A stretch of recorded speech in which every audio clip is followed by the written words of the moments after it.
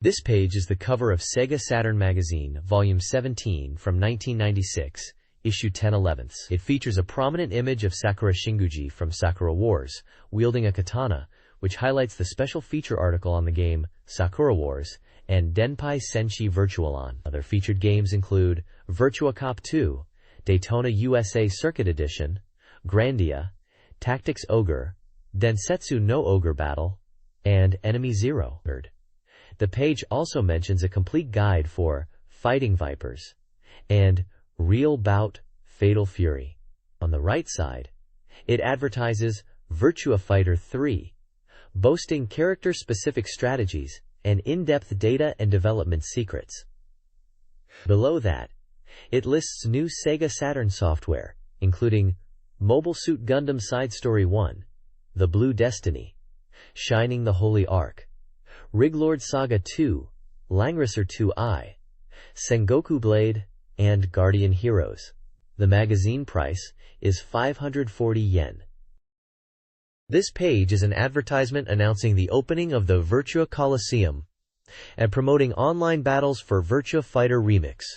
It highlights a special event, The First Bomb, communication battle dedicated software Virtua Fighter Remix, challenging players to fight against the Iron Men of Communication. The event is scheduled for September 29th, a Sunday, from 5 p.m. to 9 p.m., pitting players against Bunbun Maru.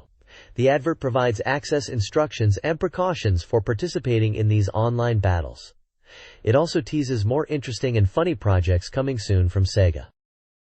This page showcases the SEGA Saturn modem and the new online world it unlocks. It highlights 4 games that will support online play: Virtua Fighter Remix, Daytona USA, SEGA Rally Championship Plus, and Cyber Troopers Virtualon. The text talks about the SEGA Saturn network, enabling players to battle against rivals from across the country from the comfort of their homes. It mentions exciting battles and the ability to exchange messages after matches, emphasizing communication. Virtua Fighter Remix and Virtualon are mentioned as leading the charge for online-compatible titles. The advert promotes a SEGA Saturn If You Have It campaign, highlighting that for 14,800 yen, you can access online communication games, the internet, and Nifty Serve. It lists new release packages which include the SEGA Saturn modem, Virtua Fighter Remix Kydrom, Internet Kydrom, and Nifty Serve Intro Disc. There are also separately sold items like the floppy disk drive and keyboard. Essentially, this page is all about selling the SEGA Saturn modem and showing players the exciting possibilities of online gaming, internet access, and services like Nifty Serve, all for a relatively affordable price. This page showcases a selection of exciting SEGA Saturn games, starting with a quirky-looking title called Oji-san, Uncle, which appears to be a light-hearted and comedic game with cartoonish characters. Next is Edgeton, a game featuring a boy character and what looks like a detective or mystery theme. The screenshots show comic book-style panels and text bubbles, hinting at a story-driven adventure. Moving on, we see Mothra, clearly based on the classic monster movie.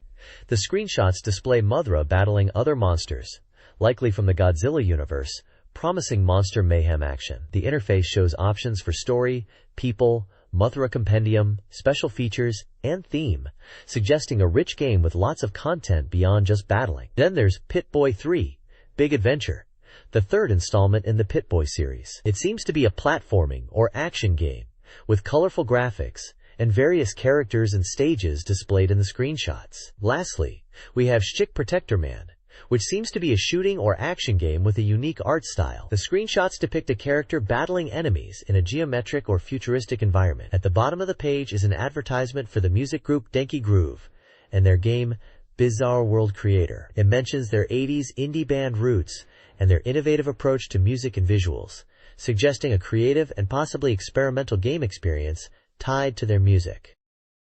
This page is thrilled to announce the arrival of GameWare Volume 3. It highlights a great selection of games, such as the action-packed Virtua Cop 2 and the fast-paced SEGA Touring Car Championship. Legend of Sarah from Virtua Fighter 2 Part 2 is also featured, and this time it seems to be presented with a digital comic style. Other intriguing titles like Captain Japan, Scott, A Nightmare, and Flyaway are also advertised. GameWare Volume 3 is packed with diverse content, including a serial game section featuring Legend of Sarah Part 2 and Big Adventure 3, described as a 3D puzzle game. There's also interactive advertising, showcasing a game called Schick Protector Man. Beyond games, it includes a digital gallery and an information section covering music from Denki Groove and movie content, which likely relates to Mothra. Continuing on from the previous page's mention of the monster, a shopping section offers various character goods and merchandise. And finally, a preview movie for Gekka Ryojin Toriko is advertised. Gameware Volume 3 will be released on October 4th and is priced at 1,980 yen. This page announces the establishment of a new Konami company in Nagoya, named KCE Nagoya, which was established on October 1st. The page lists Konami's development groups within Japan. It details the amusement, AM, Machine Business Headquarters, and Gaming, GM, Machine Business Headquarters, both located in Kobe. The Creative Products, CP, Business Division, is based in Tokyo/Minato Ward and focuses on character goods and publishing. Konami Computer Entertainment Japan, KCE Japan, is also in Tokyo, in the Tokyo Harajuku area. Konami Computer Entertainment Tokyo, KCE Tokyo, is in Tokyo, Kyoto Ward, and is involved in PlayStation, Saturn, arcade games, and CG production. Konami Computer Entertainment Roppongi, KCE Roppongi, also in Tokyo/Minato Ward, is involved in arcade video games. Konami Computer Entertainment Osaka, KCE Osaka, based in Osaka, works on N64, SFC, PlayStation, and Saturn games. Konami Computer Entertainment Sapporo, KCE Sapporo, in Sapporo, is developing games for PlayStation, Saturn, N64, and Game Boy. Konami Computer Entertainment Nagoya, KCE Nagoya, in Nagoya, is focused on PlayStation, Saturn, N64, Pachinko CG, and control software. Konami Computer Entertainment Aoyama, KCG Aoyama, in Tokyo, Minato Ward, is involved in game development and produces events, artists, and music crids. The page appears to be an official announcement from Konami about its expanding development structure in Japan. This page is an advertisement from Konami, announcing the establishment of a new studio called KCE Nagoya on October 1st. It's a recruitment drive for creators to join Konami. The page lists several of Konami's internal development groups in Japan, including KCE Japan, KCE Tokyo, KCE Roppongi, KCG Aoyama, KME and CP Business Division, alongside the newly announced KCE Nagoya and KCE Sapporo. Konami is seeking creators for game development across their various brands and studios. They mention that experience is preferred but not mandatory, and they offer a 2-day weekend. They are looking for a wide range of roles, including programmers, scenario writers, planners, animators, CG designers, graphic designers, character designers, advertising designers, sound creators, game production directors, mechanical engineers, and copywriters. Interested applicants should send their resume and career history to the personnel department at the provided address. The page assures confidentiality and states that application documents will not be returned. Contact details like address and phone number are also provided for inquiries. This page is an advertisement for Ogre Battle, The March of the Black Queen on SEGA Saturn, published by Riverhill Soft. It highlights the game's title in large fiery lettering, both in Japanese and English. The ad features the game's box art prominently, showcasing a group of fantasy characters. There are also a couple of screenshots showing the game's isometric perspective and user interface. The text below the main title emphasizes that this is a SEGA Saturn exclusive version. It mentions that the Saturn version includes fully voiced acting for 18 personalities, used in the opening and conversation scenes, and is based on a scenario with specific conditions. The ad also gives the release date as October 4th, Friday, and the price as 5,800 yen. It is also stated that the game supports the power memory cartridge for save data. The bottom of the page has some standard copyright information for Quest and Riverhill Soft. This page advertises 2 games in the Ogre Battle series on SEGA Saturn. At the top, it announces a special pre-order campaign for Legendary Ogre Battle, where the first 10,000 customers will receive a limited edition tarot card set as a present. It emphasizes that this campaign is only for the SEGA Saturn version. The tarot cards are described as authentic, featuring 22 cards based on the Ogre universe, easy to understand for beginners, and come with a tarot fortune-telling guide, all packaged in a special card case. Below this, there's information about a W purchase campaign for the Ogre series. If you buy both the SEGA Saturn versions of Ogre Battle, The March of the Black Queen, and Tactics Ogre, you can enter a draw to win original goods. 2,000 lucky winners will get special metal figures as a prize, and Ogre Battle Power Memory as B prize. The bottom right features an advertisement for Tactics Ogre itself, announcing its upcoming release in November 1996 as a simulation RPG, priced at 5,800 yen. Finally, at the bottom left, there's an ad for a music CD, titled Ogre Grand Repeat. This CD features arranged and mixed music from both Ogre Battle, The March of the Black Queen, and Tactics Ogre. It was released on October 25th and costs 3,000 yen. This page is all about the SEGA Saturn game Alien Trilogy, and it looks terrifying. The page is dominated by a huge, dripping xenomorph head, instantly setting the tone. Scattered around it are screenshots from the game, showcasing the first-person perspective gameplay and the terrifying aliens you'll encounter. The Japanese text describes the game as a nightmare experience. It mentions that in Alien Trilogy, you play as a space marine who needs to clear obstacles like containers and drums left by E-space pirates. Apparently, these containers are used for space transportation and are highly resistant, requiring powerful weapons like shotguns to destroy. The page really emphasizes the intense atmosphere and action of Alien Trilogy on the SEGA Saturn, highlighting the fear factor with the prominent image of the xenomorph and the game's description as a nightmare. This page is a full-on advert for Alien Trilogy on the SEGA Saturn, and it's all about the terrifying atmosphere. Dominating the page are the words, Alien Trilogy Saturn now on sale, in big, bold letters. Above this, Japanese text describes the game's intense horror, using phrases like, space terror never ends, and calling different difficulty levels or zones, Dead Zone, Red Zone, and Hell Zone, to emphasize the increasing danger and nightmare fuel. Scattered around the page are screenshots from the game, showing off the first-person perspective and the terrifying aliens you'll be facing. At the bottom, it mentions the price of 5,800 yen and the publisher, Acclaim Japan. It's a classic, in-your-face game ad designed to amp up the fear factor and get players excited for the Saturn release of Alien Trilogy.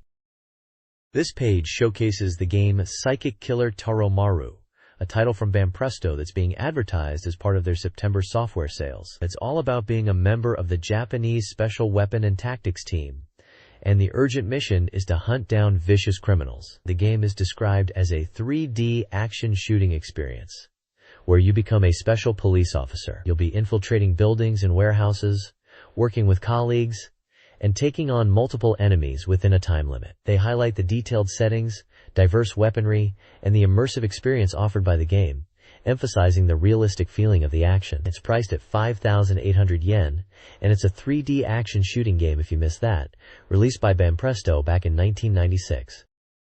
This page is a full-page advertisement for Koei's Romance of the Three Kingdoms V, a historical simulation game. The page is dominated by dramatic artwork of what appear to be Chinese generals, emphasizing the epic scale of the Three Kingdoms era. There are also screenshots showing the game interface, which looks like a strategy map and character stat screens, along with battle scenes. The text highlights this as the newest entry in the series, promising players can become heroes and shape history on a grand scale. It emphasizes strategic gameplay, commanding armies, and making decisions that impact the fate of nations. The advert states it's available on Saturn and is released today for 9,800 yen. It's clearly aimed at fans of historical strategy and the romance of the Three Kingdoms series, looking for a deep and engaging experience.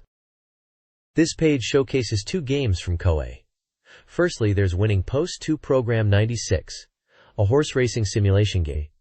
They are holding a winning cup contest where players can use passwords from the game to enter and win prizes. The top prize includes the honorific legendary name and 100,000 yen. There are different race categories based on distance, 1600, 2,400, and 3,200 meters. Winners, runners-up, and even participants have a chance to win prizes. Results of the contest will be announced in SEGA Magazine, which is a gaming and character magazine published monthly. Winning Post 2 Program 96 for SEGA Saturn was released on October 4th, priced at 6,800 yen.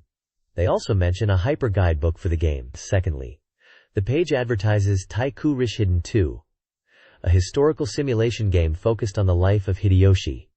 The tagline is, "Dream is to conquer the world, Hideyoshi's great success story."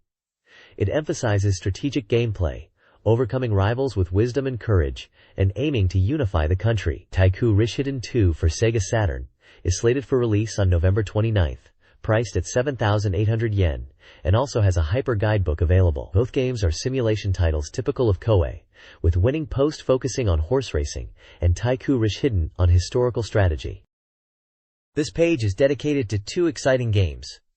Firstly, it highlights Angelique Special, which is a premium box edition of the romance simulation game. The tagline emphasizes a heart-pounding premium experience for Angelique fans. This special edition, releasing on October 4th for 8,800 yen and limited to 10,000 copies, includes a game software disc with special picture CD content. It also features a 300-piece original jigsaw puzzle illustrated by Kairi Yura, along with a stationery set and a set of 5 postcards. The game itself is described as a romantic simulation, where you choose a partner as a female candidate for queen. The page lists the cast with names such as Jurius, Clavis, Randy, Lumiale, Oscar, Marcel, Zelos, and Olivi, among others, all designed by Kairi Yura.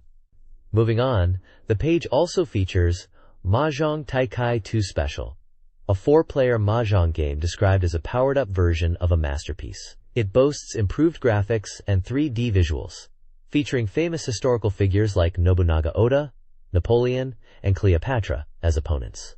This SEGA Saturn version is also releasing on October 4th for 6,800 yen. The page displays screenshots from the mahjong game to showcase the in-game action. Both games are published by Koei for the SEGA Saturn. This page is all about the horse racing game Stakes Winner for the SEGA Saturn.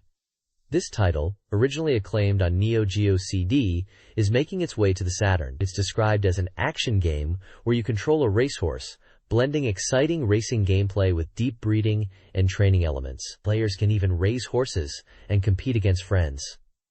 There are 2 special campaigns being advertised. Campaign 1 is a Stakes Winner Autumn GI Race Prediction Contest, where you can predict the winners of races like the Queen Elizabeth Shoe, Mile Championship, Japan Cup, and other major races. 500 winners will receive original Stakes Winner odds cards. Campaign 2 is a First Press limited campaign, where purchasing the game gets you original horse racing viewing goods as a present. 100 lucky winners who send in an application postcard will also win Zorus branded goods. The game is advertised as GI Conquest, raise the strongest horse in history with your own hands. It's set to be released in November 1996, priced at 5,800 yen, excluding tax. The page also lists the publishers as SNK and Saurus. This page is all about Jikyu Oshibari Parodius Forever With Me, a shooting game coming to both PlayStation and SEGA Saturn. It's advertised as the first ever talk-filled hilarious shooting game. The page highlights that it's a 2-player simultaneous play game in the extreme Parodius style and builds upon the popular Twin B series shooting mechanics. It aims to provide parody, unpredictability, and surprises, promising a humorous and enjoyable experience with unexpected stage events and bonus modes. There are 2 bonus modes and unique stage elements to look forward to. The release date is set for December 13th, 1996, and the price is 4,800 yen. The page also has some screenshots from the game, showcasing the quirky and colorful gameplay with familiar Parodius characters. This page showcases Lucas's Great Adventure for the SEGA Saturn, a puzzle action game where the pigs are in trouble. The story revolves around Lucas, a pig living on a faraway island who discovers the legendary egg and angers the parent bird, Warutisu, leading to the island's pigs being trapped in another dimension. Lucas, realizing his mistake, embarks on an adventure to save his friends and restore peace to the island. The page highlights that there are over 30 types of puzzle and action stages to clear to help the pigs. You can see screenshots showing gameplay that appears to be a mix of puzzle elements and action sequences. The game is set to be released in autumn of '96, priced at 5,800 yen, and is published by Scrolla and Virgin Interactive Entertainment. The next page is an advertisement for Private Idol Disc for the Sega Saturn. It's promoting a series of digital photo collections featuring different women. Volume 2 features Miki Uchiyama and is already on sale. Same for Volume 1 with Yuki Noshita, also described as extremely popular and already released. Volume 3 features Akemi Yoshima and is scheduled for release on September 27th. It's highlighted as the very first digital photo collection for the Sega Saturn. Yoyogi Animation Academy's advertisement leverages the movie Dragonheart to promote its upcoming April 1997 courses in game character modeling, design, and sound. The ad highlights a high success rate, likely in job placement, and a promotion offering moviegoers in Tokyo tickets and posters. The academy boasts various benefits, including scholarships, overseas training, and health consultations. They offer a diverse curriculum encompassing animation, SFX, CG, game development, voice acting, and multimedia creation, along with related arts. Free nationwide auditions for voice acting and talent are promoted, with a strong track record of professional placement. The ad concludes by encouraging applications and providing contact information for their Harajuku studio and other locations, positioning the academy as a comprehensive training ground for aspiring animation and game professionals. This page showcases an advertisement for a Sega Saturn educational game titled Okudera Yasuhiko no Sekai wo Mezase, Soccer Kids Introduction Editions. It's essentially a soccer training software fronted by Yasuhiko Okudera, who's described as Japan's first professional soccer player. The game promises to teach basic soccer techniques through lecture movies, supervised by Okudera himself.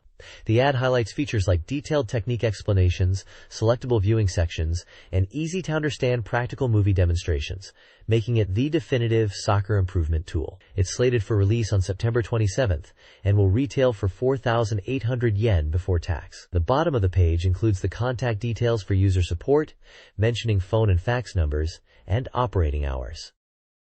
This page is an advertisement targeting Virtua Fighter 3 players, declaring it's a must-see guide. It highlights the Virtua Fighter 3 official guidebook, fully supervised by AM2 Research and Yu Suzuki, a key figure in Sega's development. The guidebook is already on sale and is promoted as highly acclaimed. It covers both a basic and advanced guide for Virtua Fighter 3. Also mentioned is a Fighting Vipers Perfect Guide that is coming soon. The advert includes the publisher information as SoftBank Publishing Department and the price of the guidebook as 1,000 yen. This page is an advertisement for the Sega Saturn game, Horny Dead Casino. This looks like a pretty adult-themed title, clearly marked 18 and over, and it boasts a dummy head 3D sound system for immersive audio. It's being advertised as the last adult casino game, suggesting a pretty risque experience. For 7,900 yen, excluding tax, you get a 3-disc set packed with casino games like poker, blackjack, roulette, and something called Hell or Heaven. It's scheduled to be released on Friday, September 27th. The tagline at the top, in vertical text, reads something like, "Someone in my head whispered, 'Do it,' which really sets the tone for the kind of game they are going for here. Expect a mature audience for this one. 3 new strategy guides for Sega Saturn games are on the horizon. The Street Fighter 02 Perfect Guide promises a perfect port experience for Street Fighter Alpha 2, covering all characters and secret moves. The True Goddess Reincarnation Devil Summoner World Guidance offers a deep dive into Shin Megami Tensei, Devil Summoners, including demon details, lore explanations, and historical weapon analysis. Finally, the Convenience Store Perfect Guide provides comprehensive support for the Convenience Store game, covering store management strategies, layout, and feng shui, with Power-Up Kit Volume 1 compatibility. This page is a promotional advertisement for the Sega Saturn game, Dead or Alive. It's presented as a 3D combative sports game for Sega Model 2 arcade hardware, emphasizing the punch-and-kick fighting style, throw-down moves, and hold mechanics. The ad showcases in-game screenshots of fast-paced 3D polygon fighting action, highlighting the health bars and combat scenarios. Below the screenshots, there's a lineup of key characters from the game rendered in 3Ds, striking dynamic poses. The bottom of the page features the game title Dead or Alive in bold lettering, along with the Tecmo and Sega logos and copyright information. It also mentions Tecmo Internet Studio and provides their website address and contact details, suggesting online resources and customer support were being offered even at this early stage of the Internet. This page is the contents page for SEGA Saturn Magazine, Volume 17 from October 11, 1996. It features a large image of Sarah Bryant from Virtua Fighter. The contents are divided into sections starting on page 37 and page 217. Page 37 highlights special reports on a diverse selection of games. This includes genres from the strategy, RPG Sakura Wars, and mech action of Virtual On, to the dating simulation Kakusei. Action and fighting titles featured are Virtua Cop 2, Street Fighter Alpha 2, and Super Puzzle Fighter 2 Turbo.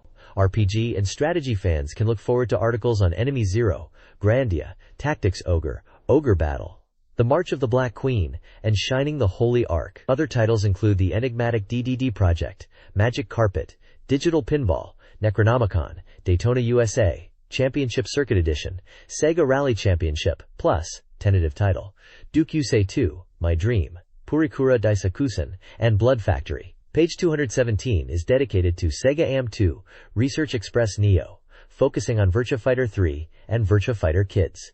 The articles for these games include strategy guides for all CPU characters, staff interviews, and details on the second Combo Make Your Own contest.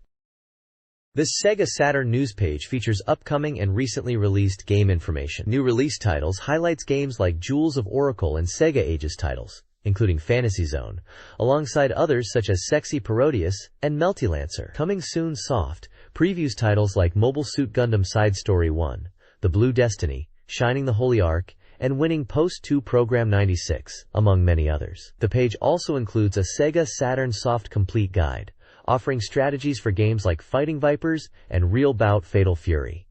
Sega M1 Research Dynamite covers Dynamite Baseball, while M3 Research Rush features Last Bronx CG. A comprehensive game index lists numerous games alphabetically with their corresponding page numbers, ranging from Actua Soccer to Lulu.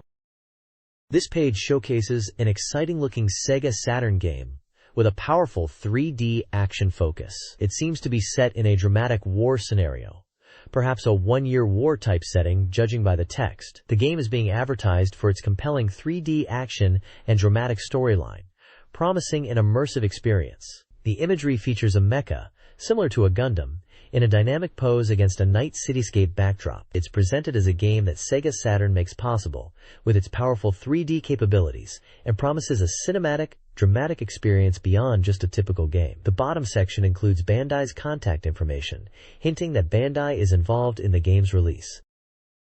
This page is a full-page advert for the Sega Saturn game Mobile Suit Gundam Side Story 1.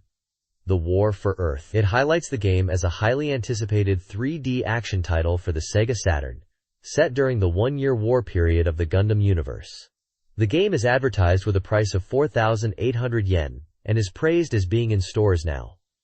It also emphasizes the original mecha designs by Kunio Okawara and scenario supervision by Sunrise. The advert also details that this is the first in a series of 3 games, with release dates for the subsequent volumes.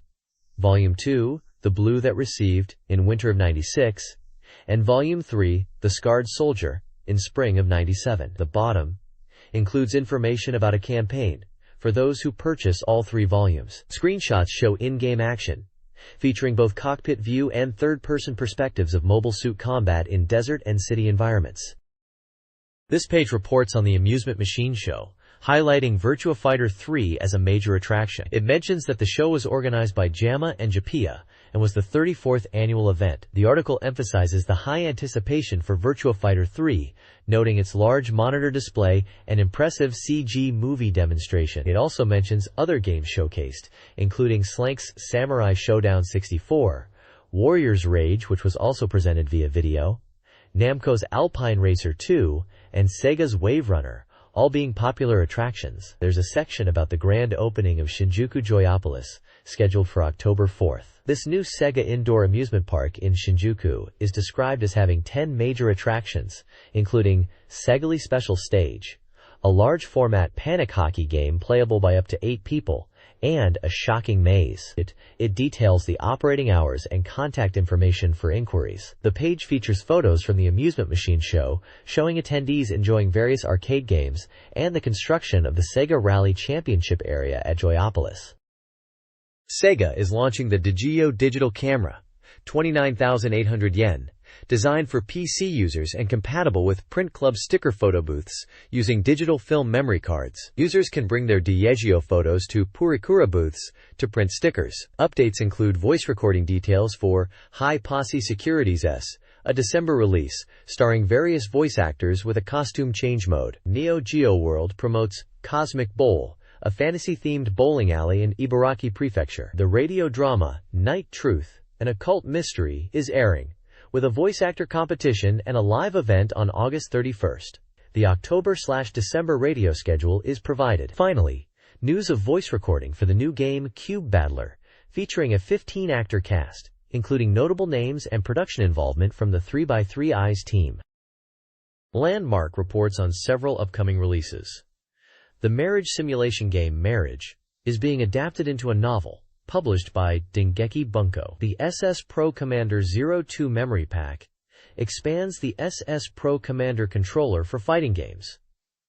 A Sega Saturn network guidebook will assist those new to online play. Elf and Maiko Software settled their lawsuit over Maju Mahjongaku Special.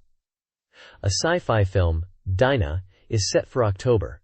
The Tower and Aquazone are merging into an open book format. Music releases include Ichihara Masanori's single, Chieri's Dance with the Wild Things, the Game Sound Collection Volume 3 Final Romance R, and a monthly and Tokimeki Memorial No. 3 character song, CD. Additionally, a Rockman 2 The Power Fighters soundtrack is out, along with singles from Dews, and Cassiopeia's album Flowers are also available. Finally, a manga image album, Majukyo no Kishi, Hana Arashi no Kuni, adapts the manga by Chuzenji Kaori.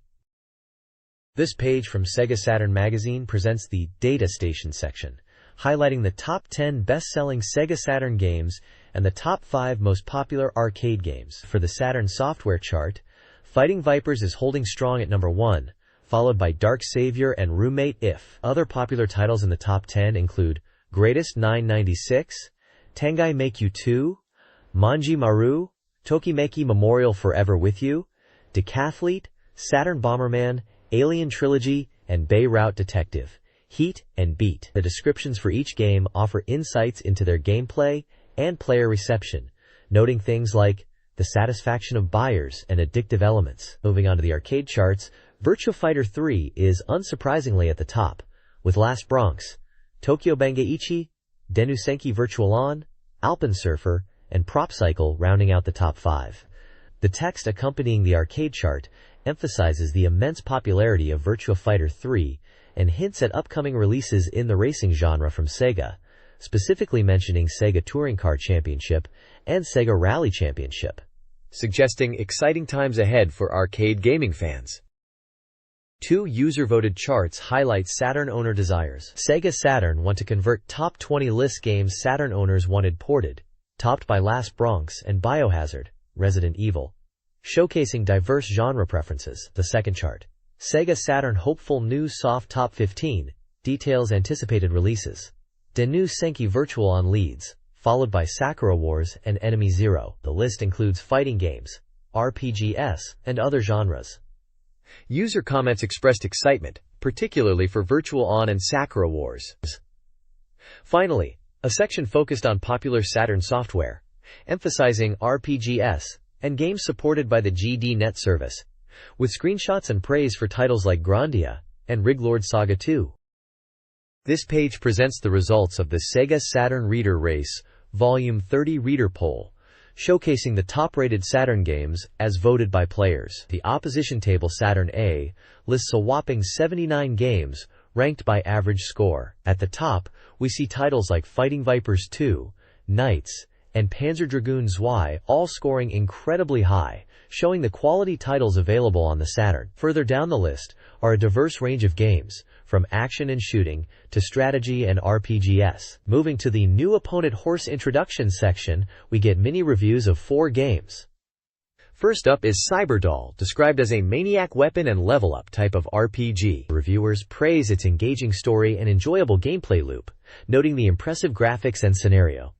Next, Road Rash is highlighted for its American rock music vibe and high-speed bike racing action. The reviewer emphasizes the exhilarating sense of speed and freedom. Hyper Reverse Ion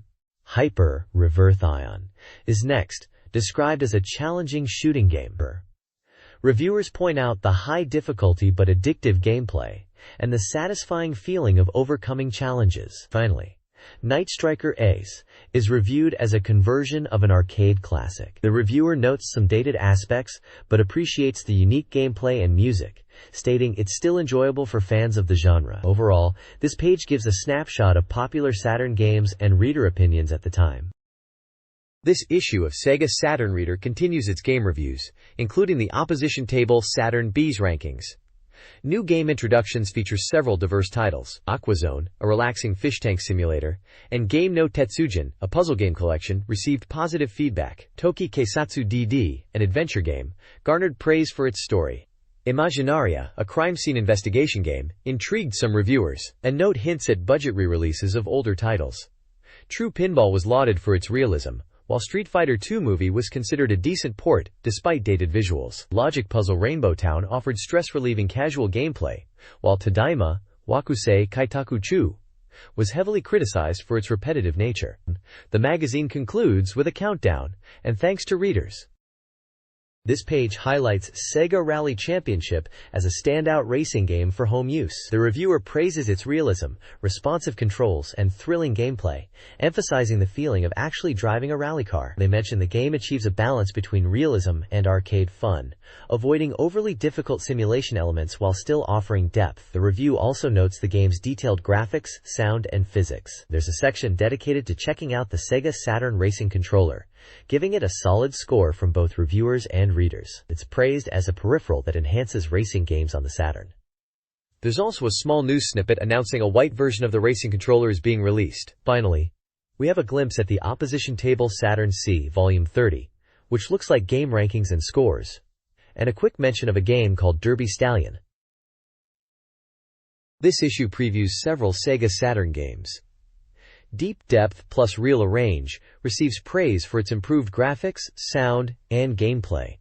Police Notes is lauded for its detailed graphics, engaging story, and suitability for the Saturn. Street Fighter 02 is highlighted as a high-quality port, earning a high score for its smooth animation and polish, making it a must-play for fighting game fans. This section ranks Sega Saturn peripherals, with the Virtua Stick Pro leading the pack for its quality build. The issue also promotes reader participation through contests. One contest invites predictions for horse races. Another focuses on Mobile Suit Gundam, Blue Destiny, challenging readers to predict game popularity. Prizes like memory cards, controllers, and games are offered in both contests. Prepare for Sakura Wars by mastering 4 key elements. First, understand the LIPS system. Timed choices are crucial, with varying time limits. In Inoresis, even with single options, select them to avoid default no-choice consequences.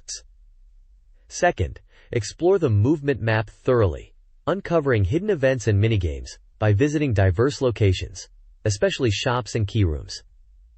Third, collect bromide photos from Takamurachi-chan at shops. Purchasing them regularly, like with Kana, can boost relationships.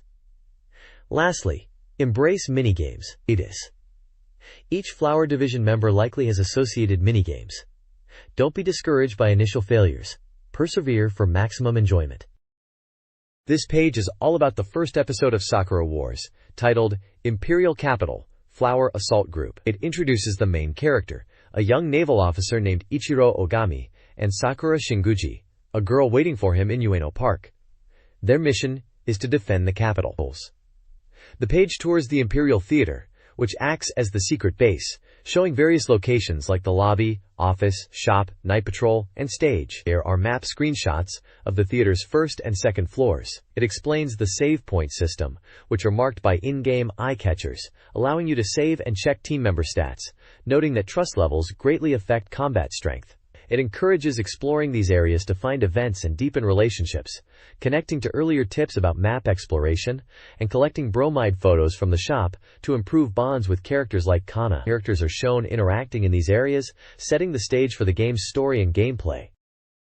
This page delves deeper into Sakura Wars, specifically focusing on the Ueno Park stage and the introduction of the Kubu, a secret weapon utilized by the Imperial Assault Group, described as an armored vehicle piloted by Flower Troop members during battles. The page highlights crucial battle tactics, emphasizing that prioritizing allies' lives is key, and units with low trust are vulnerable. It introduces commands like Recovery to restore unit durability, and Charge to boost attack power, warning against overuse. We get a look at the Kubu and Divine Might units' stats, detailing their attack styles, defense, and movement capabilities, alongside character portraits and dialogue snippets that give a sense of the game's narrative and character interactions within the Sakura Wars world. Battle screenshots showcase the Ueno Park setting, complete with cherry blossoms, giving us a visual feel for the game's environments.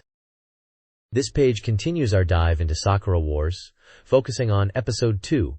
The enemy's name is Black Nest Society. We see more of the story unfolding, with screenshots showcasing characters and mecha in action. The first panel in the lobby shows a blonde character, presumably Iris, greeting Hong Lan and mentioning she's come to welcome her. It seems Hong Lan has arrived at a stage that quickly disappears. Moving to the dining hall, Hong Lan is discussing the Black Nest Society, mentioning something about Tokugawa's treasure and a phantom Chinese medicine, which hints at the game's plot and setting. In the reception area, we see a receptionist guiding Hong Lan to her room, suggesting she is new to the location. The office panel shows another character seemingly overwhelmed with paperwork, complaining about not just handling Mogiri, but also report sorting. The night patrol section has Hong Lan engaging in night patrol and discussing Uchi and fun things.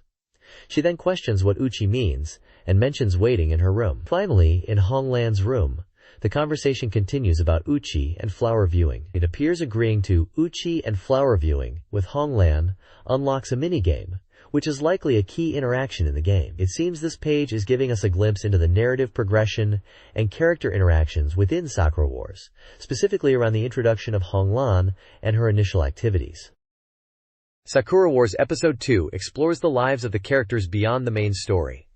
The underground pool features a shocking pool incident and a training minigame. The underground storage showcases Hong Lan, hinting at her inventor tendencies with the Scarlet Peony, and her fascination with light. The game progresses through daily cycles, with the stage section depicting chaotic moments after night patrol, including a finger injury and a timed repair task. The Imperial Flower Troop prepares for deployment in the underground command room, with references to a cute light warrior and Antanta.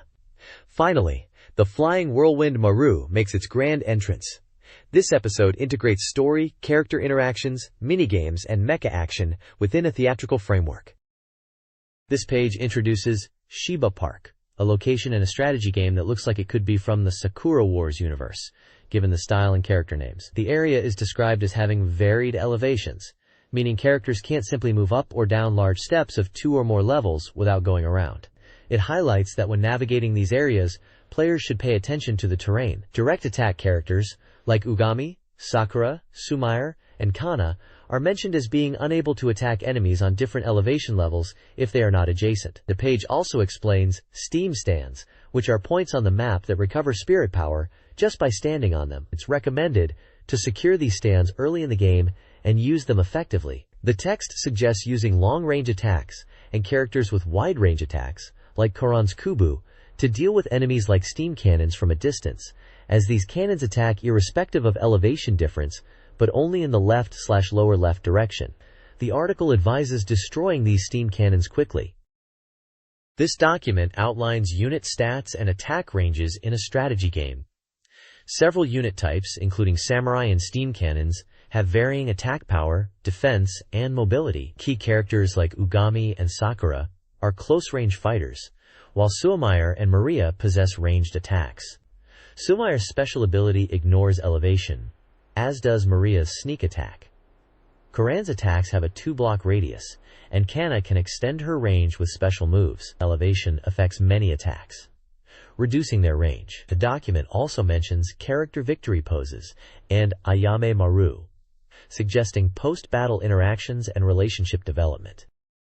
This page looks to be diving into the third episode of what seems like Sakura Wars 2, titled, I'm a Captain Failure. It appears Maria is at the center of the drama, with Lobelia concerned about her strange behavior, possibly due to messing up her lines during stage rehearsals. We get a glimpse into various scenes, including backstage drama where things seem chaotic, and a shooting minigame where you have to hit targets at different levels, upper, lower, and even mid-air for double hits. There are also scenes in a restaurant where characters are discussing daily meals, and another in a hallway where someone is searching for something. Adding to the cast is Kana, who is described as arriving from Okinawa and being a skilled karate user. The page hints at Maria's past troubles, stemming from an incident in Russia during 1917, mentioning the Russian Revolution and a guardian angel force. It seems Maria had a dream about a powerful combat machine. Lastly, we see the Kogetsumaru taking off, which looks like a large, impressive airship. There's also a section about a store, where you can check out bromide pictures and monthly new items, even referencing Cinderella in some dialogue. It all points towards another exciting chapter in the Sakura Wars saga, with plenty of story, gameplay variety, and character development. The swampland map in Sakura Wars 2 features numerous waterways and bridges, posing tactical challenges. Players must navigate narrow paths while facing ranged attacks from large cylinder bots. The primary strategy involves prioritizing the destruction of drum bots to control pathways and steam vents. The objective is to reach the island in the upper left corner. Weaker enemies are less of a threat. Focus on progressing to the boss. The page also details unit stats. Key units include Ogami Ichiro's Kubu, high attack and defense with rapid-fire blade rush, and Kai's Sukaku, high attacks defense with rage air-to-ground slash. The map's story unfolds with urgency, indicated by dialogue boxes. One scene highlights the pursuit of escaping children and defeating enemies, while another reveals Maria is missing and potentially rushed ahead, causing concern. This page is all about Cyber Troopers Virtuon for the Sega Saturn. It's a special report announcing that the Saturn version of Virtuon was first shown at the Tokyo Game Show, and is currently 60% complete. They're really hyping it up, saying it's the height of robot action, and that unreleased gameplay footage will be revealed soon. It also mentions that it will support X-Band for online play. The article talks about how the development is progressing rapidly, with almost all stages completed and being polished for release within the year. They've captured new gameplay footage for this article, showcasing various stages and mecha. We get a sneak peek at some of the action with screenshots, including 2 new enemy mecha being revealed, Belgdor and Balba's Bow. One section highlights Stage 5 being playable up to completion, and mentions stage names like Green Hills and Ruins. The article also mentions advertisement demos, and emphasizes the game's detailed mecha movements and dynamic camera angles not usually seen in game magazines, calling it the real deal.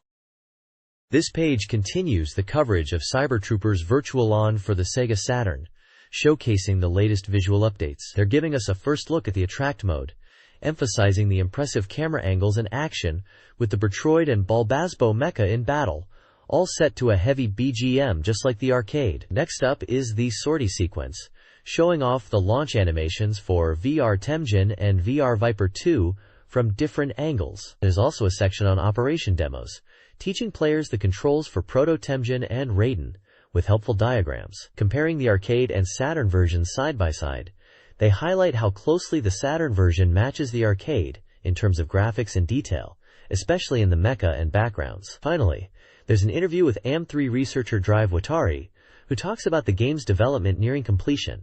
He mentions they are focusing on polish, and that the Saturn version captures the essence of Virtua Leland perfectly. He also teases the Gallery-style lower split screen for gameplay, hinting at potential 2-player versus action. The next page is all about the reveal of the new VR, the SAV-07 GDOR VR Belgdor, a long-range combat machine for Cyber Troopers Virtuon.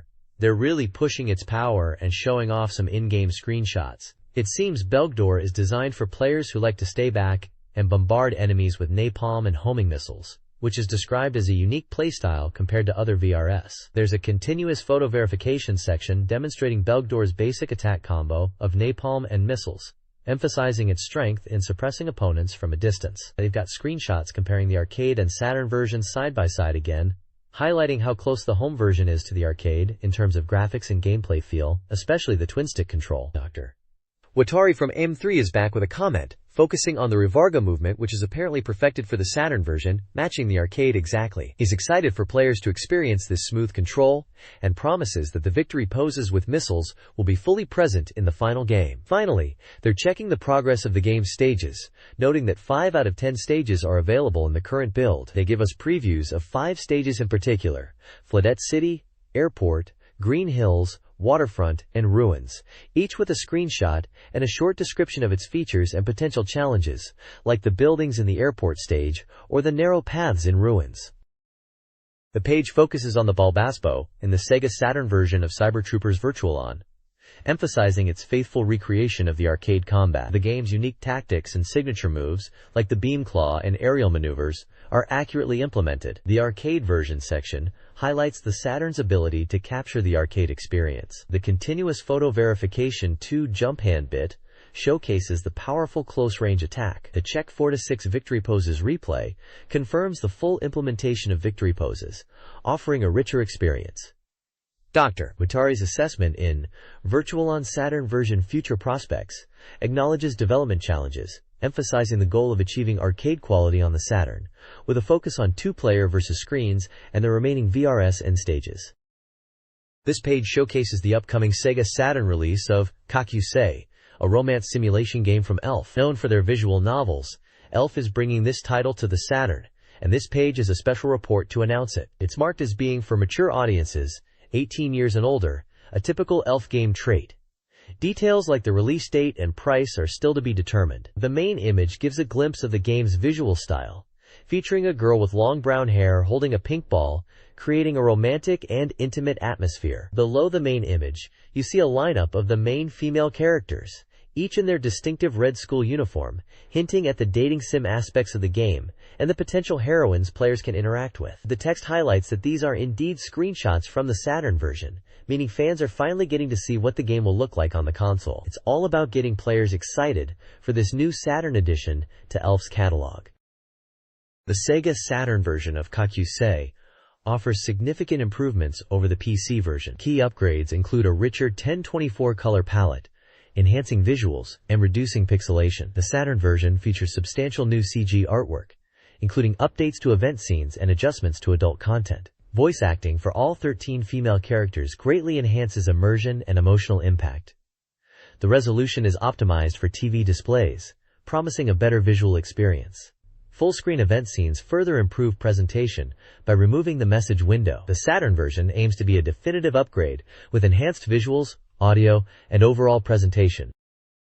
This page is all about showcasing the SEGA Saturn version of Kakusei, which is still under development. The article highlights that even though it's still in development, the screenshots presented demonstrate the high quality of the game on Saturn. The page features various screenshots from event scenes, giving a glimpse into the romantic elements of the game. The text explains that Kakusei, on Saturn, focuses on romantic progression within event scenes.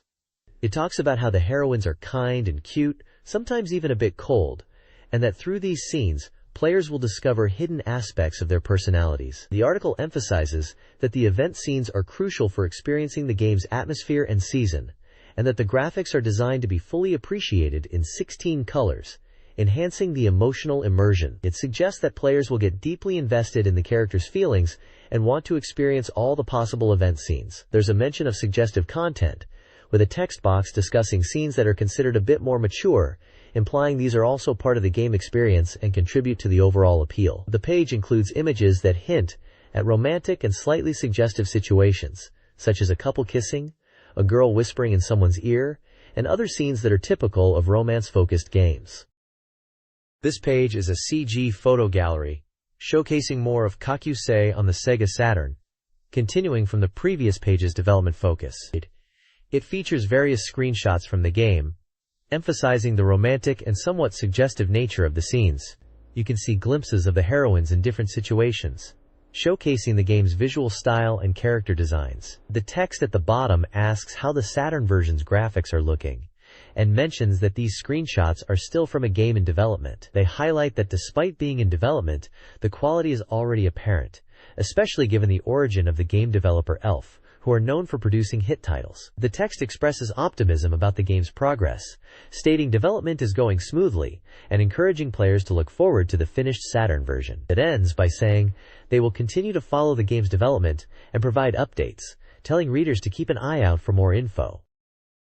This page focuses on Virtua Cop 2, announcing that the game is 80% complete and showcasing the development progress of Stage 3 for the SEGA Saturn. It highlights that this is a gun shooting game that will be compatible with the Virtua gun, but release date and price are still to be decided. The page features screenshots showing the game's action, including a game over screen and gameplay within a subway station. The article talks about Stage 3 being set in a subway and underground areas, presenting a challenging stage where players will battle enemies in the subway and then move to enemy territory. It mentions that the arcade version is being used to preview Stage 3, and overall the game promises to be longer and more difficult than the previous stages. There's even a helicopter attack sequence mentioned, indicating some outdoor action will also be part of Stage 3. The reviewer seems excited about the progress and new stage, emphasizing the intense battles and challenging gameplay players can expect.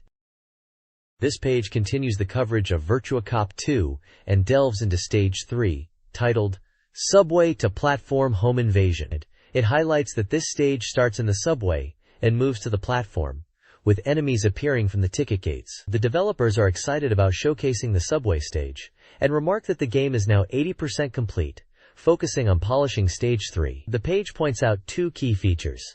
Firstly, Stage 3 is longer and more challenging than previous stages, set in a new area, offering a fresh experience. Secondly, there will be Saturn original elements added, beyond just straight ports from the arcade version, teasing new content to look forward to. Screenshots show gameplay in the subway and platform areas, comparing the arcade version graphics with the Saturn version, noting they are almost identical. It also teases the gameplay sequence in the subway, showing players progressing through train cars and battling enemies in diverse locations within the station. The page ends by announcing that the next issue will showcase the mid-boss battle of Stage 3, building anticipation for the game's release.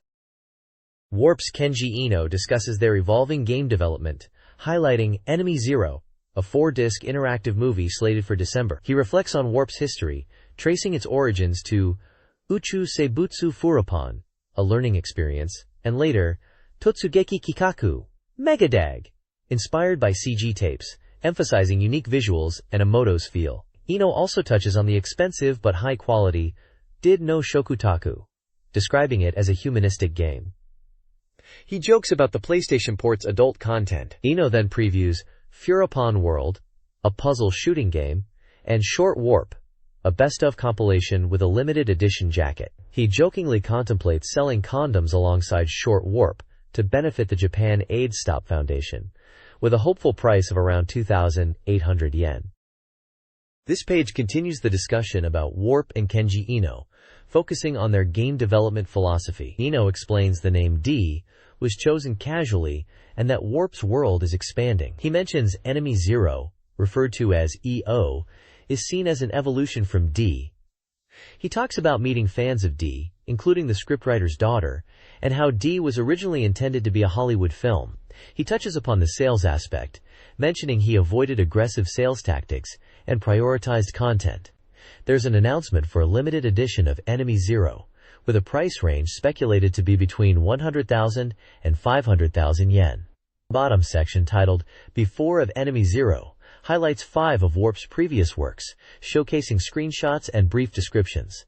These include Cosmic Fantasy Furopon, Uchu Seibutsu Furopon, described as a cute and slightly scary puzzle game where you catch space creatures.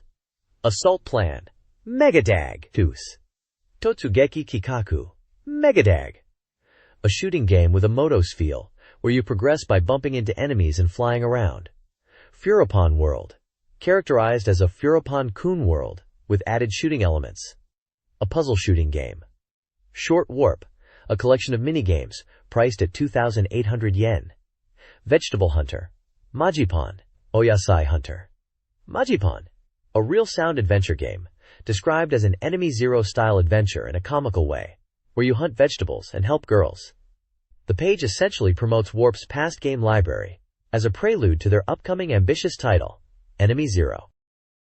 This page is about the upcoming RPG Grandia, which was generating significant buzz at the Tokyo Game Show due to its impressive CG movies. The article focuses on these CG movie scenes and highlights the high quality achieved, noting that this game is showcasing top-tier CG movie work from Japan's best CG production company, Lynx, emphasizing the involvement of a leading CG designer. It mentions that players will be able to fully appreciate the high-quality visuals. The page showcases images comparing different styles of graphics and celebrates the beauty of Grandia's visuals. There's a section discussing the CG production process, explaining that CG movies have matured rapidly in the past decade, becoming commonplace in American movies and beyond. The text touches upon how polygonal CG is now being utilized in game worlds, and acknowledges that while Japan might lag behind in some aspects of expression, they are catching up and producing amazing visuals in games like Grandia. Finally, the page details the creation of a specific CG scene in Grandia, showing a dimly lit room with floating objects, emphasizing the mysterious and beautiful nature of the CG artwork and how captivating it is. The reviewer seems particularly impressed by the visual presentation and encourages readers to pay close attention to the high-quality CG movies in Grandia. This page features an interview with Kimura Takuya, a CG artist from Lynx Corporation, about the impressive CG movies in the upcoming RPG Grandia. Kimura discusses the CG showcased at the Tokyo Game Show, explaining that it's representative of in-game quality and aiming for the final product to be even better by the end of the year. He acknowledges the rapid progress of CG in the last decade, particularly in American movies, and notes that while Japan might have lagged, games like Grandia demonstrate their ability to create stunning visuals. Kimura details the CG production process for a specific scene, breaking it down into stages, from modeling objects and wireframes, to rendering, applying textures and effects, and finally compositing everything to create the completed CG image. He emphasizes the artistic intention behind the CG, aiming to evoke emotions and create a world that players can deeply immerse themselves in. He expresses his hope that players will appreciate the CG, and is keen to hear user feedback after the game's release. He mentions the challenging aspect of creating CG movies, but finds it rewarding, and is excited to see the audience's reaction to Grandia's visuals. The page showcases images illustrating these CG production steps for a scene in the game. This page is focused on Tactics Ogre: Let Us Cling Together for the SEGA Saturn, highlighting it as the SEGA Saturn version. It's presented as a special report, and states the game is 50% complete, showcasing the shocking opening and the game's prologue. The page teases the opening sequence and its connection to a blood-stained history, showing scenes of conflict and dialogue. It mentions this is the 7th chapter of the Ogre Battle Saga, with the story centered on Valeria Island and the protagonist Denim, who is caught in ethnic conflicts. The screenshots show in-game battles and dialogue scenes involving characters like Katua and Denim. The reviewer notes the dramatic opening and the deep story introduction, emphasizing the emotional impact of the game's opening. It confirms the release details. Published by Riverhill Soft as a Simulation RPG, coming out on December 13th for 5,800 yen, and for single player only. It sounds like a very promising RPG for Saturn owners.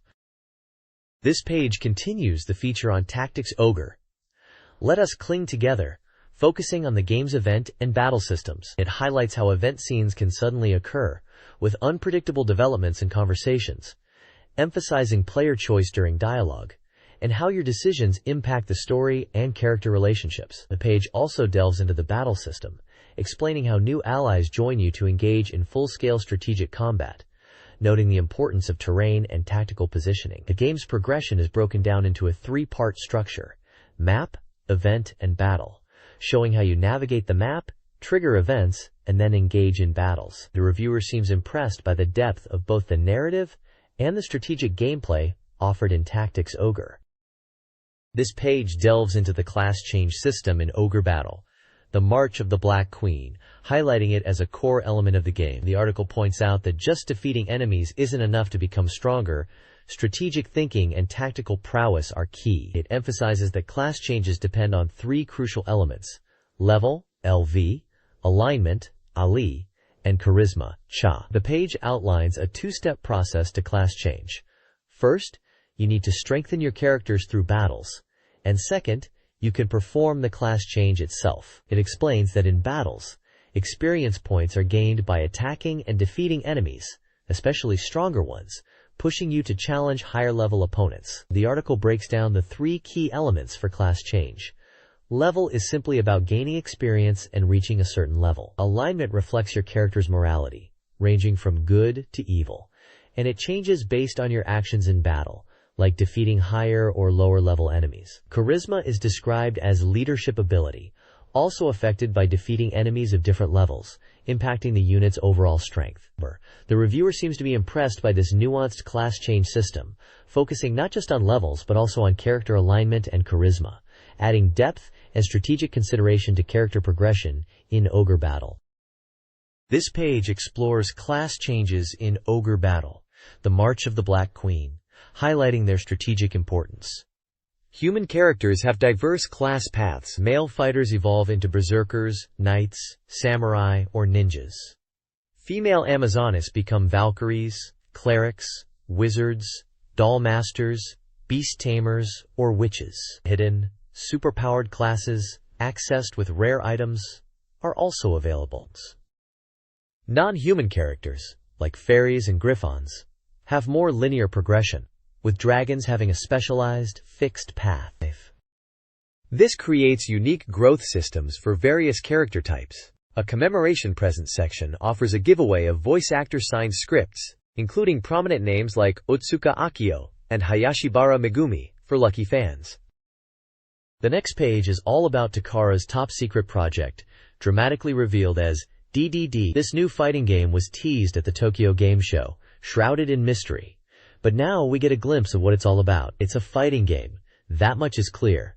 And Takara is calling it a new challenge in the genre. They emphasize that DDD is different from their other fighting games and aiming for something beyond just real fighting. They're focusing on game mechanics and character appeal. From the screenshots, we can see a character with a futuristic style and what looks like a very dramatic, possibly story-driven scene with a woman hanging from a tree, implying a darker or more intense narrative element. There's a section titled Protagonist Boy's Background, hinting at a deep story focus. It describes a boy who has lost something important and seeks revenge. His mother is described with pale skin and red eyes, and there's mention of a tragic event involving his mother and a young girl. This backstory suggests a mature and perhaps tragic storyline for a fighting game. Takara states they are aiming to surpass previous real fighting games, focusing on deeper gameplay and character stories. They're asking for continued support and anticipation for more information at the next Tokyo Game Show in August 1996. This page is all about diving deep into Street Fighter 02, known internationally as Street Fighter Alpha 2. It's a special strategy guide focusing on mastering the game. The page highlights key areas for players to improve, starting with learning the game's systems and input methods to master combo techniques. It emphasizes creating your own original combos and understanding opponent habits to reach the ending. There's also a section dedicated to CPU strategy advice. The page is structured around these gameplay tips, suggesting it's packed with expert advice for players wanting to level up their Street Fighter Alpha 2 game. It mentions uncovering hidden techniques and elements in a section called Feature 2 Hidden Element Release. We can see screenshots of the game in action, featuring Ryu and other characters doing battle. It also calls out specific elements like Awakened Killing Intent Ryu, which seems to be a special version of Ryu from Street Fighter 2-. Other features mentioned are Original Combos, Eternal Continuation Mode, and 4 other points. It also gives release info stating the game is already out and costs 5,800 yen. Overall, this page is like a mini masterclass in Street Fighter Alpha 2, geared towards players who want to really get good at the game. This Street Fighter Alpha 2 guide focuses on combo mastery. It outlines 3 primary techniques. First, the jump attack into ground attack combo, BC difficulty, leverages the opponent's recovery after a jump attack, allowing a ground attack follow-up. Second, consecutive attack cancel, AC difficulty, teaches players to cancel weaker attacks into stronger ones, emphasizing timing and rhythm. Button combinations into special moves are key. Finally, basic technique cancel, AC difficulty, explains canceling basic moves into special moves. This involves precise timing to bypass recovery animations, enabling seamless transitions and opening combo possibilities. Success relies on quick inputs and mastery of each character's unique cancel timings. This page continues the Advanced Combo Techniques Guide for Street Fighter Alpha 2. We start with button pressing at difficulty A, which is about smoothly linking normal attacks into command attacks by timing your button presses just right. Next is stacking on wake up, difficulty B, focusing on attacking opponents as they get up. Timing your attacks to land as they recover is crucial here. Then we move into combos under special conditions, starting with air follow-up at difficulty A to B. This section details how to continue combos after launching your opponent into the air. It gives many examples for various characters like Ryu, Ken, Guki, and others, showcasing their different air combo possibilities. Mutual hit at difficulty B to C is about combos that happen when both players hit each other at the same time. Positioning becomes really important for these. There's a table explaining the rules for mutual hit combos depending on whether you use strong attacks, super combos, or weak attacks. Lastly, melee or cross-up at difficulty AC explains how to use jump attacks that hit the opponent on the opposite side they are guarding, which can be very effective. At the bottom of the page, there are character icons that indicate which characters are good for jump attacks, strong punches, and cross-ups, listing characters like Ryu, Ken, Guki, Nash, Chun-Li, Rose, Sagat, and many more. This page is packed with detailed combo strategies for players really looking to master Street Fighter Alpha 2. The next page dives deeper into cancel techniques, building on the basic combo strategies we covered before. It's all about turning those fundamental moves into killer combos. The page breaks down the command input knowledge for cancels, essentially explaining that you need to press the buttons for your special move while the animation of your basic attack is still playing out. Then it categorizes cancel techniques by input type, like down arrow type, back arrow type, down back arrow type, and so on, giving examples for each. These sections show how to link basic moves into special moves using different directional inputs and button combinations. They even cover nuances like neutral inputs and hold inputs for certain cancels. The application section focuses on chaining basic attacks into super combos, explaining different input timings like normal input, preemptive input, and split input to help you land those devastating super combos consistently. The page emphasizes incorporating super combos into continuous attack strings. It gives examples of burst type and accumulating type combos. They highlight Sagat's Tiger Cannon as a more complex example, and Sakura's Hadouken combo as a simpler one to learn, showing combos for both difficult and easy execution. Finally, it touches on the importance of distance and timing in landing these combos effectively, reminding players that positioning is key. It's a really solid guide to leveling up your Street Fighter Alpha 2 combo game. This page is Step 3 of a Street Fighter 02 Street Fighter Alpha 2 guide, focusing on practical combat input. And before that, it's all about where to aim your combos in a real fight. It breaks down combo opportunities into three main scenarios: attacking jumping opponents, attacking opponents as they wake up, and attacking after your opponent blocks a special move.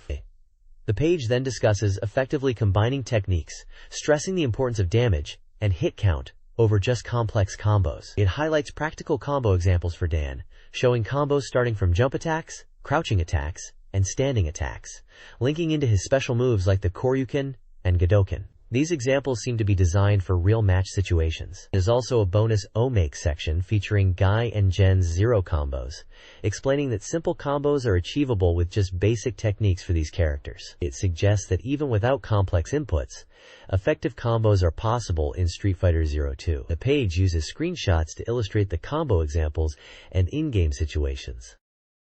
This page delves into the original combo system in Street Fighter Alpha 2, explaining how to master these custom combos. It begins by defining original combos as player-created combo systems within the game. It highlights that during an original combo, the character's movement speed becomes approximately double the normal speed, and all attacks can be cancelled, leading to more diverse attack combinations than usual. After activation, the character briefly enters an invincible state, similar to a super combo, but drawing the opponent in closer. The page then details three special abilities of original combos: Pull in, invincibility, and cancel. Pull in refers to the ability to draw opponents closer, even from a distance.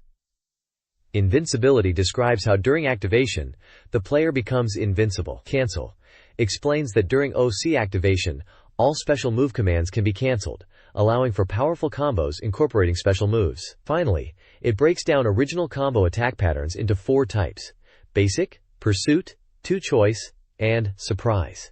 Basic types involve standard combos, starting with crouching strong attacks to lift the opponent, and then link into special moves. Pursuit types are used to continue combos after an OC ends, effectively extending damage. 2-Choice types are for situations where the opponent blocks, utilizing guard-breaking techniques and throws. Surprise types are for close-range situations where the opponent isn't expecting an attack, using throws after a failed OC or blocked attacks. The page emphasizes that understanding these types is key to effectively using original combos in various combat scenarios. This page continues the explanation of original combos in Street Fighter Alpha 2, giving advice on how to effectively use them. It starts by emphasizing that original combos should incorporate special moves to maximize damage, as basic attacks alone aren't very effective during an OC. It then advises picking special moves that are both powerful and quick to execute. The page highlights the importance of considering how to land original combos, suggesting that you need to adjust your approach based on the situation. It also delves into combo correction, explaining that damage decreases as a combo gets longer, and advises players to experiment to find optimal combos that balance length and damage. Finally, it encourages adding extra attacks after the original combo ends, or even mid-air, showcasing how to extend offense and maximize pressure on your opponent. The page concludes by presenting an example of a powerful, strongest-style original combo, which combines various moves including Shoryuken and Tatsumaki Senpukyaku, demonstrating a practical application of the advice given throughout the page. Overall, this page is giving players practical tips and strategies to get the most out of the original combo system in Street Fighter Alpha 2. This guide provides CPU strategy advice for Street Fighter Alpha 2. It emphasizes exploiting predictable CPU patterns by using jump-in attacks and anticipating CPU jumps. A key strategy is continuously applying pressure with jump-in attacks, even when blocked. Players are advised to learn the timing of CPU special moves to counter effectively. 2 special battle modes are detailed. CPU Battle Random Character Appearance, triggered by losing a round and finishing opponents with super or original combos.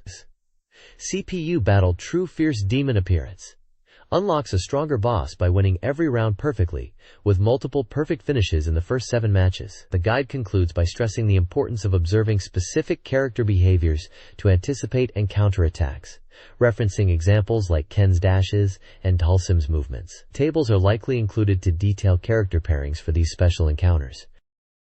This page continues the Street Fighter Alpha 2 CPU strategy guide, now focusing on tactics for specific characters: Ryu, Ken, Guki, Akuma, Nash, Charlie, Chun-Li, and Adon. The overall strategy remains consistent.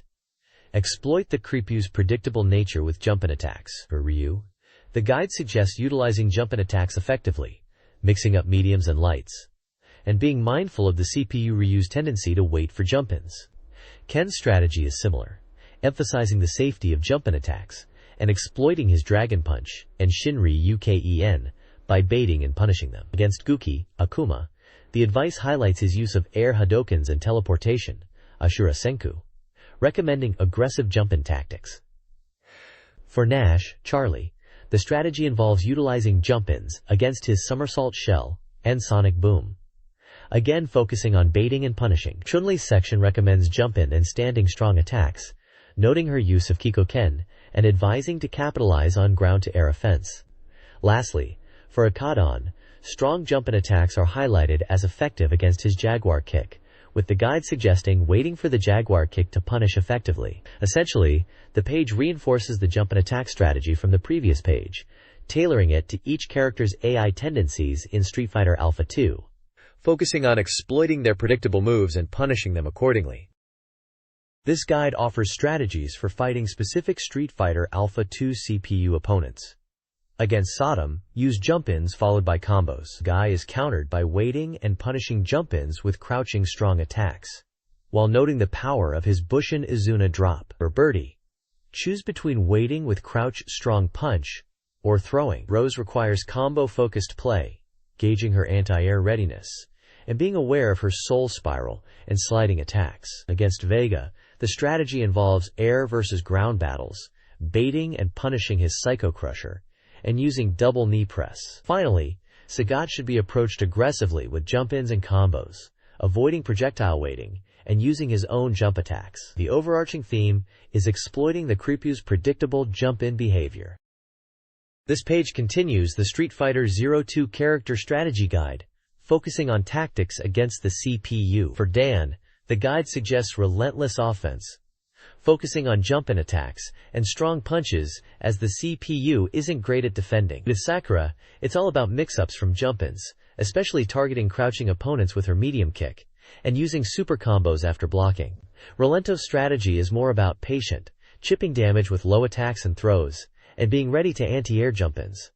Dhalsim's section emphasizes zoning and controlling space with his long limbs and drills, suggesting crouching medium punch and strong kick to keep opponents at bay. For Zangief, the advice is to get in close and grapple, as his command throws are highly effective, especially the pile driver. Finally, Gen benefits from aggressive zero combos, which are likely custom combos in the English version, and jump-in offense to overwhelm the CPU. The overall theme seems to be exploiting the Creepu's vulnerabilities with aggressive jump-ins and character-specific strengths. This article reveals how to unlock Evil Ryu in Street Fighter Alpha 2, Street Fighter 02. To access him, select Ryu, move the cursor right 3 times, and press Start while holding the Start button. Evil Ryu features enhanced special moves, including the Ashura Senku, Teleport, Metsu Shoryuken, Powerful Dragon Fist, and the Shun Goku Satsu, Raging Demon at level 3 super combo. His Hadouken and Shoryuken are also stronger.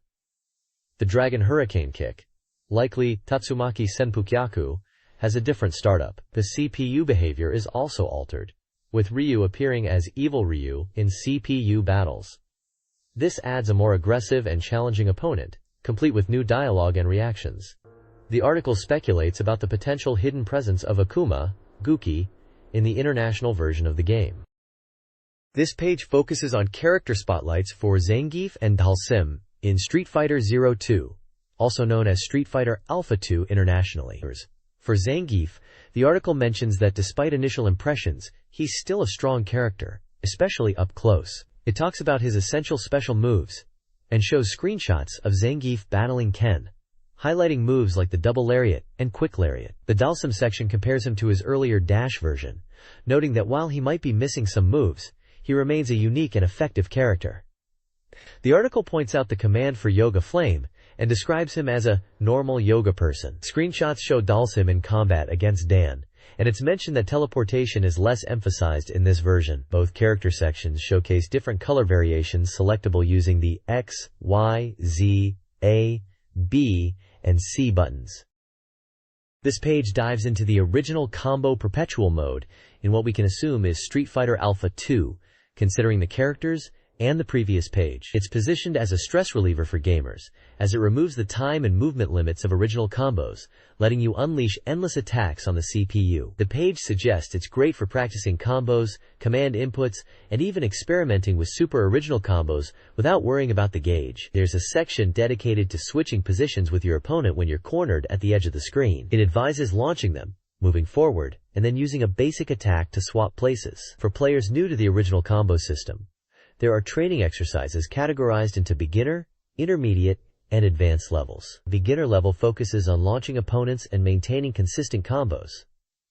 Intermediate level introduces special moves into these combos. Advanced level is about mastering specific move combinations and timing to create effective original combos, encouraging practice until you reduce mistakes. The reviewer seems to ponder if this perpetual mode was originally a bug, but acknowledges its fun factor and potential for fair play between players in this mode. They also hint at the approaching release of the dramatic battles in Street Fighter 02 Alpha, which is the Japanese name for Street Fighter Alpha 2. This text details additional gameplay features in Street Fighter Alpha 2. Soft Auto Fire mode, enabled by holding Start and RAR during character selection, simplifies combos. The Victory Pose Select method allows players to choose winning animations, with specific inputs listed for rows. The Victory Message Select method provides 24 taunts, triggered by holding R and L and pressing attack buttons post-match. Recommended taunts are detailed for several characters. Stage Select method lets players choose the stage in CPU battles by holding Start.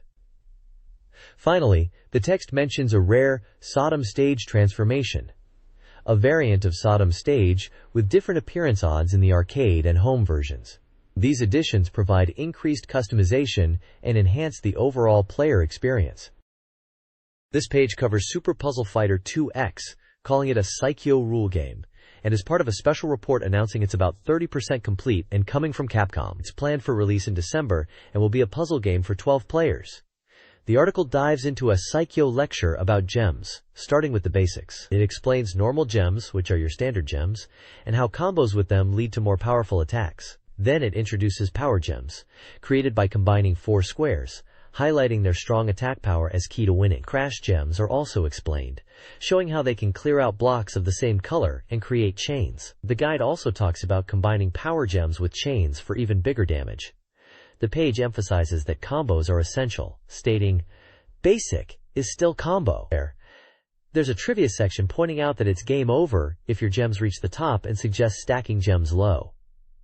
It also mentions counter gems appearing when you're in a pinch. Finally, rainbow gems are introduced, noting they clear all gems of a single color but are tricky to use. The page ends with a caution note and copyright information from Capcom, clarifying the screenshots are from a development build.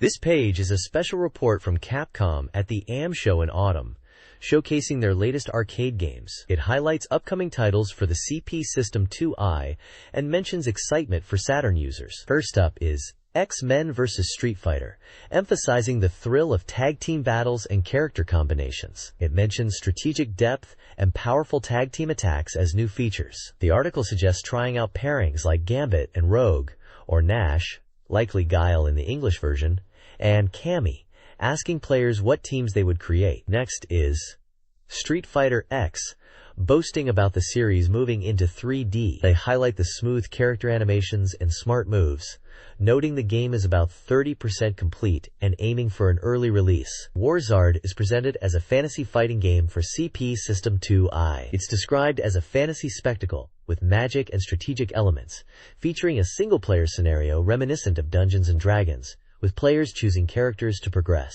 Finally, there's Quiz Nyaru Dreams, Scarlet Town Mystery, a quiz game with a romantic theme. It mentions a story about sealing a demon's revival through quizzes and capturing the hearts of cute girls. The page also mentions free play events for new games, prize giveaways, and the excitement for Capcom's Saturn title 02, likely Saturn Bomberman Fight, and new arcade releases this autumn. It ends with a question, "Did you find your autumn?" suggesting finding something exciting to play. This page is a special report focusing on Bullfrog Productions' Magic Carpet, coming to Japan, published by Electronic Arts Victor. Scheduled for release in November for 5,800 yen, this single-player, alleges title supports the multi-controller. The article emphasizes that Magic Carpet lets you fly through the skies on a magic carpet, unlike typical shooting games. Drawing comparisons to Bullfrog's previous titles like Populous and Powermonger, it's presented as a new style of 3D action shooting game. However, it's not just about shooting. It incorporates puzzle solving, spell collection, city building, and RPG elements. To gain an advantage in battles, the game encourages players to collect spells found in red pots. By pressing RL and R buttons together to bring up the map, these pots are visible, and destroying them grants spells. The article stresses that these red pots are crucial. Missing them will make battles much harder. The status bar at the top of the screen is highlighted as very important. It displays your castle's HP and accumulated mana, your own HP and usable mana, a map, the air balloon's HP and mana it's carrying, and the spells assigned to the A and B buttons. Mana is essential for using spells. The text at the bottom describes the feeling of flying on a magic carpet as exhilarating and free, noting that early maps feature weaker enemies. The Magic Carpet Guide outlines a 3-step gameplay loop. First, players build a castle using a basic spell, choosing a strategic location while noting enemy positions. Next, they defeat enemies using attack spells to collect mana, the game's primary resource. This mana fuels spellcasting and castle upgrades, dropping as golden orbs. Finally, players level up their castle by collecting mana until storage is full, increasing both capacity and defense. The guide also provides tips, such as skillful combat to avoid damage, and using the map, accessed with L and R, for strategic planning. Completing the level involves gathering enough mana to meet the stage objective, leading to a stage clear screen and advancement by pressing the start button.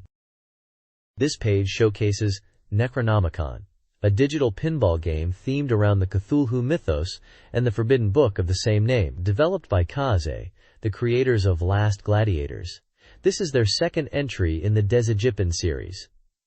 The game sets players in a world of gods and demons, and promises a deep storyline revealed as you progress through the game. The opening movie is mentioned to be quite cinematic, featuring a young man finding the Necronomicon in a dimly lit library. Necronomicon features 3 distinct pinball tables that are a step up in quality from previous games. These tables are Menu, Arkham, themed around the Arkham Library, Dreamlands depicting a fantastical dream world, and Cult of the Bloody Tongue, which is visually striking with large colored lamps.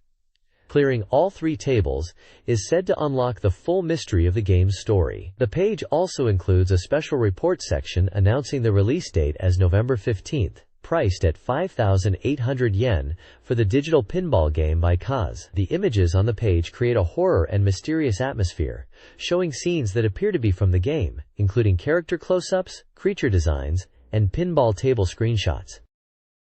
This page continues the introduction of Necronomicon Digital Pinball, highlighting its advancements over Last Gladiators. The game boasts a more expansive and visually clearer playfield, making it easier to see the action. They've improved the physics engine for more realistic ball movement, creating a more engaging and technically rewarding experience for players. A key feature unique to Desegypin titles like Necronomicon is the incorporation of on-screen information displays and CG-like visual effects during gameplay events. When special features are triggered, parts of the pinball table come alive with real-time animations, a defining characteristic of Necronomicon.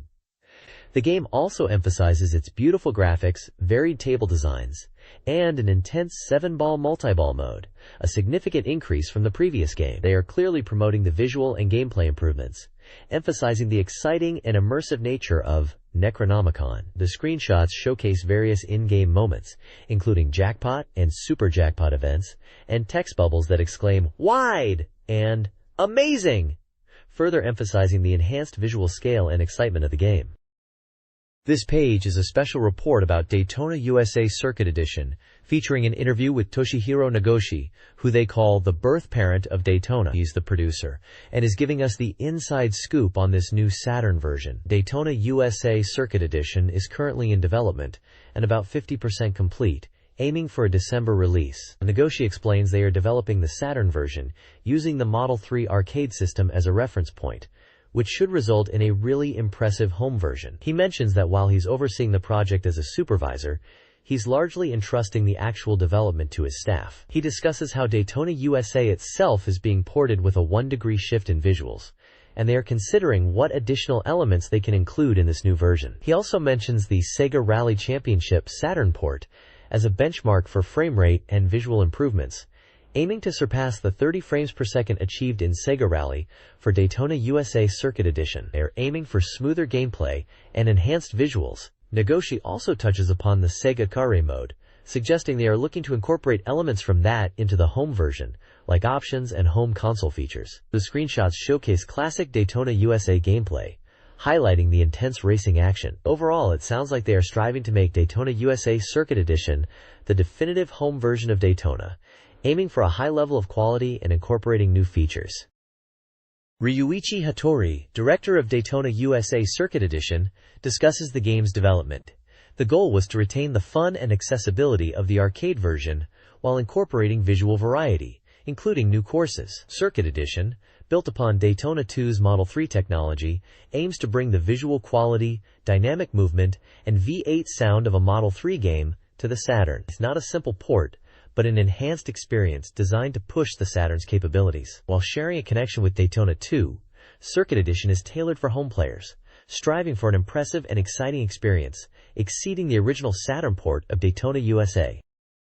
The Daytona USA Circuit Edition developers are thrilled about the game, focusing on improved sound and new features to surpass the original Saturn release. They're implementing car deformation, realistic physics, and impactful crashes. Reborn Daytona includes 5 new tracks, doubling the original Saturn's course count. Communication battles via SEGA Saturn modems allow for head-to-head racing. New background music, potentially including vocal tracks, and significantly enhanced sound effects, like viewpoint-dependent engine sounds, are promised. A super-secret title will be revealed soon. The developers aim to recapture the arcade racing excitement, reflecting on the genre's popularity. They are confident in the game's quality, and urge fans to anticipate the September release. SEGA Rally Championship Plus is a revitalized version of the classic racer, boasting significant enhancements over its predecessors. A key feature is the addition of online head-to-head racing via the SEGA Saturn modem, offering full-screen gameplay compared to the previous split-screen limitation. The game also introduces analog controller support, improving throttle control, especially for drifting. The Lancia Stratos is available from the beginning, a welcome change for players. Mr. Nakamura praises the game's under-the-hood improvements, particularly the refined controls and enhanced sound design, which includes dynamic engine sounds. He highlights the value of the online battles and encourages players to try the time attack mode and challenge him online. This page is a special report on Dukusei 2, an upcoming NEC Inter-Channel Adventure games. It's highlighted as a sequel to the well-received Dukusei If, with development reportedly at 30% completion and progressing smoothly. The system elements are finalized, and development is in great shape according to the report. The article mentions that a playable demo showcasing the protagonist's daily life was presented at the Tokyo Game Show. They are focusing on creating high-quality scenarios and voice acting, improving upon the screen layout from the previous game. The game will be single-player and compatible with the shuttle mouse. Release date and price are still to be decided. There's a section titled Gentlemen, which seems to introduce or discuss characters within the game, emphasizing the appealing aspects from a male perspective. Another section highlights the easy conversation interface, noting that Dukusei 2 simplifies interactions compared to the previous game where you had to navigate to characters to initiate dialogue. In this version, commands are consolidated into a window for improved gameplay tempo. Screenshots showcase various in-game scenes and dialogues, giving a glimpse into the gameplay. This page unveils My Dream, a voice actor training simulation game currently in development by Japan Create. It emphasizes the game's focus on nurturing voice acting talent and boasts a multicasting system featuring a cast of 19 female voice actors already decided. The page showcases gameplay screenshots, highlighting the main game screen, which includes elements like date/season, location, character expressions, and dialogue. It appears to be a simulation where you interact with characters and manage schedules. There's a parameter check screen showing character stats like charm, voice quality, expression, and stress, suggesting stat management is a key gameplay element. Another screenshot depicts the schedule check screen, where you can plan the girl's weekly activities, including work and part-time jobs. The article also lists a substantial number of voice actors involved in the project, including names like Mayumi Izuka, Ayako Tamagawa, Mayumi Kanai, Kikuko Inoue, and Yuko Miyamura, among many others. Finally, there is a reader gift, an autographed shikishi board by the character designer, Mr. Imaizumi. Readers can apply by sending a postcard with their address and name, with a deadline of October 9th. Atlas, creators of the Power Instinct fighting game series, is releasing a new vertical scrolling shooter titled Princess Clara Dai Sakusen, Princess Clara's Great Strategy. The game stars Clara Hanakoji, a character from Power Instinct 2, in her own shooting adventure. Described as a refreshing shooting game, it aims to appeal to both Power Instinct fans and shooting game enthusiasts. Players select from 3 characters, including Clara, and navigate 5 comical, poppy stages in a vertically scrolling format. The goal is to rescue the Queen and retrieve a magical orb in the mechanical Scrap Empire's Miracle World. The game offers a unique and cute shooting experience, and an arcade version is in development. The article showcases artwork of Clara and in-game screenshots. This page delves deeper into the new game, Princess Clara's Great Strategy, featuring Clara from Power Instinct 2. It introduces us to 3 characters, Gunray, Yura, and Kira. Ugray is described as a loyal soldier leader who transforms into a dog-like creature after receiving magic power. Ura is Kira's older sister, a 21-year-old queen who is also a magical fighter. Kira is Clara's twin sister and the protagonist of this game. The page details a dual attack system, which is a close-range attack system activated after defeating enemies. Defeating enemies at close range triggers special attacks and explosions, potentially yielding jewels as rewards. There's also a section about Kira's transformation process. It seems Kira can transform, and this transformation sequence is highlighted as a key feature, reminiscent of the Blood Relation 2 game's transformations. Kira's transformation is triggered by obtaining an item called the Miracle Mirror, granting her a 10-second super mode with enhanced attacks. The page mentions that as the player progresses and defeats enemies, their attack power gradually increases. It also notes that characters over 20 years old have reduced transformation abilities, which could be a game mechanic. Screenshots showcase the isometric gameplay and character art of Gundre, Yura, and Kira in both their normal and transformed states.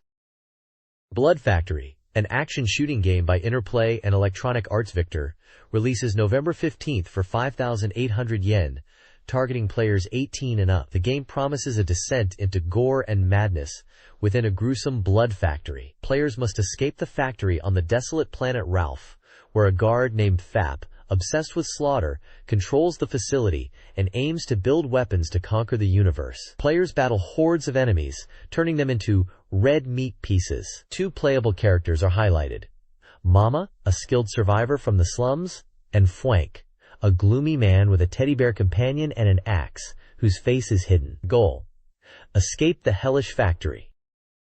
This page continues the look at Blood Factory, focusing on the core gameplay of collecting card keys and items to advance through stages. Card keys are essential for unlocking doors and progressing, and items are power-ups that do everything from health recovery and special bombs to making you invisible. The gameplay is summed up as simply, shoot everything, and even when stages move outside the factory to outdoor locations, the intense combat remains the same. The page then introduces 4 of the Transcendent Madness characters you can play as.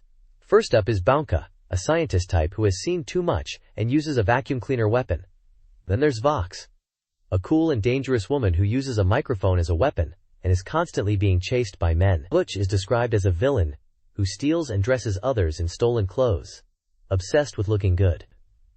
Finally, Captain Hands is a cyborg with a strong sense of justice.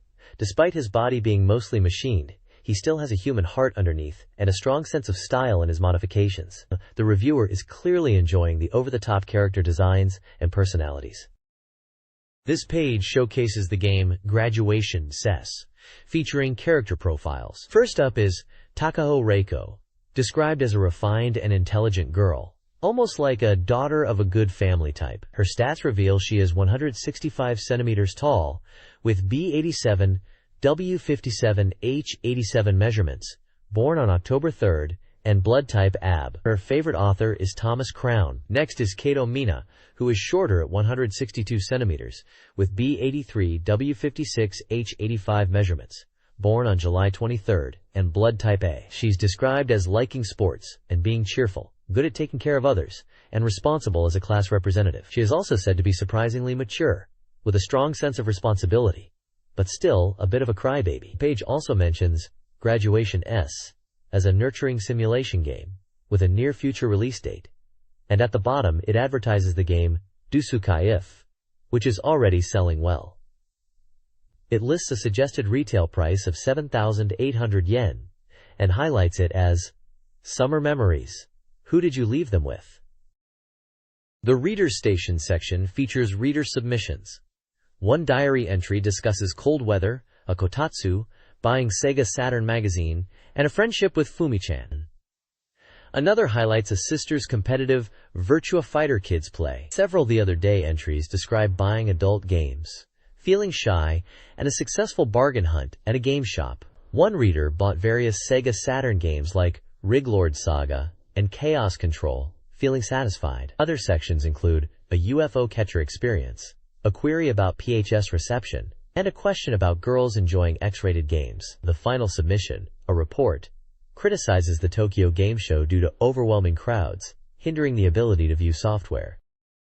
This page is part of the Ars Free Talk Readers section. Someone is asking Sega about the Sega Ages series, specifically wanting to know if all past Sega games are eligible for re-release or if there's a time limit. They really want to see Wing War come to Saturn. Another reader, going by Fumi, talks about getting phone numbers from 10 girls and enjoying adult games, mentioning it's more about friendship than romance. Someone else is discussing the original gray Saturn console and the white controller. They found the white controller uncomfortable at first, but got used to it, though they still think a gray controller would look better with the gray Saturn. They feel Sega doesn't listen to user feedback on these things and prefer the emerald green memory card over the white controller's look on the gray Saturn. In the fighting game section, a reader enjoyed Street Fighter Alpha 2 on Saturn, especially the dramatic battle mode. They highlight the fun of playing cooperatively with friends against bosses, and describe doing a 14-hit combo with Ken and Ryu. Someone also briefly mentions playing Tokimeki Memorial on the Saturn for the first time, and enjoying it. Finally, there's a Saitama gallery showcasing fan art of Waku Waku 7 and 2 character illustrations at the bottom, one of Sai Kawako from Hokkaido and another of Takase Yu from Tokushima Prefecture. This page is from the Ars' Station section, featuring reader submissions, this time focused on game music. One reader in the Theme Talk section thinks game music is becoming more mainstream, and mentions iconic tunes from games like Daytona USA, Nights, and Dreams Dream. They wish for more exciting and memorable music, like the ending theme of Nostalgia, and enjoy the music in Gex, though sometimes BGM can be distracting while playing. Another reader agrees that both visuals and BGM are crucial in games, and notes game music's growing popularity. They bring up Zunta, suggesting improved game sound capabilities could broaden game music's appeal. They reminisce about the impact of game music, especially SST Band, and their regret at missing live performances. They express hope for a revival of SST and Buniv bands. In the race game music submission, a reader asks for recommendations for racing games with long courses to enjoy, with music, listing Sega Touring Car and Daytona USA Circuit Edition as examples. They even suggest checking out the Muscle video included with a racing game. The Troubled People section includes a reader from Fukuoka feeling lonely due to work, preventing them from meeting a girlfriend. Another reader from Kyoto, a Centaur fan, wonders if others share their enthusiasm, expressing their love for games like Baroque and 3 Akira Kids, and wanting to show off their GDNFXCAR passion. Finally, there's an image for Megu Slayers, which seems to be a game advert. Ars Station's page features several game reviews and reader submissions. Waste Game Crime criticizes the luck-based lottery simulation, Suka. Item of particular interest highlights Bug, a challenging 3D action game, and the underappreciated action RPG, Shining Wisdom. King's Ear discusses a high-priced controller and mentions Crazy Climber 3D and Daytona USA Circuit Edition updates. Virtua Is It centers on Virtua Fighter.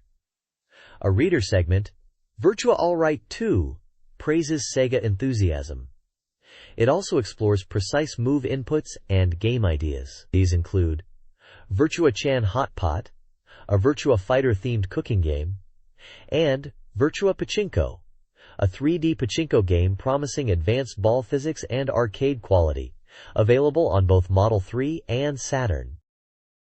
Ars' Station Gallery 2 showcases reader-submitted illustrations after the summer break. The gallery features drawings of cute girls, including submissions from Saori Fujimura and Akira, with a focus on smiles. Male character art includes Devil Summoner-themed pieces, and those with playful comments. The Illustrations Revisiting the Past section features fan art of Nights into Dreams and Air's Adventure, with hints of a sailor theme. The irregular feature Troubled Chan's Corner contains humorous pieces, including a parody of Doraemon.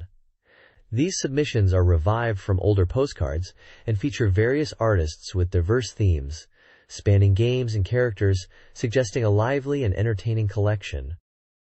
This page is filled with reader submissions and questions for the magazine. Starting with Satamaga Public Question, 2 readers ask about illustration techniques on postcards, specifically toning, and the typical number of submissions per issue. Next is Fugulier Arias Fight. A reader expresses their love for fighting games, especially Virtua Fighter 2. They enjoy playing with friends and are particularly fond of Sarah Bryant, describing her as cute and stating they use her often. Below are 4 comic strip panels from readers in different prefectures. These appear to be humorous, game-related comics. The titles are Grandpa is Uproarious, VF3 Love Theater, Bombersan, and Chikua. Moving on, there's a section titled, This Month's Postcard Submissions, calling for reader submissions of illustrations and text. They mention prizes for selected submissions, including software and book coupons. Apology and correction for issue 9/27's notice is included, correcting an error in the previous issue regarding monstrous Teleca data, and an article about the NEC Accelerator Board. Finally, the information section announces plans for SATURN to launch an internet homepage in the near future, and potentially accept online submissions, inviting readers to look forward to it. SoftBank is releasing a series of comics. Pocket Monsters, Pokemon, 4-panel comic DX Deluxe, a humorous take on the Game Boy game, features work by various artists. The Toshinden, Battle Arena Toshinden, 4-Koma DX series, based on the PlayStation fighting game, is also releasing. The Super Game Anthology comic series includes a Toshinden anthology, featuring comics and illustrations of official character designs. Another Toshinden 2 anthology is also available. Additionally, there's a Super Real Mahjong PV Paradise All-Stars anthology, showcasing a story about beautiful girls. Finally, Guketuji Ichizoku 2, Power Instinct 2, and Vampire Hunter Darkstalker's Revenge anthologies are included in the lineup. This page showcases a range of SoftBank gamebooks. At the top, there's an Ultimate PlayStation Soft Catalog series, boasting a complete guide to PlayStation games up to May 1996. It highlights books covering new releases, Advanced PlayStation, which seems to be about the PlayStation phenomenon, and Hard and Option World, focusing on PlayStation peripherals. There's also a book titled, All That's High-Tech Junk Low-Tech Yankee Returns, which seems to be a humorous or quirky take on games. Moving down, the page features Windows 95 game power books. One section emphasizes Sega entering the Windows 95 market.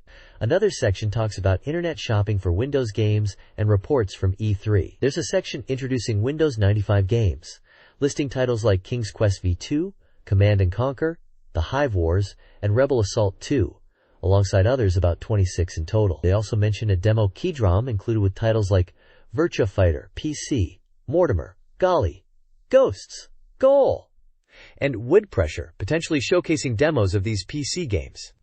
Below that is a train simulator guidebook for both Windows 95 and Macintosh, focusing on train lines in Japan, aimed at enthusiasts interested in train simulations. Finally, at the bottom, there's the Doom Hacker's Guide, a book for Doom players interested in level creation and customization, offering insights into being a Doom hacker. This page features 2 gamebook promotions. On the left is an advert for a book called Dungeon Rhapsody, written and illustrated by Sakata Jinkos. It's based on their popular Super 64 column and is a collection of Game Freak stories with new comics included, spanning 192 pages for 1,000 yen. On the right side, there's an advert for Game Machine is Daisy Daisy's Song, written by Ono Sayumi and illustrated by Mizutama Keizoku. This book is 240 pages, also priced at 1,000 yen. The description talks about game booms, mentioning it's been about 10 years since the phrase game boom was coined. It touches upon the initial game boom, the power of games, and how games are for everyone. The reviewer mentions feeling empathy and amusement from the book, and finds it enjoyable overall. The book is described as being by a game designer, Kajiwara Yuji. Both books seem to be collections of essays or comics about gaming culture, aimed at fans of video games in general, possibly with a focus on the mid-90s gaming scene.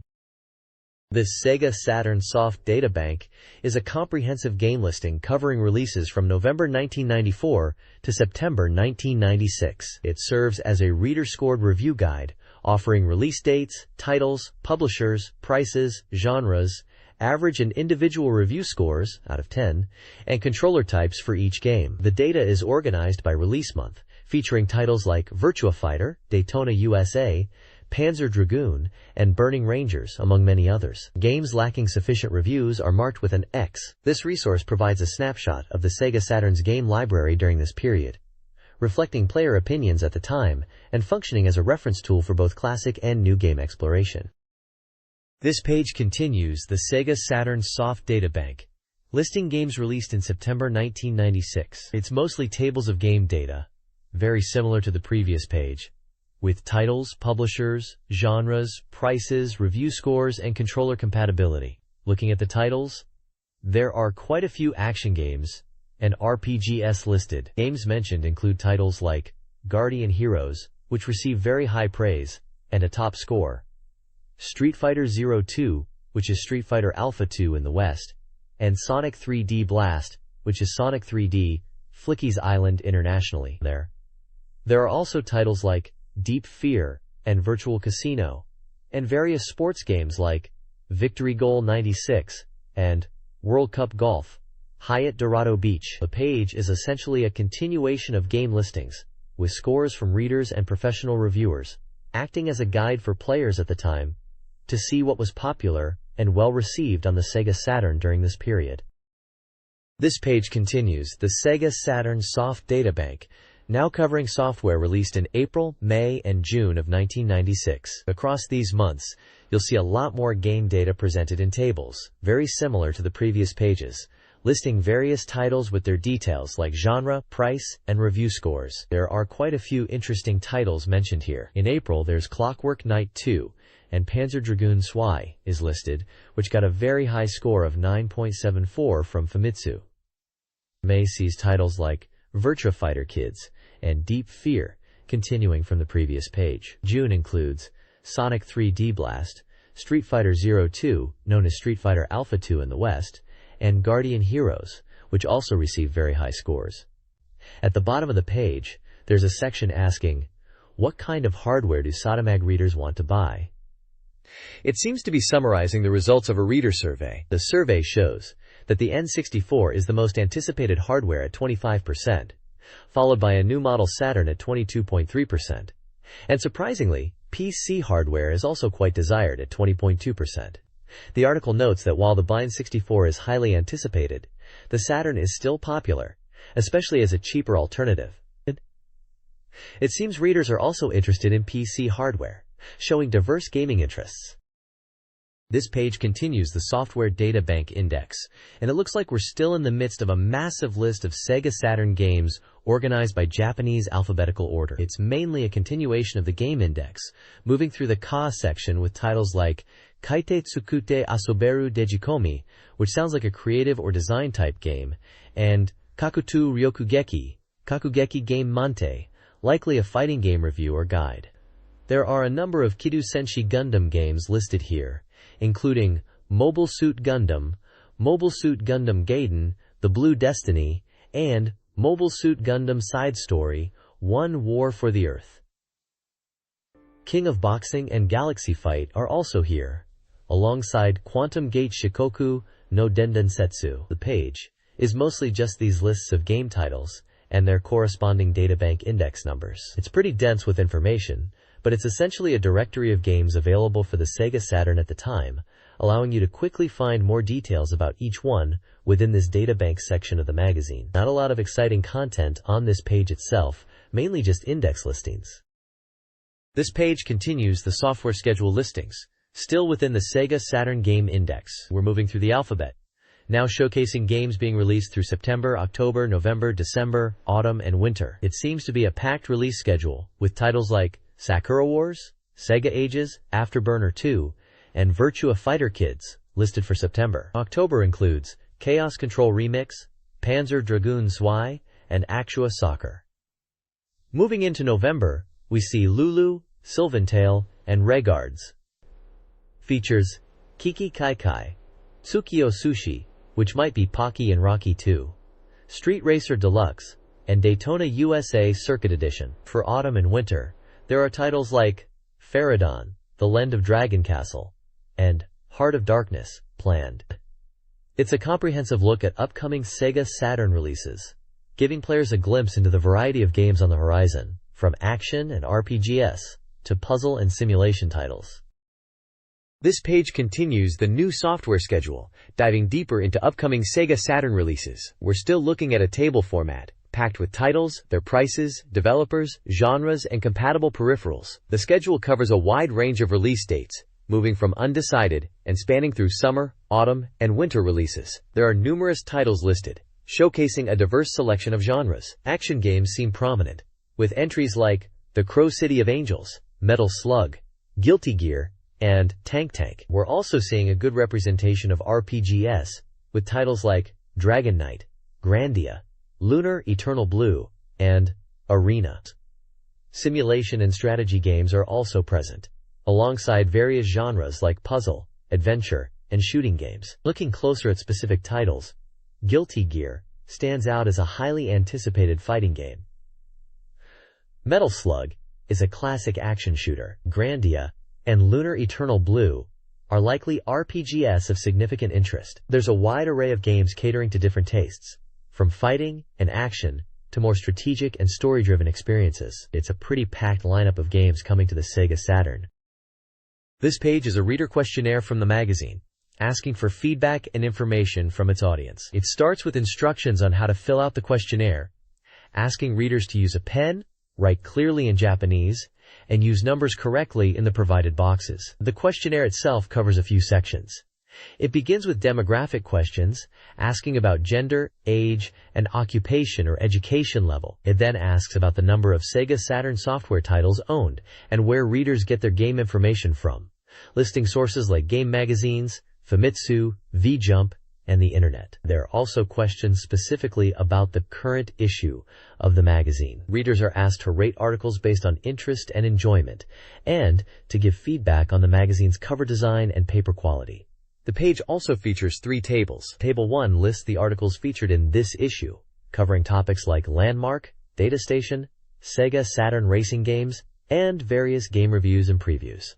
Table 2 is a hardware list showing SEGA Saturn-related hardware like the original SEGA Saturn, V-Saturn, HI Saturn, Mega Drive, Super 32X, PCFX, and various accessories like controllers and memory cards. Table 3 is a software list featuring a massive amount of SEGA Saturn games across various genres, from action and RPG to simulation and puzzle, with titles such as Aquazone, Grandia, Lunar, Deep Fear, and many more. This page announces the results of the first ever Game of the Year Awards, voted for by readers across 17 different game magazines. The top award, the Grand Prix, went to Tokimeki Memorial Forever With You, developed by Konami for PlayStation, praised for its replayability and comprehensive perspective. Following in the top spots were Tekken 2 by Namco for PlayStation and Virtua Fighter 2 by Sega for Sega Saturn. Other games in the top 10 Grand Prix ranking include Biohazard, Resident Evil, Dragon Quest VI, Realms of Revelation, Tales of Phantasia, Fushigi no Dungeon, 2 Furai no Shiren, 4th Super Robot Wars S, Tactics Ogre, Let Us Cling Together, and Seiken Densetsu 3, Trials of Mana. The page also presents Freshness Award, Visual Award, and Sound Award. The Freshness Award highlights games with new and novel gameplay, with Biohazard, Resident Evil, taking the top spot. The Visual Award recognizes visually impressive games, again with Biohazard, Resident Evil, winning. Similarly, Biohazard, Resident Evil, also claimed the Sound Award for its effective use of sound and music. It is clear Biohazard, Resident Evil, was a standout title recognized across multiple categories in these first awards. This page is a special interview with Mr. Asai Toshihiro, team manager of the newly formed PC business department at SEGA. SEGA established this department in July and are now seriously entering the PC game market, moving beyond just arcade ports and aiming to bring SEGA Saturn titles to PC. They are getting good feedback from users who have played demos of Virtua Fighter PC in PC shops, with many expressing surprise that SEGA can handle these games. SEGA is targeting Pentium 90 machines to ensure wide playability, but ideally want users to have Pentium 133 for the best experience. They are working on porting both arcade and Saturn games to PC, including big titles. SEGA recognizes the diverse range of PC hardware and are trying to accommodate both high-end and standard setups, supporting resolutions like 640 by 480 and 320 by 240. Mr. Asai mentions texture mapping and detail adjustments to optimize games for PC, while some games, like Daytona USANV, will take advantage of 3D graphics cards. Many titles will be playable even on 2D graphics cards. Virtua Cop for PC is scheduled for release on October 25th. SEGA views this PC venture as an opportunity to develop original consumer-focused PC titles in the future. The page also includes screenshots of Virtua Fighter PC and Daytona USA running on PC, showing how these games look in their PC versions. SEGA's PC business department confirms SEGA Rally Championship is coming to PC, designed as a simulation game, not a simple port. The PC platform is seen as ideal for simulations. The game will support DOS/V, various hand controllers via direct input, including pedals and handbrakes, and mouse control. SEGA is prioritizing the game's feel, focusing on speed and control. Beyond Virtua Cop and Daytona USA ports, SEGA plans original PC games to leverage the larger PC user base. Their goal is to establish SEGA's presence in the PC gaming market. Planned releases include SEGA Rally Championship, Virtua Cop, and Championship. Peripherals like steering wheels and pedals are being considered to enhance the racing realism in SEGA Rally Championship PCs. Screenshots of the PC versions of SEGA Rally Championship, Virtua Cop PC, Echo the Dolphin PC, and Virtua Cop 2% are available. This page is all about SNK World 96. It's packed with info on their games. There's a spotlight on a brand new Super Tag Battle arcade game, which sounds like it's going to be a real evolution for SNK fighters. They're adding a tag system where you can switch between two characters in a fight, and a surprise attack mechanic. It looks like Rosa and Kimswil are new characters being introduced. There's also a KOF 96 secret teaching section, basically a strategy guide focused on the Chinese team in King of Fighters 96. They're giving tips for characters like Vice, Mature, and Athena, detailing combos and tactics against the CPU. For example, with Vice, it mentions using jump attacks and throws, while Mature is good with rush attacks. Athena's Phoenix Arrow needs to be guarded. Then there's a cool fan art section called SNK Fury's Forest Between, showcasing illustrations from fans all over Japan, from Hokkaido to Tokyo, featuring characters like Terry Bogard and Geese Howard. Finally, there's a little corner encouraging readers to send in postcards to SNK World, mentioning there are gifts for some lucky senders, and that they welcome both color and black and white postcards. It seems like they are promoting fan engagement and community around SNK games. Capcom reports from the AM show, highlighting the popularity of X-Men vs. Street Fighter and announcing its upcoming arcade release. They also showcased the new CP System 3 board and Warzard. The Capcom booth was a hit, complete with cosplayers and fan engagement. A Cyberbots project and illustration contest are announced for Cyberbots Full Metal Madness. Capcom staff brainstorm ideas for the project, including special features and a potential Saturn anime adaptation. Capcom Wind Records analyzes X-Men vs. Street Fighter, praising its marble system and intense aerial battles, while hinting at further chaos in Street Fighter Alpha 2. Finally, are you playing? Street Fighter Series Special Feature Volume 7 features fan art and messages for the Street Fighter series, with a note suggesting a major upcoming announcement. Ikebukuro Sara's Virtua Clash Volume 24 documents the author's experiences with the release of Virtua Fighter 3. The diary entries, starting September 2nd, detail gameplay at various arcades, including Ikebukuro Jigo and Roppongi Gigo, focusing on stage differences, character moves, especially Sara's heel drop, and combo research. Sara experiments with characters like Wolf, Jeffrey, and Akira, prioritizing throws and escapes. The author, motivated by the JAMA show, diligently practices. Beyond gameplay, the entry provides a glimpse into Sara's life. The author is a game programmer, working on game announcements with a Pentium 200 MHz PC. The page also includes a brief, unrelated anecdote about a child named Yukun and observations of animals. Photos are included, showcasing gameplay, the programmer's setup, and a person with a baby. This page is all about Elf Shop merchandise, highlighting items that they think fans will really want to grab. They're showcasing goods from their Koreha selection, which is a curated pick from the Elf Shop's offerings, even though they have tons more in store. First up, they've got a mousepad from the Dowsei series, using the game jacket art. They mention it's a nice item for PC users, letting you glide your mouse over the characters. Then there are figures of girls in sailor uniforms, presumably also from the Dowsei series. Next is a Dowsei body pillow featuring Sakurako Sugimoto and Yui Narusawa. They emphasize its high quality, twice the size of a normal pillow, and great for couples. Following that, they're pushing Dowsei rubber keychains from the Prizeman Poster Dreamline, with various cute designs including Maruchan and others. They suggest hanging them on your bag. Moving on to something for adults only, they're spotlighting the Saturn version of Dragon Knight, mentioning it's a port to the Saturn. It's described as a 1989 work, but with high quality on Saturn, and expected to be different from other Saturn titles. As a special giveaway, ELF is giving away Dragon Knight Teleka telephone cards to 3 lucky people. They mention instructions on how to apply and encourage readers to send in their thoughts on this corner of the magazine. The next page is all about a special mahjong showdown between 2 teams.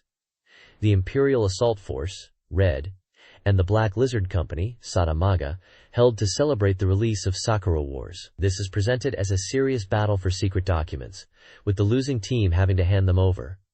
It features profiles of key members from both teams. For the Imperial Assault Force, Red, we see Yoneda Chuju, Ugami, and Kubu. For the Black Lizard Company, SATURN, we have Amami, Ibaraki Jin, and Kubu Type B. There's also a mention of a helper, Fuji Kasumi, who seems to be providing refreshments. The page visually captures the intensity of the mahjong match, with photos of masked players around the tables. A battle report table shows scores across several rounds, indicating a close game with fluctuating fortunes for each player. It highlights dramatic moments in the match, mentioning special moves being unleashed, and emphasizing teamwork, leading to the Imperial Assault Force's victory in the end. The overall tone is humorous yet competitive, showcasing a fun event themed around Sakura Wars. Yuriko Fuchizaki, Mayumi Tanaka, and Ai Orikasa share their experiences voicing characters in Sakura Wars. Fuchizaki, the voice of Lee Kohran, felt a personal connection to her character, appreciating the blend of serious and comedic elements. Tanaka, who voiced Kana Kirishima, focused on highlighting her feminine charm, impressed by the game's meticulous detail. Orikasa, playing Ayame Fujieda, admired the character's stylish, older sister appeal, and was captivated by the detailed scenario and the game's Taisho-era atmosphere. All 3 voice actresses expressed their admiration for the game's production quality and hoped for player enjoyment. This page is all about the upcoming SEGA Saturn release of Lunar Silver Star Story. It's announced loud and clear that the game will be released on October 25th, and the page is full of excitement about it, suggesting fans have been eagerly waiting. The article mentions that the Saturn version is being described as the definitive version, even comparing it to top-tier RPGs. They're also boasting about doubling the page count of the game manual, which seems like a big deal. There's a section dedicated to the anime scenes, highlighting a whopping 50 minutes of animation that will be included. The anime director, Toshihiko Tsukiyoka, is interviewed, sharing his thoughts. He mentions they put a lot of effort into making the anime segments impressive and something players will enjoy. He talks about focusing on the opening and ending, as well as demo scenes within the game. He seems confident that the staff has done a great job and that the results are positive. Screenshots show off the game's world and characters, with captions like, "Luna, is that you?" The visuals are praised, and the page suggests the beauty of the camera work and overall quality rivals, even OVA's original video animation. The article seems very enthusiastic and confident about the Saturn version of Lunar Silver Star Story being a top-notch RPG experience. This page continues talking about the Saturn version of Lunar Silver Star Story, highlighting it as a special edition packed with original story content and impressive presentation. The article boasts that the Saturn version goes beyond a simple port of the Mega CD game, offering a deeper and richer experience with added elements. The scenario writer, Mr. Juki Kojima, mentions feeling the pressure to create something even better than his previous work, but is very satisfied with the result. He believes the game effectively conveys the emotional depth and enjoyable adventure he envisioned. He also jokes that Mia fans will be particularly impressed with this version, and confirms he is one himself. The page also introduces 2 key antagonists, Zenobia, described as a powerful sorceress and leader of a group seeking to dominate the world, and the Magic Emperor, who appears as a formidable force, standing in the way of Alessa and his companions later in the story. The article suggests these characters will be significant challenges for players as the story unfolds, urging players to witness their evil schemes, Screenshots showcase in-game scenes and dialogue, including moments of encounter and farewell between characters. The visuals and character expressions are highlighted, further emphasizing the game's engaging storytelling and presentation. The Saturn version of Lunar, Silver Star Story emphasizes expressive character faces in message windows, a feature absent in the Mega CD version. These dynamic faces, displaying a range of emotions, enhance the storytelling. Key characters like Alessa, Luna, Null, Ramses, and Nash have detailed facial expressions that convey their personalities and emotional arcs. Luna, the heroine, is particularly highlighted, with her fate intertwined with the story. The article stresses the importance of singing for Luna's character, leading to Iwai Yukiko's casting as her voice actress. Don McCoff, responsible for the music, praises the game's sound, specifically the voice acting, and Yukiko's singing. The article concludes with a cast list and further emphasizes Iwai Yukiko's crucial role, highlighting her exceptional singing voice as a defining characteristic of Luna. This page highlights the exciting battle system of Lunar, Silver Star Story on the SEGA Saturn, emphasizing the ease of controlling flashy magic and engaging combat scenes. The page showcases two battle command types, Command and AI. The command screenshot shows manual input for actions during battles, while AI suggests automated combat controlled by the game's artificial intelligence. It also emphasizes Luna's love, healing song, describing it as a heavenly melody that heals fatigue in battle, highlighting her role as a vital support character. The section, Flashy Magic is Plentiful, further details the magic system, stating that as characters grow, they learn more powerful magic. MP management is key to unleashing these visually impressive spells. Screenshots demonstrate powerful magic spells like Thunder Press and Gold Press.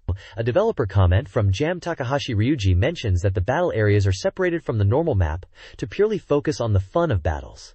He also points out a gimmick where monsters react to Alessa with sound effects, and notes how monsters emerge from trees, creating a sense of surprise. He encourages players to enjoy this unique RPG. Lastly, the Lunar Express Memo Corner section includes fan feedback, with readers expressing their love for Galleon and Luna, sharing their excitement for the Mega CD version of Lunar and its voice acting, particularly Luna's singing. There is also a call for illustrations and memos from readers for future publications. GameWare features an interview with game creator Yoshio Urasawa, known for his humorous dislike of people. Urasawa, initially intending to create picture books, enjoys short sentences and cartoonish illustrations. He reveals his game creation process, highlighting his character, Dance, and his fondness for household themes. Urasawa Yoshio's works in GameWare introduces his contributions to the series, including Bibbit Boy's Big Adventure. The series, beginning with Bibbit Boy's Great Adventure and followed by Uncle, showcases GW's unique style and Urasawa's influence. Urasawa views games as another form of entertainment. Screenshots showcase gameplay and illustrations from Uncle, emphasizing its unique world and high-quality Digikomi style. A Nemos Talk section at the end hints at future content for GameWare. Game creator Yoshio Urasawa discusses his creative process, drawing inspiration from real-life objects and relationships, particularly siblings. He incorporates household appliances into his work, stemming from childhood memories of them as symbols of wealth. Urasawa dislikes television, finding it forced and insincere, preferring the collaborative and less artificial nature of game creation. He favors a direct, less exaggerated style for game characters, contrasting with the perceived pretentiousness of TV dramas. Urasawa finds puppets acceptable due to their artificial nature. The interview highlights his enjoyment of social interactions, his focus on user-friendly software, and his upcoming works. The interviewer found Urasawa's perspective interesting and his cynicism amusing. The interview's core content, covering his unique views on creativity and sibling relationships, is preserved.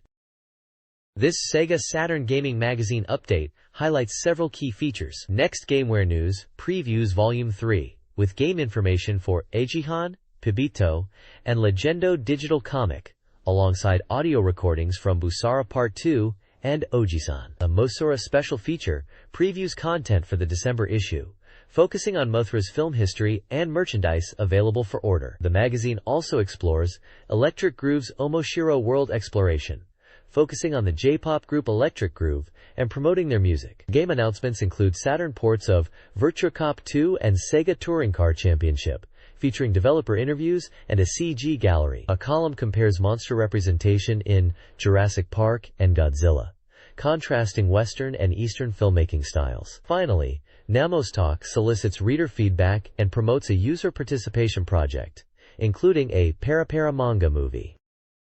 This page showcases a report from the World P Expo highlighting the trends in the computer industry, particularly focusing on digital video and internet tools. The reviewer notes the expo was crowded, indicating strong business interest rather than just personal user focus. DVD technology is a big talking point, being presented as a high-quality image format, though still somewhat pricey for consumers. Internet-related booths were also present, but the reviewer felt they lacked broad appeal at this stage, except for specific business uses like website creation. A significant portion of the report is dedicated to digital cameras. Canon and Nikon are mentioned as key players, with Canon's PowerShot 600 being highlighted for its card workflow and print capabilities.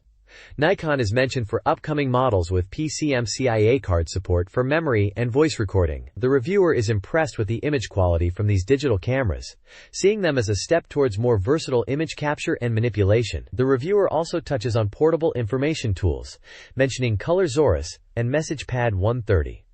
They note the trend of combining pen and keyboard input in mobile devices and see potential in next mobile gear for Japanese language input. Overall, the article reflects a moment where digital imaging and portable computing are emerging as key trends within the broader PIC industry, with the reviewer observing these developments with interest for their potential impact. This page, Volume 9 of Sega Press, is all about Sega's push into the video business and how they are bringing their characters to life in new ways. It kicks off with an interview discussing Sega's strategy for video deployment, focusing on two main areas: character anime and strategy videos. They're working with Tokyo Movie Shinsha for animation and plan to create anime and strategy video guides for their games like Sakura Wars and Sonic the Hedgehog, while also considering future plans for titles like Virtua Fighter and Panzer Dragoon. The page also highlights latest Sega information through two services, Sega JoyJoy Telephone and Sega Fax Club. JoyJoy Telephone is a recorded message service delivering weekly Sega news, and Sega Fax Club provides printed information via fax, like a newsletter. There's a price list showing various anime and strategy video releases available, such as Virtua Fighter, Sonic the Hedgehog, Landlock, Panzer Dragoon, and Fighting Vipers, with details on their runtimes and prices. Finally, they touch on Sega Video Magazine, a VHS tape filled with promotional videos from Sega, and Flash SEGA Saturn, a demo cartridge designed to let players experience game demos at retail stores. Essentially, Sega is making a big play to expand their reach beyond just games and into various forms of video entertainment. Sega Press features a queue and addressing queries about Saturn colors and missing instruction manuals. Sega is also prioritizing famous titles on the console. The magazine highlights monthly prizes, seeking prize ideas, and mentioning the popularity of Evangelion merchandise. October's prizes include mascot plushies and room decor. Sega News Flash Daily includes staff comments, one about finishing Sakura Wars, another discussing autumn and reader submissions. A staff member is exploring Cyber Network Works, featuring online interaction, and another shares an anecdote about a VF3 competition. Finally, readers are encouraged to submit postcards for a chance to win a poster set, featuring Sakura Wars, Knights, and Evangelion. This page is all about Battle Bay, a new battle action game from Ancient, slated for release this winter. The page features comments from 7 staff members involved in the game's development, offering insights into various aspects. The director, Miyanaga Keisuke, highlights the energetic voice acting and sound effects, mentioning lines like "gas OK" and "missile launch." The art director, Kodai Ayano, talks about the addictive nature of the game and the charm of the pixel art characters, even the older characters. Planner Uchimura Kengo explains the game concept as easy-to-pick-up action combat, accessible to anyone, unlike complex fighters. Composer Kodai Yuzo focuses on the high-quality sound effects within technical limits, aiming for impactful audio to enhance the experience. Programmer Kobayashi Kazutoyo details the car customization, affecting handling, and the goal of building the ultimate battle machine, mentioning Battle Royale as a related game mode. Character designer Ariga Hitoshi emphasizes the appeal of the characters and ensuring both battles and characters are enjoyable, referencing a character named Kure Masama. Lastly, Composer Kawashima Motohiro discusses creating unique music, blending genres like club music, techno, hip-hop, jungle and house, to create exciting and energetic tracks for the game. The page also announces the launch of Ancient's homepage, showing a screenshot of the website address, http://www.ancientcorp.com. This page dives into the world of Langrisser 2i with a Knight Biographies data edition. It gives you character profiles for several knights like Dieharded Kraus, Artemuller, Piero, Erwin, and Silver Wolf, detailing their backgrounds, what they like and dislike, their dreams for the future, and even their worries. It's like a character deep dive, giving you more insight into these Langrisser personalities. Beyond character profiles, the page also features fan sections. The Messiah Corner includes comments from players discussing how they find the game and what they enjoy about it. Then there are the Africo and Reminder/Illustration corners that showcase fan-submitted artwork. There's even a gal and boy icon section, which might be for user-submitted avatars or something similar. It's clear this page is really celebrating the passion for Langrisser 2i, both through exploring its characters and highlighting the community of fans around the game. The SEGA Saturn is poised for a strong lineup, with a diverse mix of genres. New releases feature patch-a-slot simulators, platformers like Lulu, arcade titles such as Strikers 1945-2, and puzzle games like Zoop. The Sega Ages series will add Fantasy Zone, and a yet unannounced title. Coming soon includes Mobile Suit Gundam, Shining the Holy Ark, and Riglord Saga 2. RPG fans can also look forward to Langrisser 2, fighting games like Battle Arena to Shinden Ura, and Ultraman titles promise action. Sports fans have Winning Post 2 Program 96 and Turf Win 96, while other titles such as Brain Dead 13, various Mahjong games, and shooters like Batsugun and Gal Panic SS offer even more variety. The schedule offers a title for every kind of gamer. This page is all about Patch-a-Slot Winning Strategy 4 for the Sega Saturn. It's a new Patch-a-Slot simulator game aiming to faithfully recreate the real Patch-a-Slot experience, and it's given an 80% rating. This simulator from Sammy Industry includes a selection of popular machines like 50s, Cranky Condor, and Aladdin Master X. The game focuses on accurately simulating the machines and strategies for winning. One cool feature is the instant play mode, where you can use the X button and directional pad to quickly play through a session in about a minute. It also boasts extensive data analysis tools. You can check your game status to see stats like your total plays, bonus counts, and payout rates. There's a slump graph to visualize your winnings and losses, and a play document that gives you a detailed breakdown of each play. Looking at the individual machines, Aladdin Master X is described as a popular Sammy Industry machine known for its bonus frequency and payout. Cranky Condor is a universal machine where using replay avoidance techniques is key to maximizing your winnings. Finally, 50s from Sammy Industry is an A-type machine that uses data tables, so understanding the real blind spots and machine settings is crucial for success. This page is dedicated to Lulu, a brand new interactive digital picture book game for the Sega Saturn. Originating from Europe, this game has been fully localized into Japanese.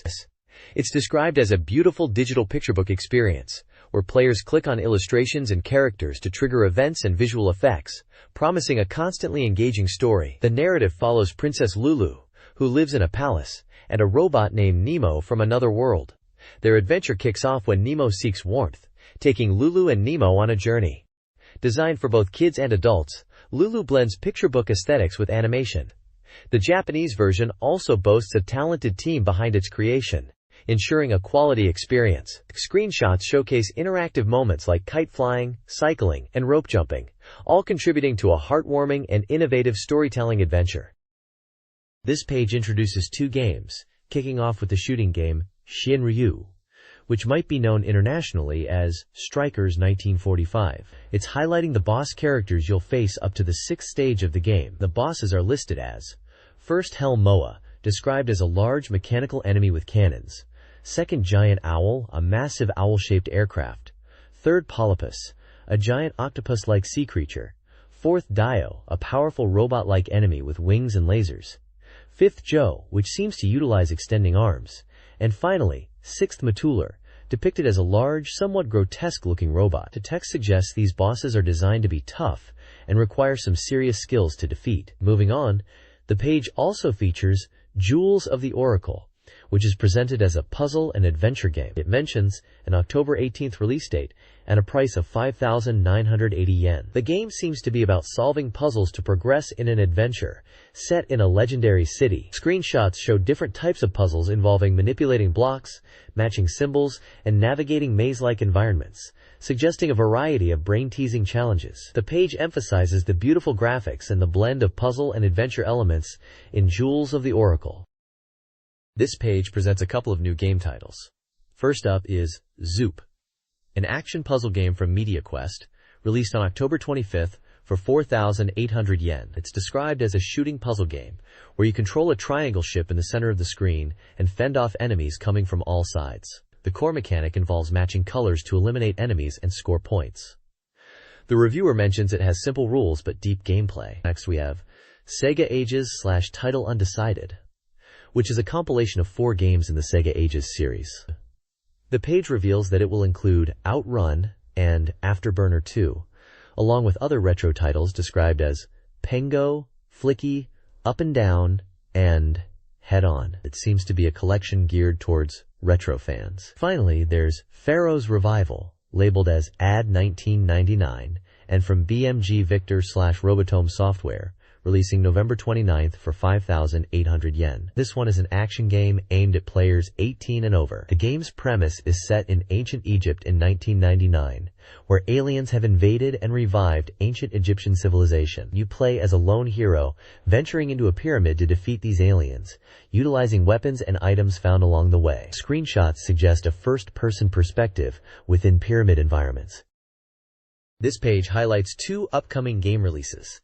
First up is Sexy Parodius from Konami, a shooting game slated for release on November 1st. It's described as a parody shooter where you control a penguin protagonist who gets involved in comical situations, including a detective agency and the pursuit of sexy sisters. The screenshots show wacky, cartoonish enemies and a generally lighthearted and humorous style of gameplay. Next we have Meltlanzer, Galactic Silver Police 2086, a simulation game from Imagineer, also due in November. This game is set in the year 2086, where Earth has joined a galactic federation, and you're involved in training new recruits as police officers. It seems to be a character-driven simulation, with a focus on training these officers. The Saturn version boasts original events not found in other versions, and extra content on the CD. The page features character art showcasing some of the main characters like Yukina, June, Angela, Kuma, and Melvina, along with others, giving a glimpse into the game's cast. This page features 2 new game announcements. First is Chaos Control Remix, a high-resolution 3D shooting game. The story is set in 2050. Earth is in danger after an alien force captures a Pioneer spaceship. As part of the 11th Squadron, you're tasked with taking down the enemy's defenses. The game features stages set in diverse locations like New York and even space. The reviewer notes the game presents a scenario where humanity must fight for survival against unfriendly alien lifeforms, with the battle escalating into space. Next up is Dragon Master Silk, described as a serious RPG with a comical touch. The world is in peril because the Dark Demon Lord has returned. It's a 3D dungeon RPG with exploration elements. Battles are lightning fast, and dungeons are navigated in 8 directions, with jumping also possible, and even auto-mapping to help you get around. The dungeons are said to be dangerous and full of monsters and traps. The game highlights a heroine in distress and showcases attractive female characters. Apparently, the main character, Silk, becomes the master of 3 dragons. This page reviews various digital entertainment releases. Prey Doll Disc Volume 3 features Oshima Yumi with over 400 photos, videos, and games, showcasing her in different settings and swimwear, highlighting her race queen-like body. Game announcements include Roommate Well Inue Suzune, Datum Polystar, a love simulation game, Fantasy Zone, Jaleco, a classic shooting game for Sega Ages, Daikukai Jidai 2, Kue, a strategic simulation game, Virtual Karen, Japan Material, a virtual bike racing game with real racers, MechWarrior 2, Activision Japan, for Saturn, a robot action simulation with multiplayer options, and Water Margin, Tenmei no Chikai, Hikari Productions, a strategic simulation based on the Chinese novel. This page showcases Mobile Suit Gundam Side Story 1, War in Blue, and it's all about becoming an ace pilot during the one-year war. It's laid out like a GM technical manual, giving you essential combat tips for piloting the RGM-79GM. They highlight how to effectively use the Vulcan gun against lightly armored enemies, emphasize the importance of using dashes for quick maneuvers in battles, and explain smart tactics for hand grenades, especially useful against groups of enemies or in tight areas. There's even a section dedicated to mastering jump landings. The mission complete part shows you how your performance is judged, breaking it down into combat points and hit ratio, and revealing the formula to calculate your overall total war score based on your accuracy and the difficulty you choose. The reviewer seems quite positive, pointing out the detailed cockpit views and mission structure, and mentions it's a game that Gundam fans should definitely check out, suggesting it captures the Gundam universe well. This guide for Mobile Suit Gundam Side Story 1, War in Blue, focuses on combat tactics and stage strategies. A key technique is baiting enemies like the Zaku into dodging and then exploiting their vulnerability. The guide uses diagrams and screenshots to illustrate this. After clearing stages, players can replay them to improve scores. Stage 1, Assault Under the Moon, involves a night raid on a Zeon base. Players should prioritize destroying turrets and fixed cannons, and use dashes and jumps to evade Zaku attacks. A rank point system is detailed, with a rank requiring 70,000 points or more. The Stage 1 enemy composition includes Zakus, turrets, cannons, and vehicles. The Zaku's stats are also provided. To achieve an A rank, destroy all facilities, maintain a shot hit rate above 70%, and use hand grenades effectively. Achieving over 90,000 points on hard difficulty is possible with a high hit ratio. Stage 2 of Mobile Suit Gundam Side Story 1, War in Blue, pits you against the formidable Blue Destiny unit. The guide stresses its strength and the challenge of defeating it. The Blue Destiny will only retreat after sustaining over 87% damage, requiring careful baiting and exploitation of openings. Key strategies include using allies as decoys and identifying attack opportunities, using chase missiles after its missile attacks, charged attacks during its charging phase, and targeting its landing spots. The guide also advises anticipating Blue Destiny's post-knockdown actions. To achieve an A rank, you must defeat the Blue Destiny, 20,000 points, and score over 40,000 points total. Destroying the cargo train cars provides a significant score boost. The guide concludes by providing Blue Destiny's stats and a rank evaluation point table. Stage 3 of Mobile Suit Gundam Side Story 1, War in Blue, Death Struggle in the Wilderness, involves destroying Gallop vehicles in a wilderness environment. Expect long-range combat due to visibility challenges and enemy fire. Enemies include Zakus and the Gallop itself. Stage 4, Zeon's Fierce Attack, tasks you with destroying defense plants, but destroying other facilities deducts points. Enemies are Zakus and the Dom. A comparison of the MS-06 Zaku commander type and the MS-09 Dom is provided. The Zaku uses a rifle and tackles, while the Dom utilizes high-speed hover movement and a bazooka. To defeat the Dom, observe its movements, exploit openings after its bazooka use, and then attack with a beam saber during its hover. Avoid rushing in carelessly. Quote, This page is all about Stage 5, Ace Pilot, from Mobile Suit Gundam Side Story 1, War in Blue. Unlike previous stages focused on destroying plants, this one is about defense against waves of Hygog and Dom mobile suits. If your base plant gets destroyed, it's game over, but apparently, the enemies prioritize attacking you over the plant anyway. The advice here is to lure the enemy mobile suits out of the base, to fight them in a more advantageous position. We get details on the MSM-03C Hygog, noting its speed, dash capability, jump power, and mega particle gun attack. Alongside it, the MS-09 Dom also features. The page provides stats and a rank evaluation system, where scoring 60,000 points or more gets you an A rank. There's a section dedicated to fighting the Hygog, recommending a strategy of locking on and firing your rifle, using dashes and beam saber attacks when they get close. It's all about keeping your aim steady with the rifle. Finally, to snag an A rank, the core tactic is individual enemy destruction. Don't get surrounded, focus fire to quickly eliminate enemies one by one, especially in tougher 2-on-1 or 1-on-1 situations. The goal on hard difficulty is to keep your damage taken below 50%. You can see in the screenshots action from the game, showing cockpit views and combat scenarios. This page continues the guide for Mobile Suit Gundam Side Story 1, War in Blue, and is all about fighting DOM mobile suits. It gives advice on countering their tactics, pointing out that DOMs often attack in formations and use bazookas and shoulder charges from outside your view, so you need to watch your radar. Another tip is that DOMs utilize jump attacks to spread their bazooka fire. However, this makes their shots less accurate, and you can use jumps to evade. The page also discusses how to become an ace pilot in the game. By winning battles and getting high scores, you can climb the ranks and aim for the Ace Pilot title. The magazine mentions your rank progress might be shown in the next issue. There are diagrams illustrating good and bad DOM tactics, highlighting the effectiveness of side-sliding bazooka attacks. Looking ahead, the next challenge for the Pilot U involves a mission to retrieve cargo in a ruined city. In this mission, players will encounter a new Xeon mobile suit, the MSM-07E Zagok-E experiment, a new amphibious-type mobile suit that's featured in Ms. Encyclopedia 2. The page includes a cockpit view screenshot showing this new enemy in action. Finally, it teases that the next issue will have more information on Mobile Suit Gundam Side Story 2, The Blue Destiny.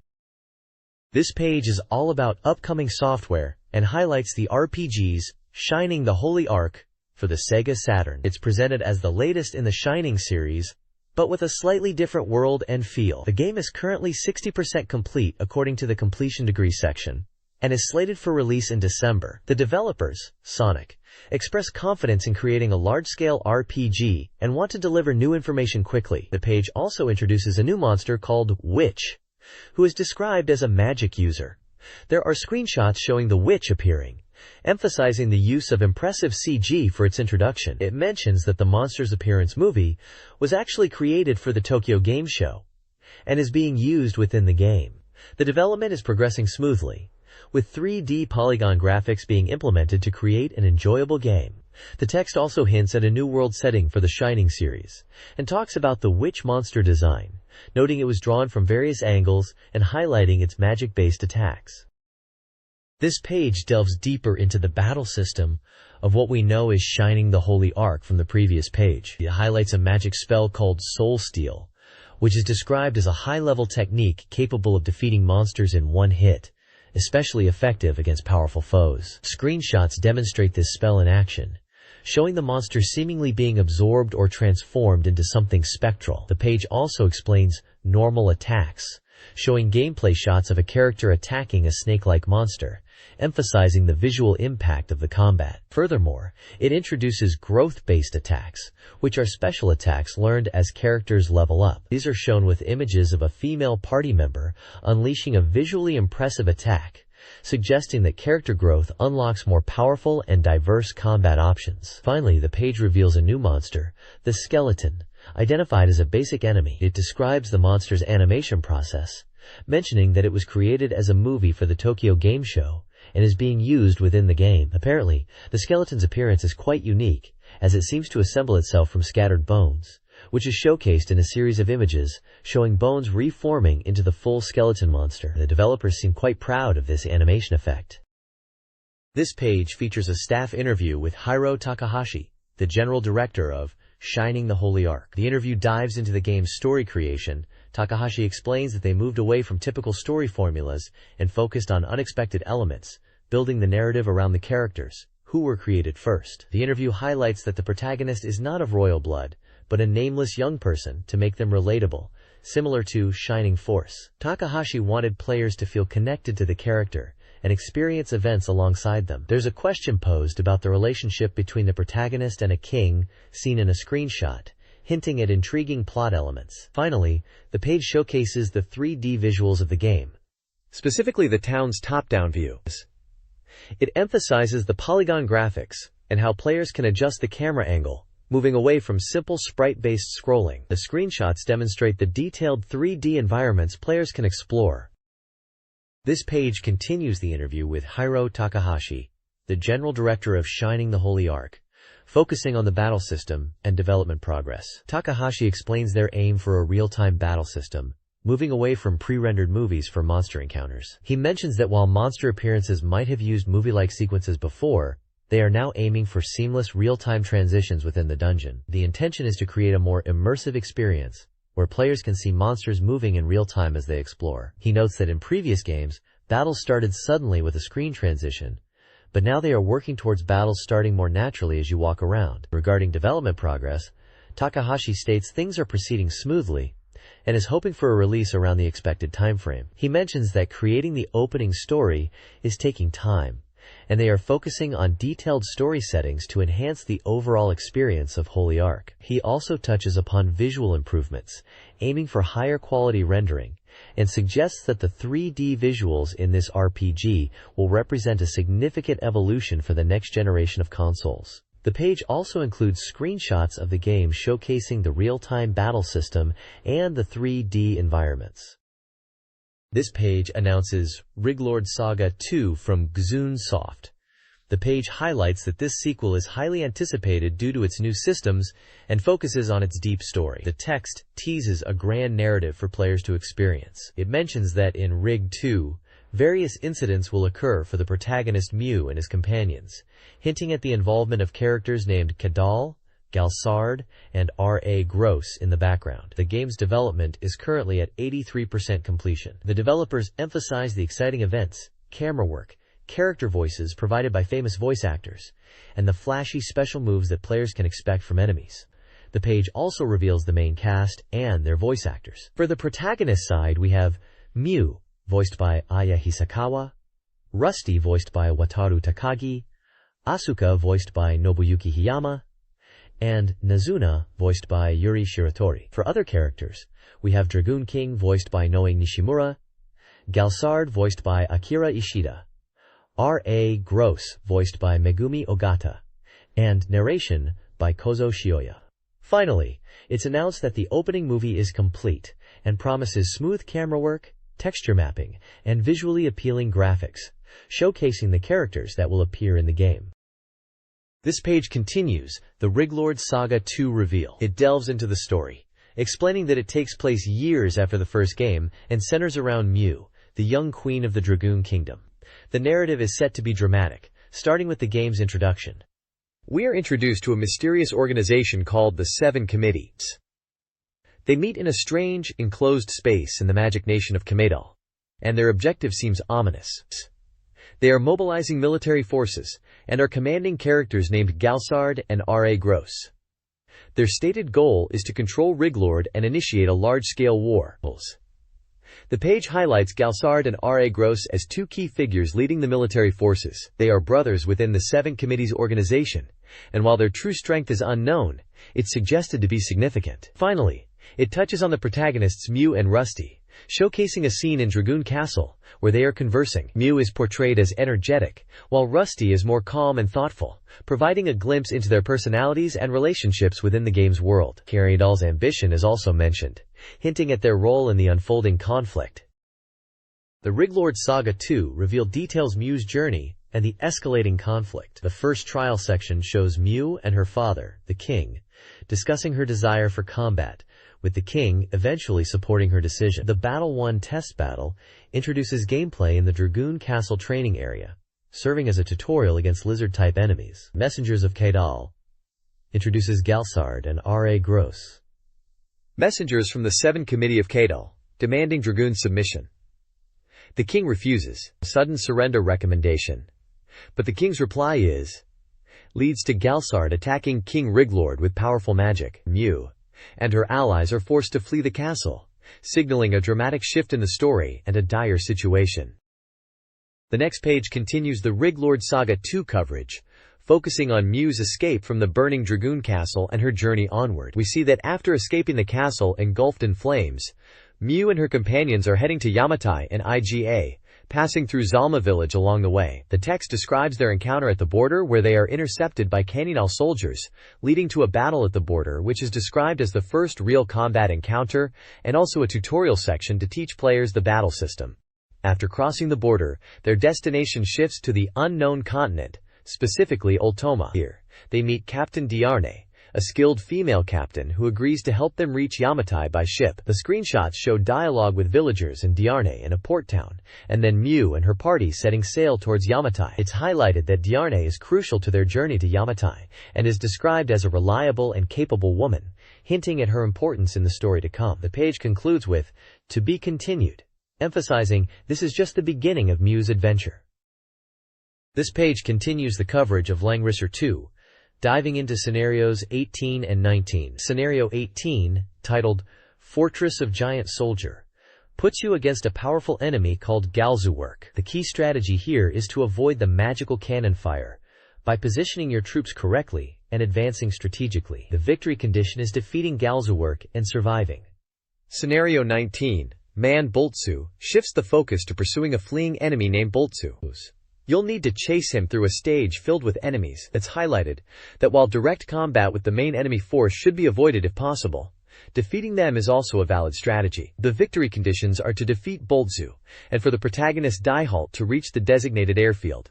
It's also mentioned that Luna will be crucial in this scenario, likely to help pursue Boltsu. Interestingly, the page also shows a completion meter at 100%, stating the game is finally going to master up and is very close to release. It mentions the release date as October 18th and a price of 6,800 yen for a special package containing both SLG and RPG elements. It seems like they are very excited about the final quality and polish achieved in this game. Scenario 20, The Great Sky Battle, favors flying units due to terrain and emphasizes defeating enemy flyers first. Victory requires defeating Daihalt within 30 turns. Scenario 21, Rage and Fury Camp, involves rescuing Raymond and advancing to Larkus Castle. Cavalry and flying units should be used in conjunction, focusing on eliminating archers and mages outside their range. Strategic unit placement with strong units in front and healers in the rear is crucial. Victory is achieved by total enemy annihilation and preventing Daihalt's defeat. The page also details a Langrisser 3 release commemoration event in Tokyo.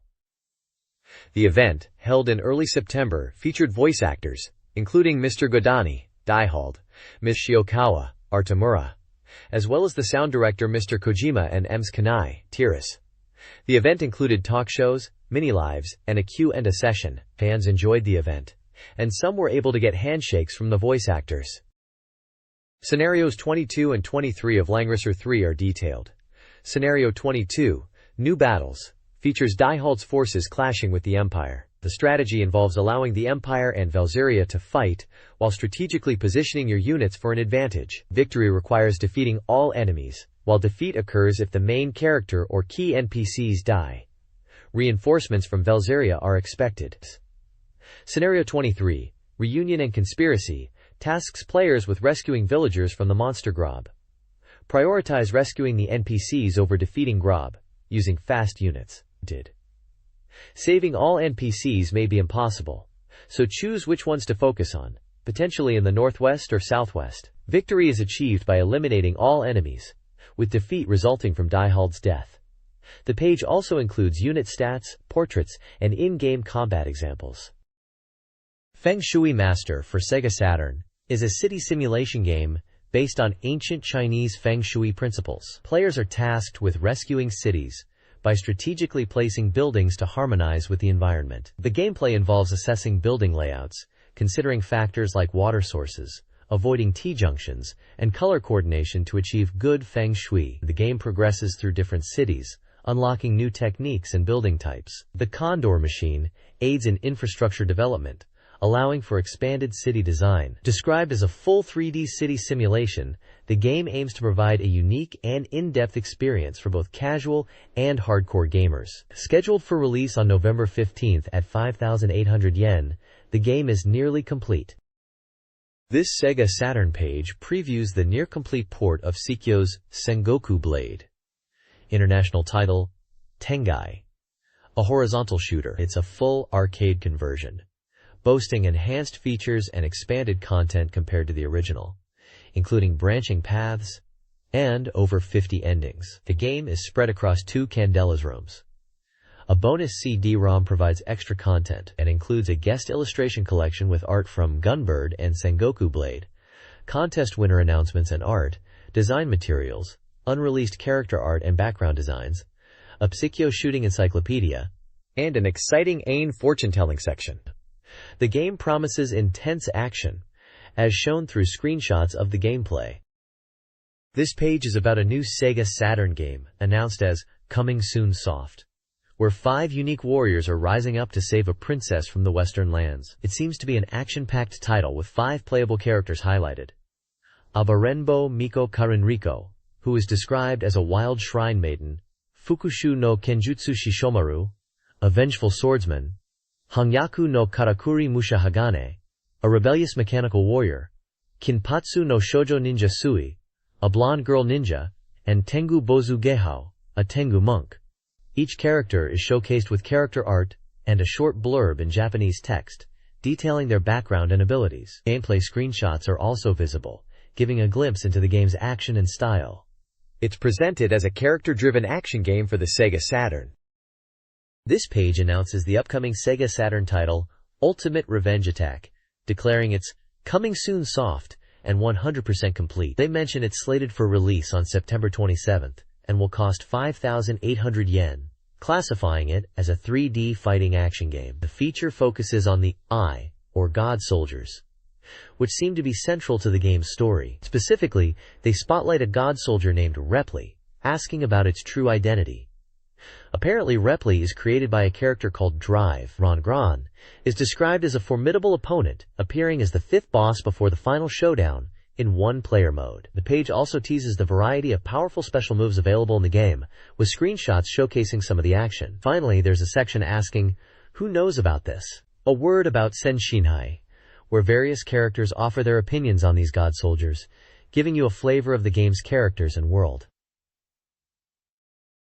This page continues to dive into the new Yura system in Ultimate Revenge Attack, calling it a lecture to teach players how to use it effectively. It seems Yura is a core system for Saturn users, similar to fighting games on PlayStation, introducing new attack methods like down attack to hit downed opponents and dash attack for speedy assaults. They also talk about the overdrive rage gauge, which powers up special moves when full, activated with Z and C buttons together. Moving on, the page highlights Yura costumes, noting that characters in Yura have 4 color variations selectable by button press. Aerialis's black costume is mentioned as being particularly well received. They also showcase a new costume for Aerialis called Ecology Aerialis. Then there's a segment celebrating the popularity of Aerialis's new costume, showing fan art submissions. Apparently, illustrations for Aerialis and Sophia's new costumes are a big hit. The fan submission section includes various illustrations of Aerialis and other characters by readers.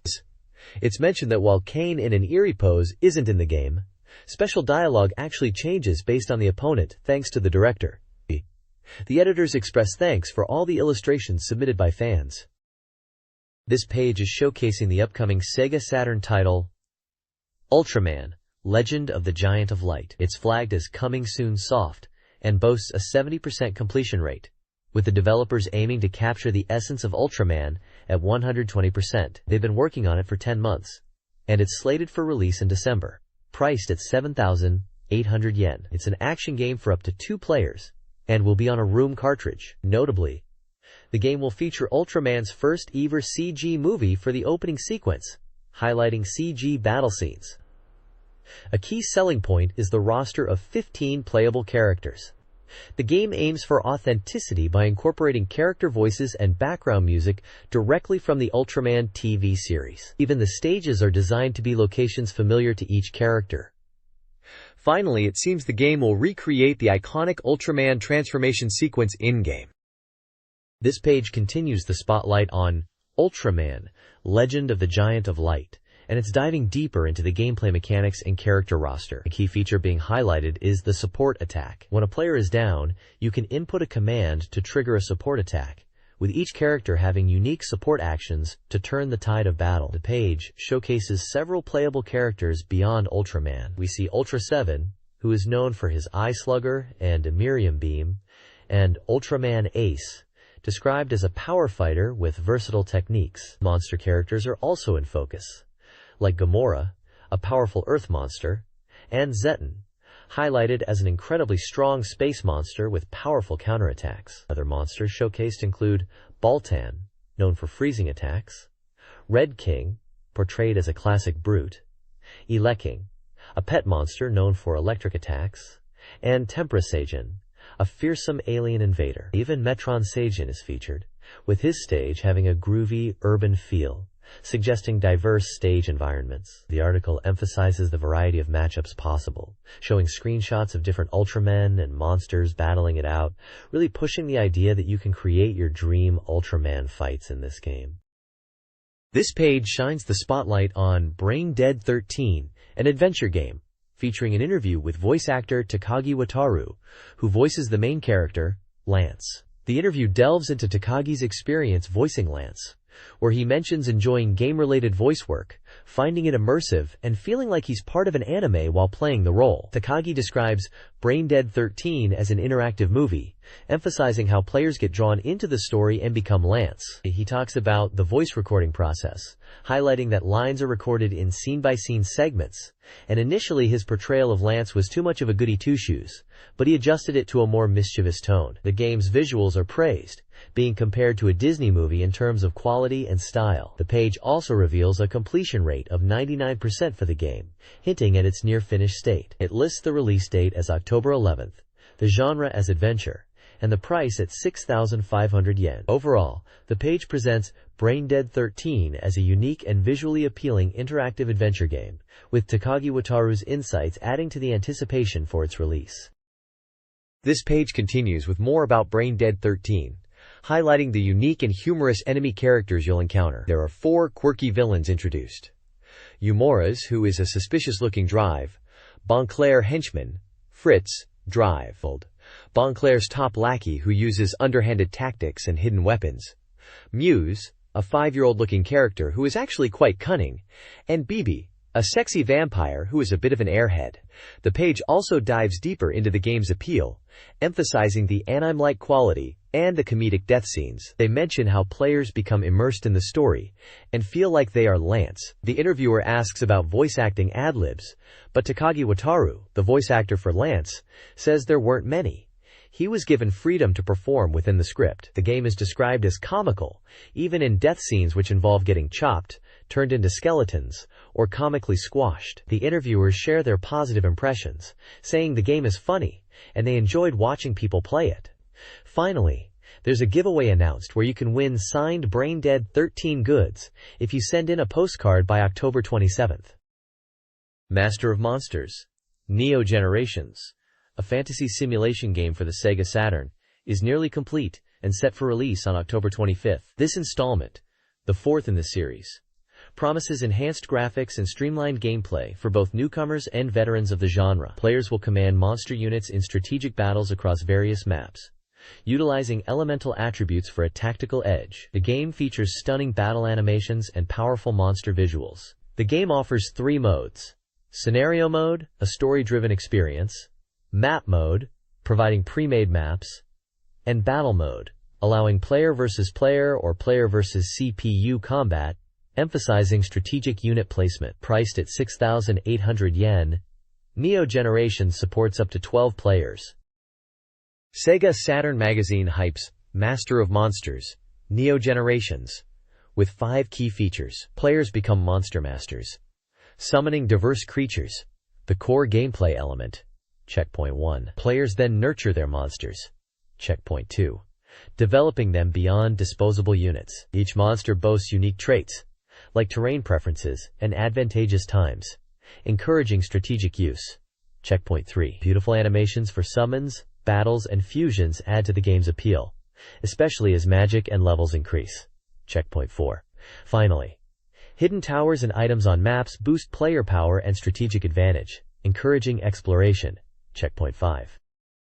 This page announces the upcoming release of Winning Post 2 Program 96 for SEGA Saturn, a horse owner simulation game.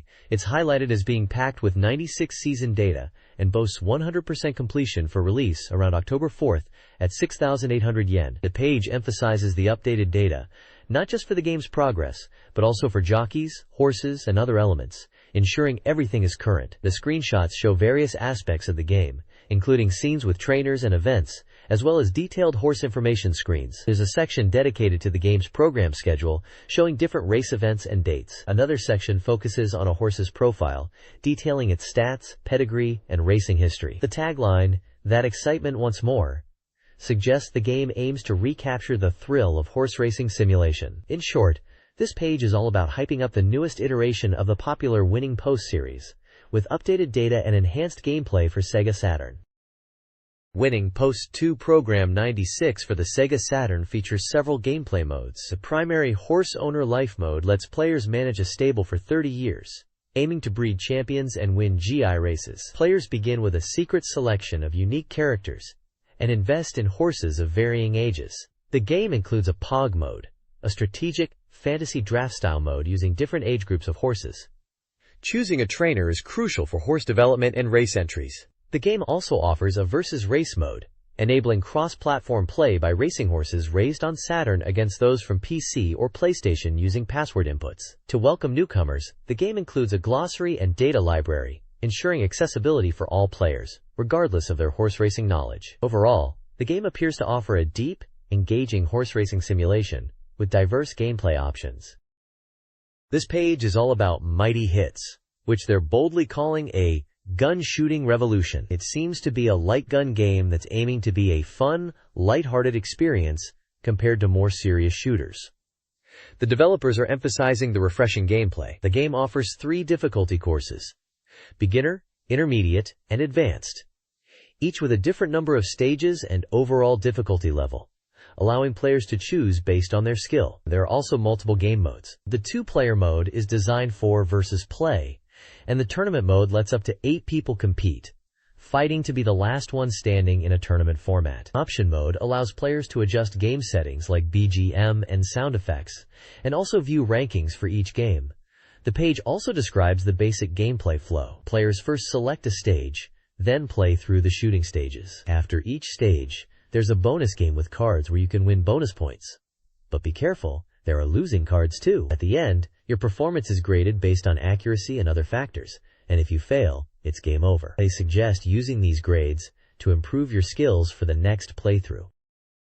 Mighty Hits is a gun shooting revolution, featuring 11 diverse stages designed to test skills like concentration, memory, and reflexes.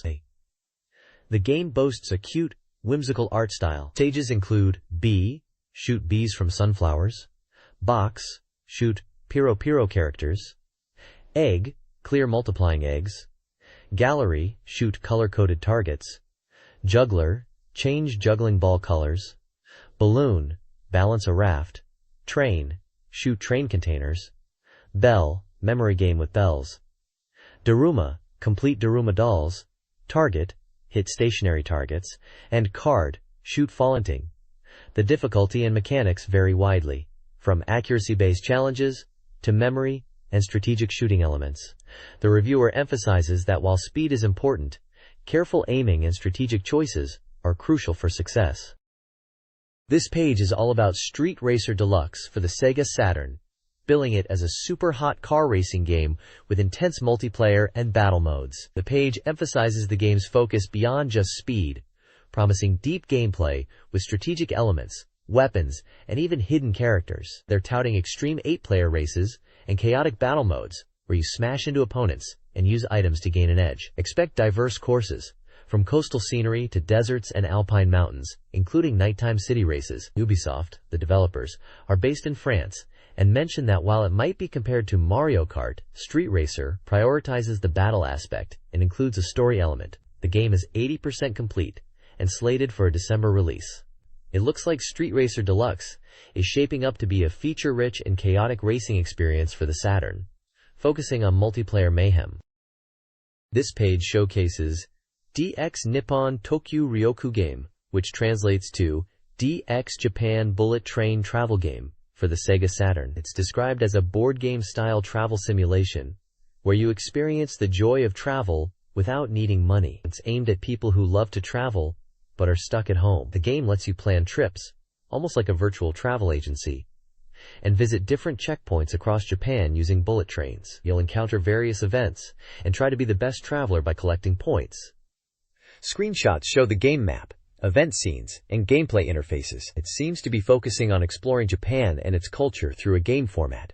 There's a special interview section with Mr. Kasai Hiroaki from Takara's CS development department. He mentions the game is designed to be enjoyable whether you want a quick trip or a leisurely tour. The game uses data about sightseeing spots and local food from JTB Group, a travel company, aiming for realistic travel experiences. They are using actual photos for backgrounds and food, aiming to create a relaxing and enjoyable game where you can experience the fun of travel and eating delicious food. The game is about 90% complete and set for release in November at 5,800 yen, supporting 1 to 5 players.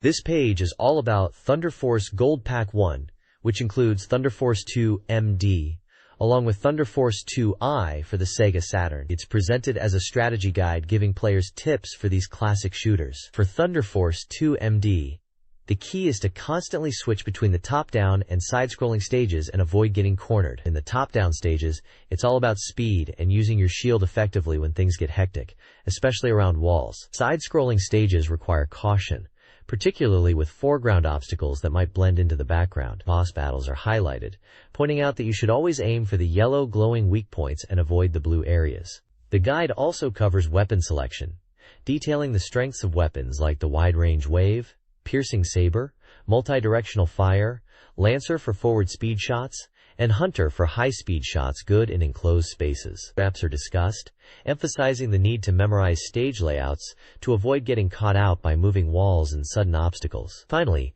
there's a small announcement for Thunder Force Gold Pack 2, which will feature Thunder Force IV and Thunder Force AC, and is expected to be released around November. It also mentions that Thunder Force Gold Pack 1 is complete and planned for release at 4,800 yen.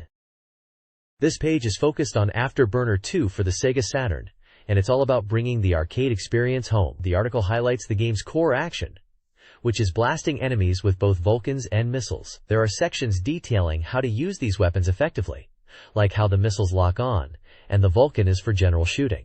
It emphasizes the reproduction of arcade techniques in the Saturn version, hinting at secret commands during startup or resupply to unlock hidden story elements and extra ammunition. This backstory supplement adds depth beyond the arcade original, with screenshots showing in-game text messages and different mission objectives. It mentions a missile 100% trick and a backstory ending unlockable with a command using the A, B, C, and start buttons. The page also talks about the 360 degrees rolling evasion technique, explaining that by quickly moving the joystick left and right, you can perform a barrel roll to evade enemy fire, a key skill in the game. The reviewer sounds very excited about the Saturn version, capturing the intense speed and thrilling gameplay of the arcade classic, and they are keen to see how well the Saturn version recreates the arcade's hidden techniques. It also mentions that the game is 100% complete and scheduled to be released on September 27th for 4,800 yen. Crazy Ivan is an upcoming 3D robot shooting game for the Sega Saturn, nearing completion. Set in 2018, the game features stunning CG graphics, mixed with real-life photography and anime-style characters. Earth is invaded by aliens, and players control Ivan, a former soldier, piloting the Steel Cossack power suit to destroy shield generators across 5 locations. Gameplay involves battling alien drones and sensors, utilizing guns, missiles, and special weapons. Players must manage ammo and strategically navigate environments. The game features support drones and collectible items. Destroying generators is the primary objective. The developers are excited for the launch, promising a visually appealing experience for robot anime fans. This page showcases Turfwind 96, a horse racing simulation game for the Sega Saturn, where you become a horse owner and breeder. Developed by Jaleco, the game boasts realistic horse breeding and racing elements, featuring 2,000 real racehorses and over 50 actual jockeys. The page details 2 main game modes: a breeding mode where you aim to conquer GI races by training and managing your horses from foals, and a data mode where you can view race footage and horse information from 1995 GI races, useful for strategic insights. Gameplay involves managing your farm, purchasing horses, training them carefully, and entering them in races. Financial management and detailed training are emphasized as crucial for success, with warnings against overtraining and reckless spending. The developers highlight the game's realism, joking that while horses don't need food and water in the game, they do require care and affection for optimal performance. Turfwind 96 is slated for release on October 4th, promising a deep simulation experience for horse racing fans. This page introduces Pup Breeder, a simulation game for SEGA Saturn. It's described as a strategy simulation game, with cute characters and simple icon-based controls, aiming to appeal to a wide audience. The core gameplay revolves around raising pups, who are goddesses aged between 15 and 18. The game tasks players with managing these goddesses over 30 days to achieve Oshigoto, or divine work. The player takes on the role of a goddess and addresses various incidents happening on Earth. The goal is to gain the support of the people and ultimately become the goddess leader. However, the 30-day time limit means efficient task management is crucial. The player utilizes 5 types of pups to tackle these incidents. The page details the gameplay flow, starting with Oshigoto selection, where players choose from 3 randomly presented tasks and select one based on difficulty and rank. Then there's 7 commands for pup guidance, explaining how to direct the pups using commands like go, stop, praise, scold, item, miracle, and status. Finally, finished shows the results screen after completing a task, where performance is evaluated. Screenshots display gameplay elements like selecting tasks, guiding pups, and the results screen with star ratings. It looks like players need to strategically manage their pups and use commands effectively to succeed in their divine duties. This page is all about Jichuha, Tokyo Mahjong Land, a celebratory 10th anniversary mahjong game-by-game arts for the SEGA Saturn. They are really pushing the character count, boasting a massive 56 playable characters, each with their own animations and voice acting. There are 3 main ways to play. Date Mahjong Anniversary Mode is like an adventure, where you navigate Tokyo Mahjong Land and play mahjong with girls, trying to win their hearts. Story Mahjong is a story-based mode, also in Tokyo Mahjong Land, where you progress through 18 attractions, presumably by winning mahjong matches. Lastly, Free Battle Mode is for those who just want to play mahjong, allowing you to pick from any of the 56 characters and jump right into a game. The developers seem pretty confident, saying the game is 90% complete, and they are really pleased with how it's turning out. It's set to release on October 18th, costing 6,800 yen, and is a single-player experience. This page is all about Mahjong Taikai 2 Special. It seems to be showcasing the different ways you can play this mahjong game. There's a tournament mode, where you battle against 24 players in a knockout-style competition to become the champion. If you are a good player from a previous tournament, you can even start as a seeded player in the next one. Then there's the Mahjong Hall mode, which offers 7 unique halls, each with its own local rules and atmosphere to keep things interesting. These include places like the Free Hall for relaxed play, the Standard Hall, the Inflate Hall, which boosts scores, a fast-paced one-round hall, the East Wind Hall, Boutique Hall, and the high-stakes Hokkaido Hall. Before you even start playing, you get to choose your own player avatar from a selection of 8 male and 8 female faces. The page also gives a sneak peek at some of the colorful characters you will be playing against, including figures like Nostradamus, Cleopatra, and what look like historical Japanese personalities. This page advertises the upcoming SEGA Saturn game, Little Women Mahjong 4 Sisters, by Nagzato. It's described as a strip mahjong game that's 100% complete and ready for release on September 27th, costing 8,800 yen. The page emphasizes the double chance bonus game system, which features mini-games that let you undress the girls further through slot machines and quizzes if you play well enough in the mahjong game. There's even a giveaway of autographed paper sets from the voice actresses of the 4 sisters. Finally, the page introduces the 4 main characters: the Asahi sisters Hikari, Marina, Akari, and Haruka, giving a brief description of each, highlighting their personalities and the game's focus on their reactions and adult-themed animations. The reviewer seems to be drawing attention to the game's adult nature and the appeal of the characters. Horned Ted Casino is an adult adventure card game featuring mature, graphic content, aiming for a visually exciting experience. It offers casino games like poker, blackjack, and roulette, with specific Horned Ted-style rules, including card swapping and choosing roulette locations. Gameplay involves battling dealer girls who lose clothing as they lose chips, leading to revealing scenes if you win. Sealed cards allow replay of these scenes in a theater room, hinting at collectible content. The game culminates with a challenge against Quintina, the queen bee, on the 3rd floor, with special rewards for winning. But you cannot leave while winning. Released on September 27th for 7,900 yen, 3 discs. The X-rated game features voice acting, best enjoyed with headphones. Peace Pachinko General Offensive for SEGA Saturn offers a virtual pachinko experience, recreating real-life machines from the Peace brand, with polygon graphics and free camera movement. 4 modes are available. Actual Battle Mode simulates parlor play across 3 stores. Craftsman Mode allows nail setting adjustments. Design Mode offers playfield and slot customization. The game features 4 distinct machine types. CR Dragon God, with high probability jackpots. CR Masterpiece Screen, utilizing screen designs. Daigenryu, with liquid crystal effects.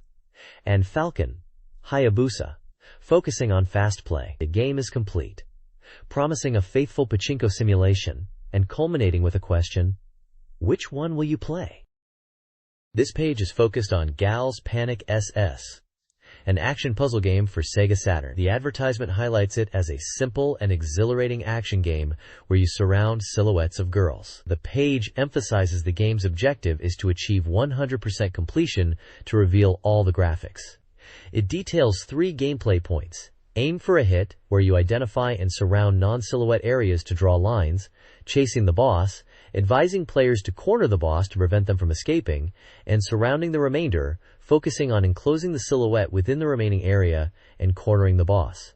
The page also introduces 10 cute gals, with names like Izumi Ryuko, Ota Eriko, Sagara Yu, Tabata Ryo, Shirakawa Asako, Kinoshita Rei, Ejiri Akari, Hisabo Toshiko, Honjo Kaori, and Fukai Midori.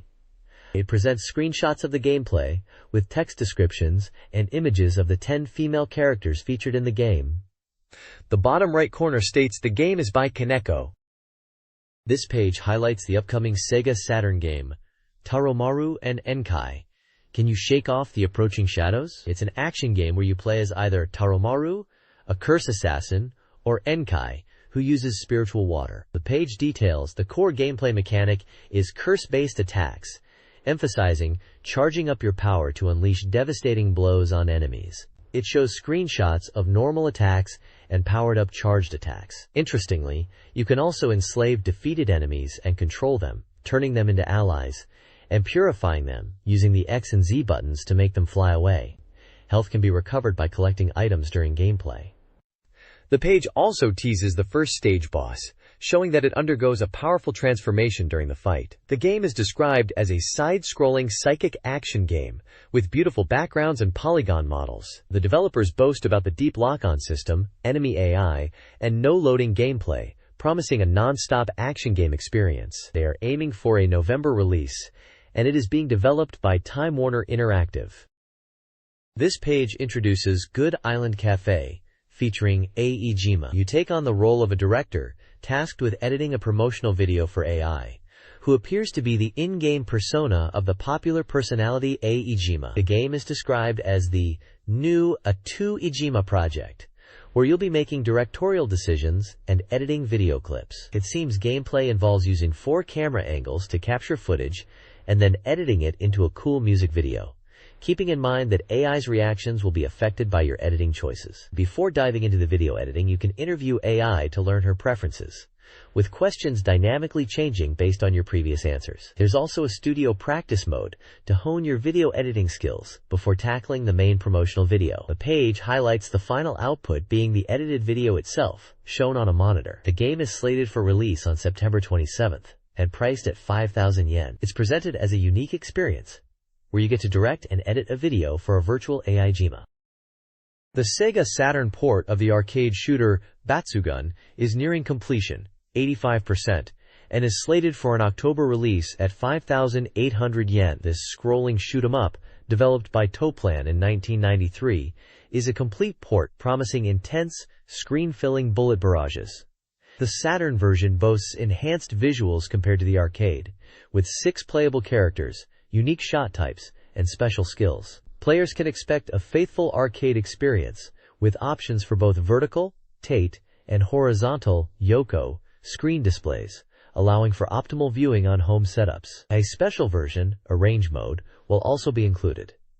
The game will maintain its arcade-level action, including no processing slowdown or character dropout in 2-player mode. Actua Soccer is a football game developed in England, featuring teams from 44 countries. The game emphasizes visual realism, with polygon-drawn players and dynamic camera work, offering players complete control over their viewing angle. It features 4 game modes: Friendly for casual play, League for full-season competition, Cup for tournament play, including the World Cup, and Practice for goalkeeper training. The game was scheduled for release on October 4th for 5,800 yen, supporting up to 12 players and suitable for all ages. This Saturn version is a complete Japanese-language remake of the original PC game, with the developers aiming for it to be the definitive console edition. This page is a complete software guide for SEGA Saturn games released after launch. It highlights several titles with page references for more detailed information. The page features a dynamic image of a character on a skateboard, which is very fitting with the tone of the SEGA Saturn era. The guide spotlights Fighting Vipers, mentioning it will reveal special moves for Pepsi Man and is packed with content. Other games listed with page numbers for dedicated guides include Real Bout Fatal Fury, Romance of the Three Kingdoms Versus, and Tokimeki Memorial Taisen Puzzle Dama. These are some solid titles showing the range of games available on the Saturn, from fighting games to strategy and puzzle action. It looks like this guide is going to be a comprehensive resource for Saturn owners to get the most out of their software library. This page continues the focus on Fighting Vipers, announcing the arrival of the 4th hidden character, and, which translates to Uniform and Aloha Honey. It seems to be showcasing new costumes or versions of the character Honey, offering a costume play element. The page highlights Costume Honey's true strength, explaining that these are variations of Honey with different outfits but fundamentally the same abilities. Uniform Honey is described as a Royal Road costume, and Aloha Honey is described as Resort Feeling Aloha version. There are screenshots showing gameplay with both Uniform Honey and Aloha Honey, detailing their costumes. The text points out that Uniform Honey is a school uniform style, and Aloha Honey is a resort style with a ukulele used as a weapon. The reviewer comments suggest these costumes add a fun visual element and encourage players to experiment with different looks. It also mentions that these new Honey variations are obtained by clearing arcade mode on normal difficulty or higher with Honey. The page seems enthusiastic about these additions, emphasizing the visual variety and fun they bring to Fighting Vipers. The next page dives into the techniques of Pepsi Man in Fighting Vipers. It's titled Pepsi Man Technique Analysis and declares Pepsi Man's everythings. The page positions Pepsi Man as a striking expert and emphasizes his powerful combination attacks. The reviewer mentions Pepsi Man as a character that truly shines when mastered, rewarding players who practice his techniques. It details Pepsi Man's move list, categorized by attack type like standing punch, standing kick, crouching kick, and special moves, showing button inputs and shift variations. The page highlights standing punch system, crouching kick system, despin system, and throwing system as key techniques. It also gives advice on how to effectively use Pepsi Man's moves in combat, emphasizing his rushdown offensive style and ability to utilize wall bounces.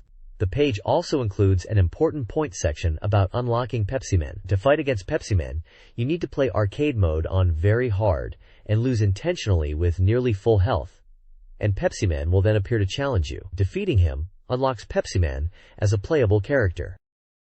Unlocking Kuma-chan and Panda in Fighting Vipers requires playing 50+ rounds. These seemingly cute characters are throw technique experts, with Kuma-chan originating as background scenery. Developers designed Kuma-chan for advanced players, highlighting his powerful throws. A key detail is their destructible armor, shrinking their size and making them lighter, thus more vulnerable to throws. Their windbag nature makes them easily launched. Exhibition mode showcases their moves, including a strong throw combo. Kuma-chan's unpredictable movements add to the challenge. Victory with Kuma-chan depends on strong throws. Against him, different strategies are needed. The page also mentions an FV Media Mixed League, where the winning FV Special Corps team won Fighting Vipers merchandise, which is also being given away to readers.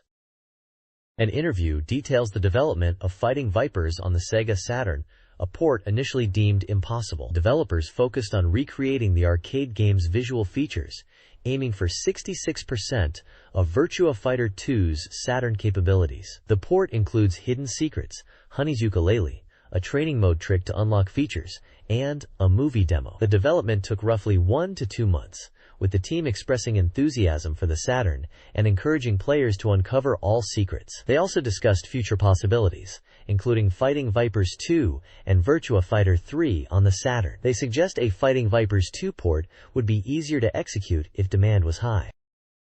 This page dives into Real Bout Fatal Fury 2, highlighting Geese Howard's ultimate move, the Deadly Rave, which is back in action. It gives the command input for the move when your power gauge is at P-power, which is a sequence of directional inputs and button presses. Right, down, right, right, then towards your opponent plus A, B, C, C, C, B, C, down back plus circa. The page also talks about feint techniques in Real Bout Fatal Fury 2, noting that all 14 characters, except Mary and Yamazaki, have these feint moves. It explains that these are not special moves, but techniques to trick opponents. While not very useful against the CPU, they can be quite effective in player versus player battles, allowing you to fake out your opponent and set up attacks or throws. There's a table showcasing the feint techniques for various characters, including Terry Bogard, Andy Bogard, Joe Higashi, Mai Shiranui, Geese Howard, Tung Fu Ru, Cheng Sinzan, Lawrence Blood, Wolfgang Krauser, Duck King, Kim Kafwan, and Billy Kane. It lists each character's name, their feint move name in Japanese, and the corresponding command input, which mostly involve pressing down and either A, B, or BC buttons. This page continues with Real Bout Fatal Fury 2 and focuses on combination attacks for several characters. It's laid out as a guide showing combination attack tables for Terry Bogard, Andy Bogard, Joe Higashi, Mai Shiranui, Geese Howard, and a character called Mozuki Sukaku, which I'll check the international name for. For each character, there are multiple combination attack sequences listed. The tables show the starting move, followed by a series of subsequent moves to create a combo. These are presented using simplified command inputs, like A close, B far, C plus A, etc. The page emphasizes that mastering combination attacks is key to victory in Real Bout Fatal Fury 2, encouraging players to study these lists and make them their own. It looks like a practical guide for players to improve their skills and learn advanced techniques. This page continues the Real Bout Fatal Fury 2 character combo attack guides, now focusing on Bob Wilson. It mentions Bob's easiest combo is just repeatedly pressing the C button 5 times and highlights his Dangerous Wolf supermove. Next up is Hanfu, suggesting combos start from a crouching B, then B again, into forward plus C to launch the opponent. It notes the damage might be a bit weak, but combos starting with forward plus A are effective. Then we have Blue Mary, noting her long-reach jab A and easy-to-land crouching B. It mentions canceling into special moves with back plus C and her M Snatcher move. Franco Bash is next, described as a powerhouse whose combos deal significant damage. It points out that crouching A or B won't start combos, and the A to C combo needs precise timing. It also references a combo involving a mid-air standing B. Ryuji Yamazaki's section talks about canceling into special moves from C and super moves when in critical situations, adding that forward plus C can be cancelled into his guillotine move. Finally, Chin Sunshu is introduced as a character capable of unleashing tremendous power. It suggests starting combos with crouching A, and then circa. Crouching S is noted as a guard breaker, and forward plus C for knocking down opponents. Essentially, this page is a practical guide for players to learn combo attacks for these 6 Real Bout Fatal Fury 2 characters. This guide provides character-specific combo information for Real Bout Fatal Fury 2, starting with Ryo Sakazaki, whose combos involve variations starting with standing or crouching A, ending with C for knockdowns, and using forward plus C after Z. Duck King's combos begin with back, down back plus B, and end with C, also including his specials. Kim Kafwan utilizes A, or crouching A, leading into B, B, C, and special cancels. Finally, Billy Kane's combo is A, B, down back plus C, a 3-hit combo. The page also announces the results of a Guru Densetsu 3 high-score video submission contest, ranking top players and their scores. SNK thanks participants for their submissions, acknowledging the game's difficulty and the players' skills. This CPU crash course is a strategy guide for real bout Fatal Fury 2, focusing on defeating CPU opponents. It provides advice on handling challenging characters like Geese Howard, Kim Kafwan, and Lawrence Blood. Against Geese, the guide recommends patience and using long-reaching moves to exploit openings, and even suggests using Joe Higashi's aggressive pressure. A significant section details Destruction Flame Guard countermeasures, offering character-specific guard cancel moves to punish Geese's Reppuken. Examples include Terry's Power Dunk, Andy's Hishoken, and Joe's Tiger Kick. Strategies against Kim Kafwan involve patience and punishing projectile or aerial attacks. For Lawrence Blood, the guide recommends jump attacks. Additional sections detail specific character patterns and combos against Geese, such as the Kim and Billy pattern and Andy pattern. This magazine page features reader predictions for the top spot in a real bout Fatal Fury tournament. Readers submitted their characters, comments, and reasons for their choices. Brand number 1, using Geese and Terry, predicted their own victory, citing their use of top-tier characters. Ray, using Blue Mary and Billy Kane, came in second, emphasizing their wild battle strategy and love for the 96 Geese. SNK Umemoto, playing Billy and Mai, aimed for third, hoping to please fans with exciting matches. Kenro, Joe and Mary, Takap, Andy and Kim, and Asamiya Joji, Mai and Bob, followed, each with unique strategies and motivations, from confidence in their skills to appreciation for dancing girls. Additional entries from Umanosuke and Oshima Sanjugo are also listed. The page concludes with a call for more entries, mentioning the deadline of September 30th, and previews of upcoming predictions. Early game and romance of the Three Kingdoms V, especially Scenario 2, centers on stability and smart personnel management. Secure your base by boosting officer loyalty to 90 to 100 using gifts, 200 to 400 gold. Prioritize internal affairs and forge alliances, avoiding early conflicts. Effectively deploy officers. Assign capable individuals to appropriate roles, particularly in military. Re-evaluate assignments after 3 months, with high-ability officers leading military duties. Redistribute soldiers and fill any gaps. Key takeaways. Maximize officer loyalty. Focus on domestic affairs. Utilize events. Prioritize capable officers in military roles, and consult duty assignment tables. Suggested roles include internal affairs for all officers, personnel for Guo Tu, Yuanshao, Tianfeng, and Jushao, strategy for Shen Pei, diplomacy for Chen Lin, and military for Wenchao, Yanliang, and Chun Yuqiang. The player, even as Lord Yuanshao, should manage these assignments.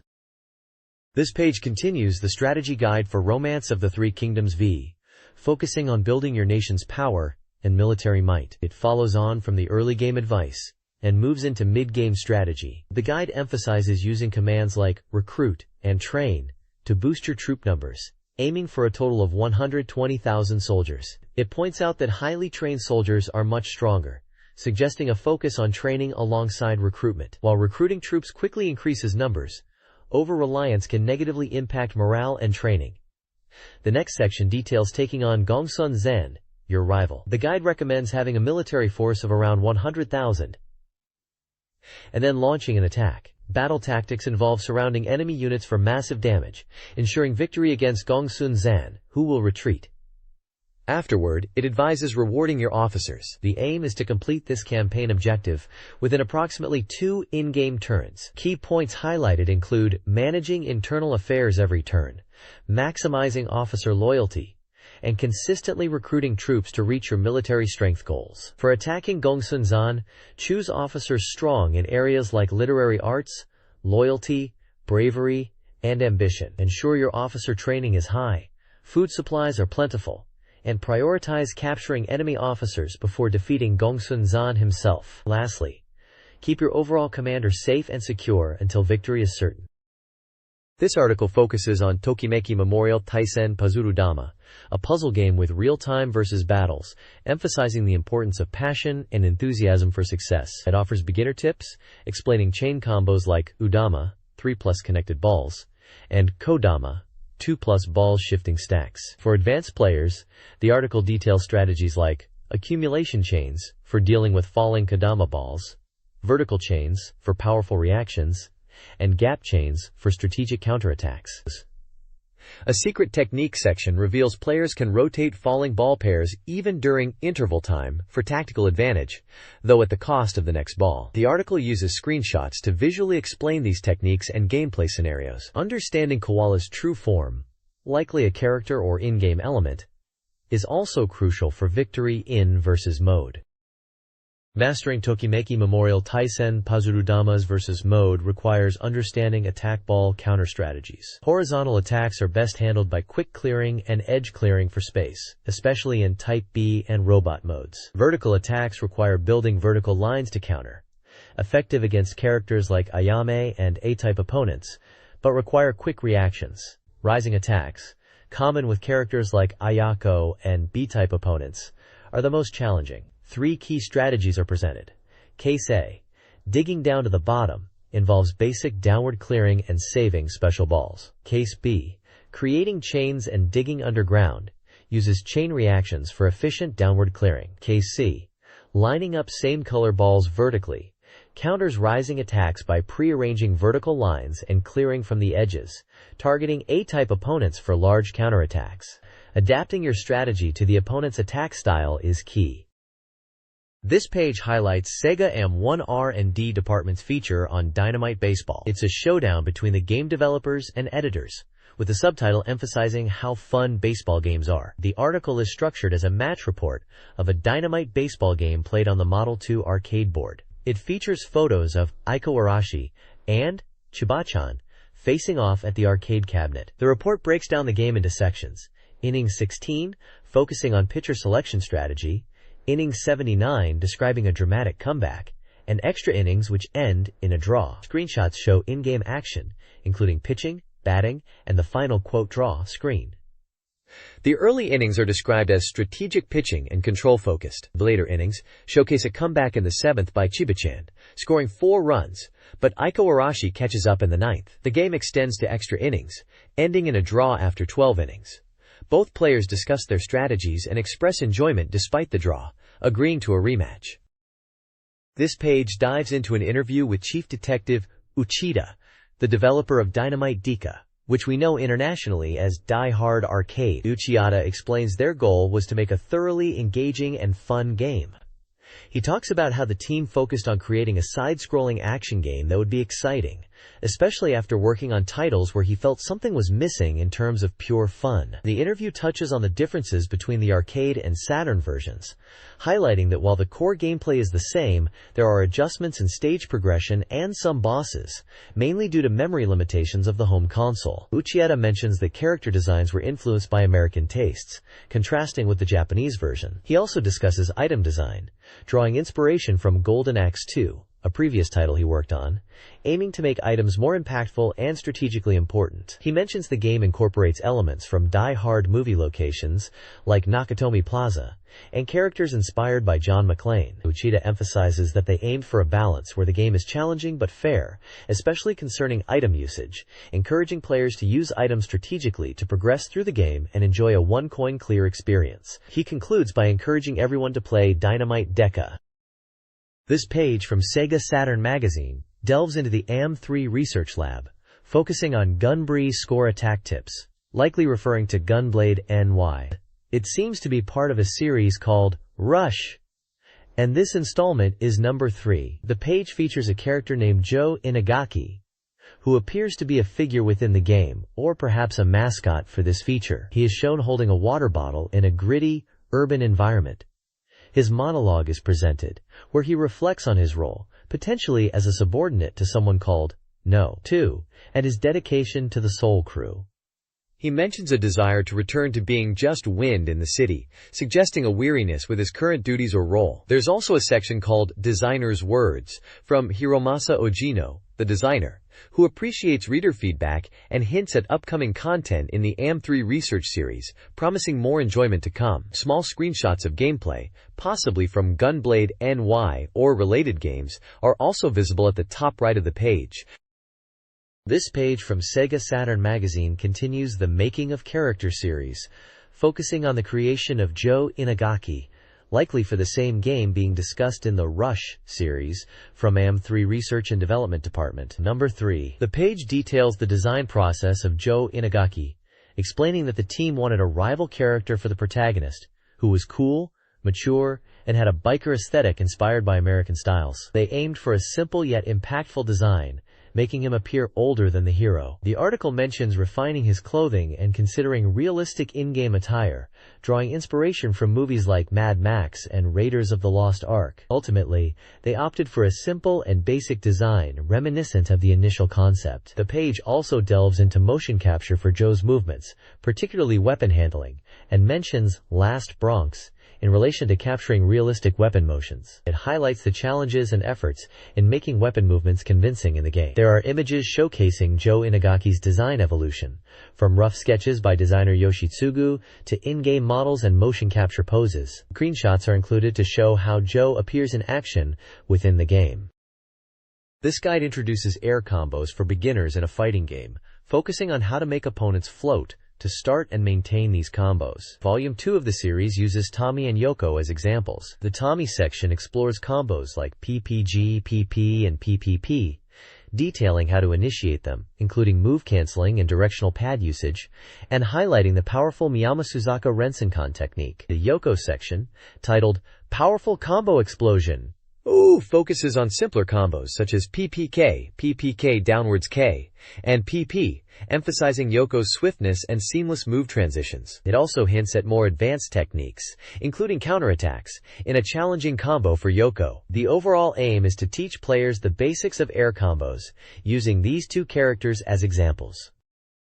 This guide to Last Bronx focuses on advanced techniques using Kurozawa.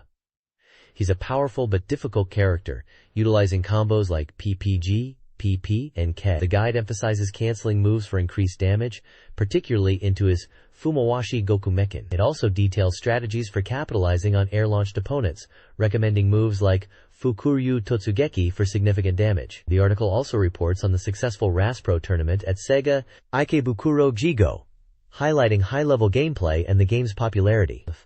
Finally, the guide includes an illustration corner showcasing fan art of Last Bronx characters and encouraging future submissions, with a grand prize awarded by AM3 R&D.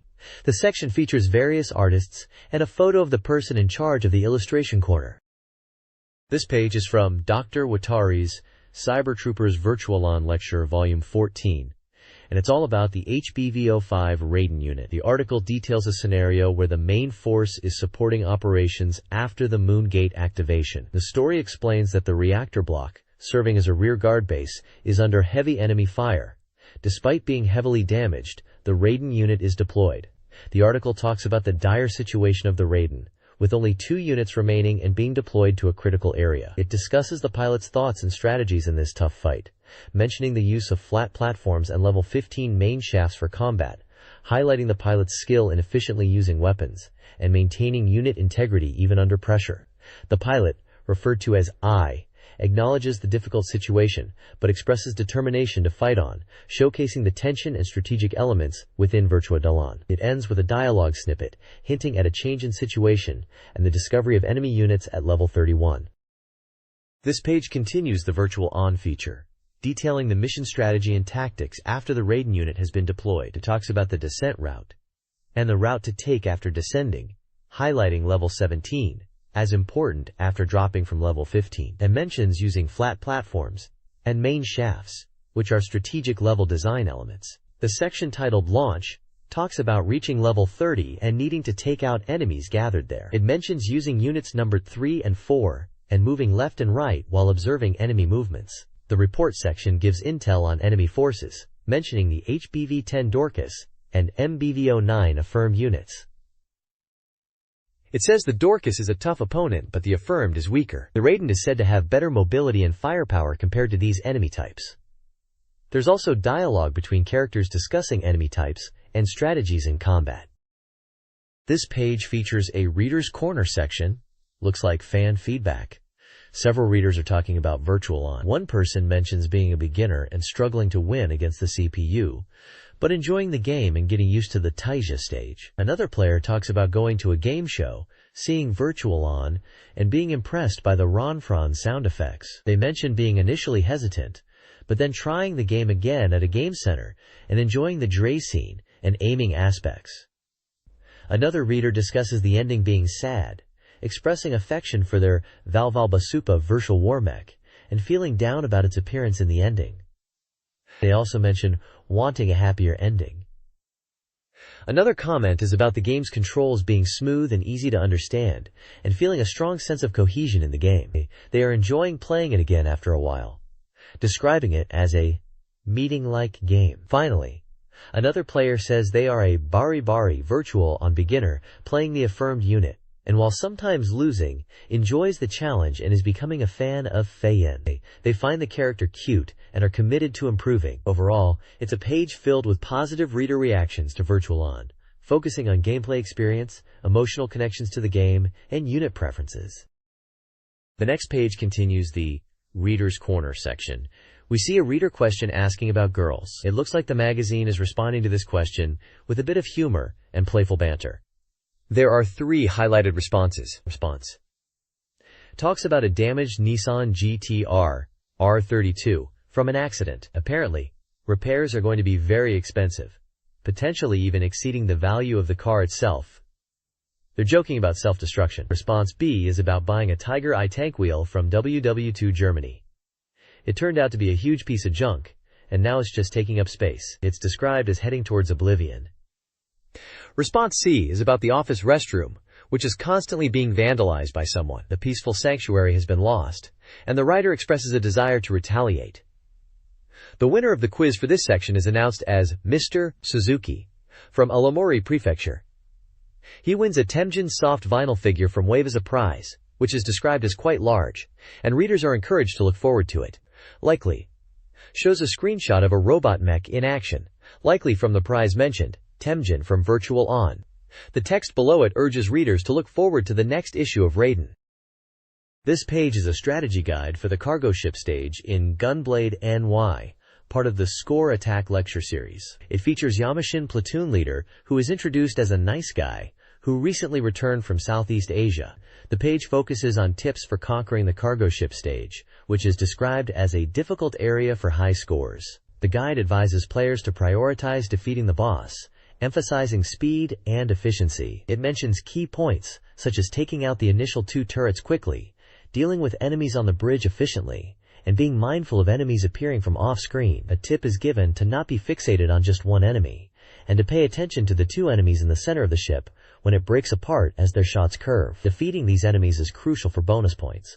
There are screenshots showing gameplay on the cargo ship, highlighting enemy positions and explosion effects. In a separate section called Back Technique, Ending Where Hawks Fly, it talks about a hidden ending in the game. It mentions that if you clear the game in a no-continue run, a special ending will be unlocked featuring a non-con Hawk helicopter. The guide jokingly questions why this Hawk appears in a game set in New York, and if it's actually a Hawk at all. It encourages players to try and unlock this hidden feature by completing the game without using continues, across easy, hard, and score attack modes. This page dives into the secrets of Virtua Fighter 3, directly from the development team. It's part 1 of a series exploring 7 hidden aspects of the game. First up, they discuss the revamped ranking system. In Virtua Fighter 2, ranking up felt forced, but in VF3 it's more natural. Your rank and score are automatically updated after CPU battles, making the progression feel more organic as you play and improve. Next, they reveal the new Dural encounters in CPU battles. Dural now appears in unique stages, not just reskinned versions of existing ones. The developers emphasize that Dural feels like a boss from another dimension compared to VF2, where Dural was considered weaker. Another key highlight is the new command display setting in arcades. Players can toggle this feature to see their command inputs on screen in real time. This is incredibly useful for learning new moves and even studying the AI's inputs during CPU battles, a fantastic training tool. Finally, They draw attention to the VF3 advertisement demo playing in arcades. It's apparently a rare and surprising demo where you see a single-player character, specifically Jackie, taking on two opponents simultaneously, showcasing dynamic and impressive gameplay. The Virtua Fighter 3 development team initially conceived the game very differently, exploring weapon combat, interactive stages, and realistic character details. Eventually, they refocused on core fighting game principles. The team refined motion capture data from Virtua Fighter 2, noticeably improving movement and feel, particularly punches. The game's substantial 108 MB size represented a huge technological leap, equating to significant visual and technical advancements. A key change introduced random opponent selection in CPU battles. Unlike the fixed order in Virtua Fighter 2, this randomization aimed to eliminate predictability and enhance player engagement, promising dynamic and less monotonous gameplay.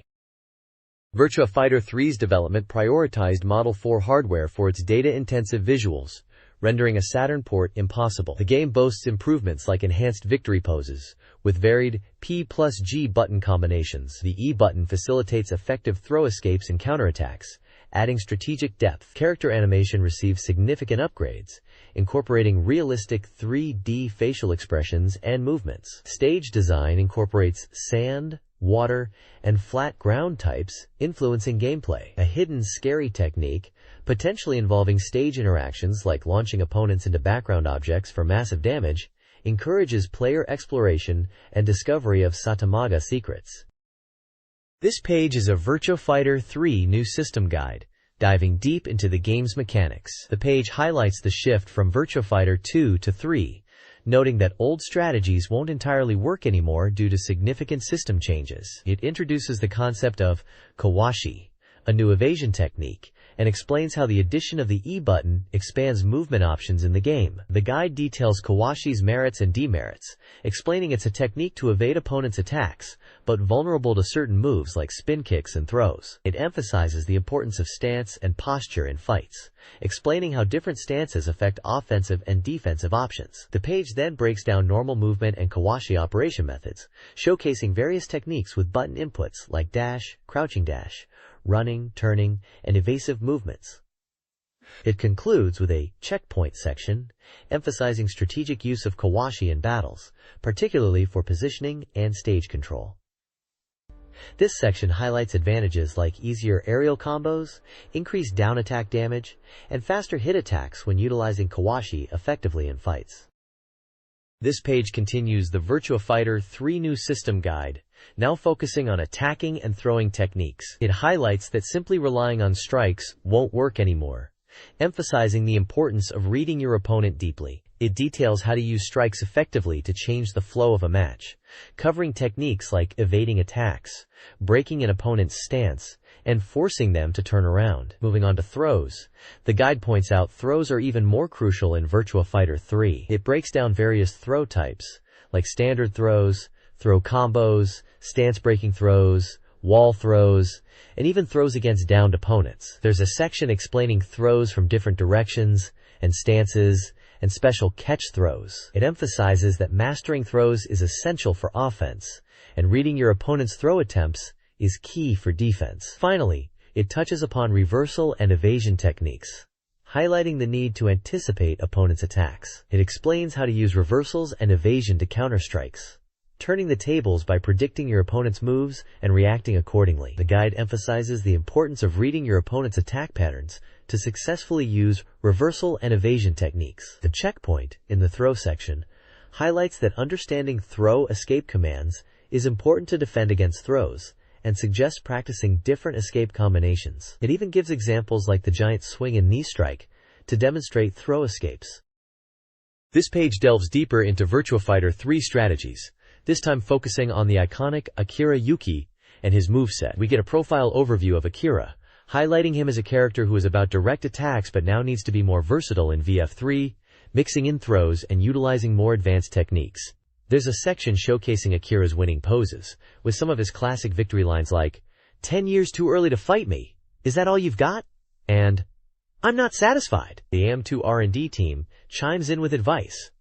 reiterating that in Virtua Fighter 3, relying solely on strikes with Akira won't cut it anymore. They emphasize the need to incorporate throws and mid-range combat to keep opponents guessing and control the flow of the fight. The bulk of the page is dedicated to Akira's move list, showcasing a range of techniques categorized by type and input commands. It includes various strikes, throws, and special moves, demonstrating the depth of Akira's combat style in Virtua Fighter 3. The page visually breaks down key moves, with frame-by-frame images and annotations, explaining the nuances and tactical applications of techniques like the double palm thrust, the shoulder throw, and the turning body drop, among many others. It's a great resource for players looking to master Akira and explore the intricacies of Virtua Fighter 3's combat system. This page switches focus from Akira Yuki and shifts the spotlight to Kagemaru, another key character in Virtua Fighter 3.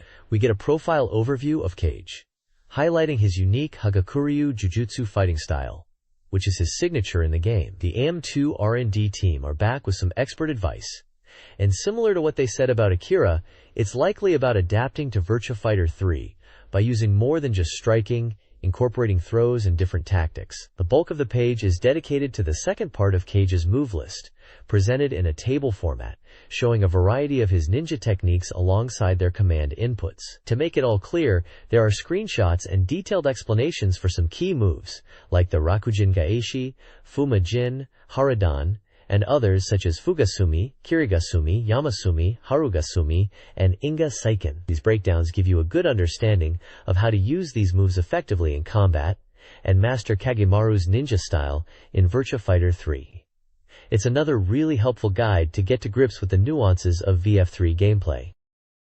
This page shifts the focus to Jackie Bryant in Part 3 of the Character Strategy Guides, and it's all about his advanced techniques in Virtua Fighter 3. It's titled Takaishi Dojo for Jackie Bryant. The page kicks off by highlighting Jackie's adaptable footwork, emphasizing that players can change his stance at will, a key element to master. The AM2 development team are back with more advice, pointing out how Jackie has evolved since Virtua Fighter 2, suggesting he's become more strategic and less reliant on just power. We get a glimpse into Jackie's personality, with a section on his victory poses and quotes, showing off his confident and sometimes boastful attitude after a win. The main part of the page is dedicated to a breakdown of Jackie's moves. While there's a detailed list of his techniques with commands, the page really gets into explaining specific moves like the sweep hook, punch spin kick, jab double straight, toe kick, middle spin kick, neck breaker card drop, neck slashing, and face crusher.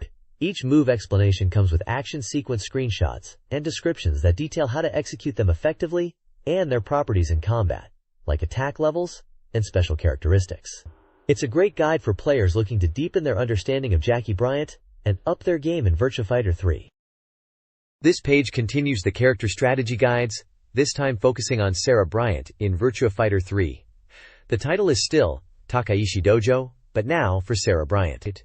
It stresses that victory with Sarah comes from speed and technique, a contrast to Jackie's power-focused style discussed on the previous page. We get a profile of Sarah, and then a section showcasing her victory poses and quotes, giving us a glimpse into her character and personality, similar to Jackie's page. But Sarah's quotes seem a bit different in tone. The main part of the page is dedicated to Sarah's move list. It's a detailed table of her techniques. While there's a lot of move names and command inputs listed, the interesting part is the breakdown of specific moves with action shots. They highlight moves like the sway smash, punch side kick, dash knee, rising knee, double step knee, high kick straight, leg hold throw, and shell break elbow. Each move is explained with images showing the motion and descriptions detailing how to execute them and their attack properties. The AM2 development team is back with more advice, emphasizing that Sarah is all about agility and keeping opponents on their toes with quick, varied attacks. They suggest that mixing elbow strikes and throws effectively is key to overwhelming opponents with Sarah. This page is another great guide for Virtua Fighter 3 players wanting to master Sarah Bryant and understand her unique fighting style. This guide focuses on Lao Chan's Tiger Swallow Fist in Virtua Fighter 3. The profile highlights Lao's background, including his failing restaurant and his kung fu training. It includes his victory and loss quotes, showcasing his personality. The developers aimed for balance, suggesting Lao's gameplay might differ from Virtua Fighter 2. The guide emphasizes key moves like Tiger Rush Palm, Shunpo Thrust Palm, and Flying Sky Diagonal Palm, showcasing action shots and explanations. It offers tips on using these techniques, stressing the importance of varied attacks, counterhits, and maintaining distance to outmaneuver opponents and exploit openings. The ultimate goal is to master Lao's Tiger Swallow Fist for success in Virtua Fighter 3. This page from SEGA Saturn magazine dives into Pai Chan's new techniques in Virtua Fighter 3, continuing the character move breakdown series. The headline emphasizes a core pain strategy, using low attacks to set up mid-level hits. The page features a profile detailing Pei's participation in the second Grand Fighting Arts tournament and her motivations. Developers from AM2 highlight that Pei was already strong in Virtua Fighter 2 and continues to be a formidable force in Virtua Fighter 3. A substantial portion of the page is dedicated to Pei's move list, presented in a table with move names, command inputs, and hit-level information. Detailed explanations and in-game screenshots showcase several key moves like the Mususho, Renkan Tenshin Kyaku, Soji Fusho, Haiten Kyaku, Haishin Chaosho, Rasen Shoteinage, Hien Furyu, and Hiza Tantau Kyaku. These descriptions provide insights into the move's properties, strategic uses, and how they fit into Pei's overall fighting style, including setups and counter opportunities. The guide aims to help players master Pai Chan by understanding her diverse moveset and effective combat strategies within Virtua Fighter 3. This page continues the Virtua Fighter 3 character breakdowns, this time focusing on Wolf Hawkfield and his wrestling style. The page highlights Wolf's ability to stop opponents and throw them, a key aspect of his gameplay. There's a profile section detailing Wolf's background as a wrestler, aiming to prove his strength after a previous defeat to Akira. AM2 developers chimes in again, emphasizing Wolf's grappling prowess and the fun of using his throws in Virtua Fighter 3. The main part of the page lists Wolf's moves, showing off a variety of throws and strikes in a table format, although this Part 2 list seems to be focusing on throws primarily. Several moves are described in detail with screenshots and command inputs, like the Screw Ricart, Combo Elbow Butt, Arrow Knuckle, Sliding Leg Scissors, Slingshot Front Suplex, Front Neck Chancery, Push from the Front, and Double Claw. The descriptions give tips on how to use these moves effectively, noting their hit levels and strategic applications, such as setting up throws or using them as counters. Finally, there's a section showing Wolf's victory poses and quotes, adding a bit of character flavor to his winning moments. The overall tone is instructional, aiming to help players understand and utilize Wolf's unique wrestling style in Virtua Fighter 3. This page carries on the Virtua Fighter 3 character deep dives, this time spotlighting Jeffrey McWild and his punch-raction fighting style. We get a look at Jeffrey's profile, explaining he's a fisherman aiming to win prize money after a previous loss to Akira. The AM2 developer team once again provides advice, emphasizing Jeffrey's powerful throws and the importance of aggressive pressure in his gameplay. The main section is Jeffrey's Technique List, Part 2, which looks like a continuation from a prior page, listing various moves with commands and attack levels. While there's a lengthy table, the focus seems to be on his throwing techniques. Several key throws are broken down with screenshots and descriptions, including moves like the box throw, tackle, coconut crash, machine gun tackle, wall dive throw, head crash, lift-up throw, and devil reverse throw. These descriptions detail how to execute the moves, their properties, and strategic uses, highlighting how Jeffrey can use throws in various situations, including against walls and from different positions. Finally, there's a section showing off Jeffrey's victory poses and some of his winning quotes, adding a bit of personality to the character and his motivations. The overall feel is instructional, giving players insights into mastering Jeffrey's grappling-heavy style in Virtua Fighter 3. This page focuses on Lion Rafal from Virtua Fighter 3, detailing his Lion Iron Palm fighting style. A profile highlights his motivation to avenge a past loss. The development team suggests utilizing Lion's versatile low attacks and powerful strikes. The page features Lion's Technique List, Part 2, breaking down moves with commands, attack levels, screenshots, and descriptions.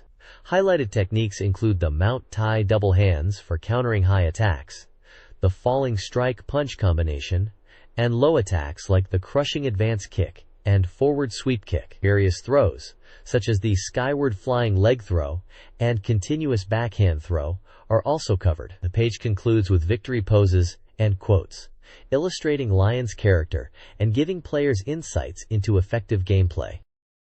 The next page introduces Shundi, also from Virtua Fighter 3, showcasing his unique drunken fist fighting style. There's a profile section that explains Shundi's backstory.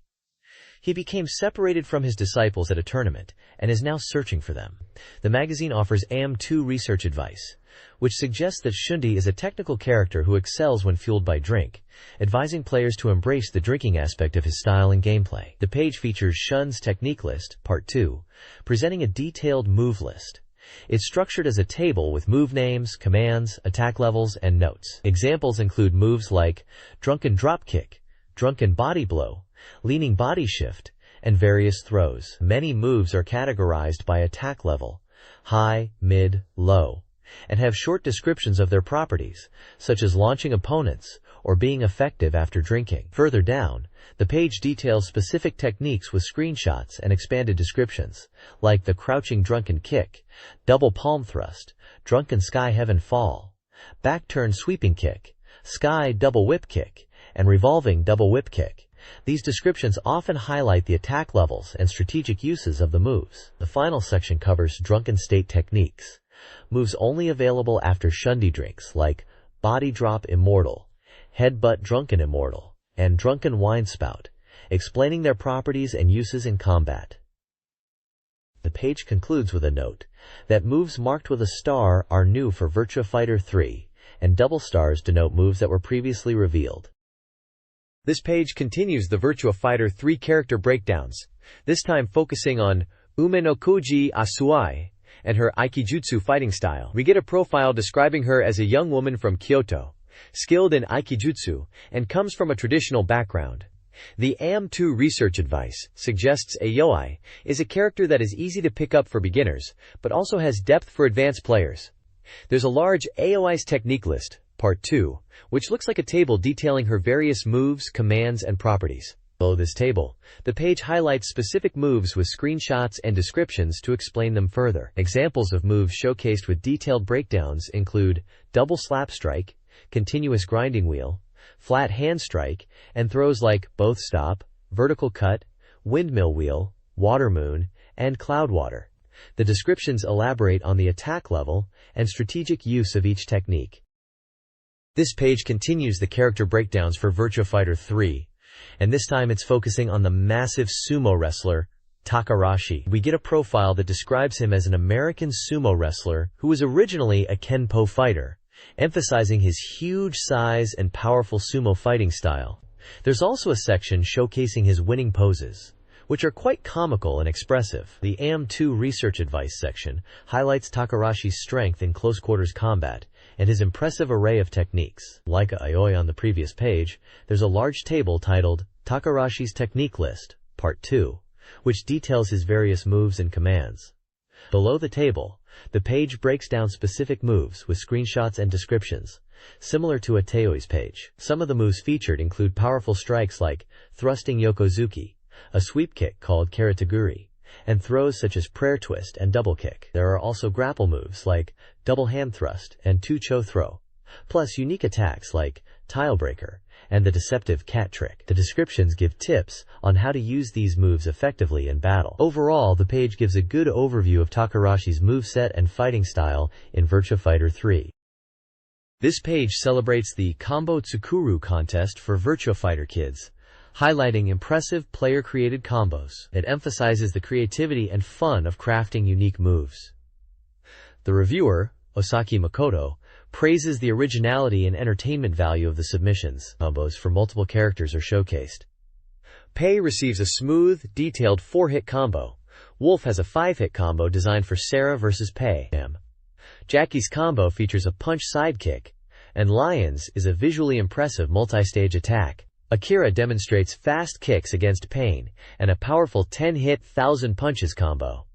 Each combo listing includes screenshots and reviewer comments. The page also provides game details, such as its Sega title, release price, and genre, encouraging players to explore creative combo possibilities.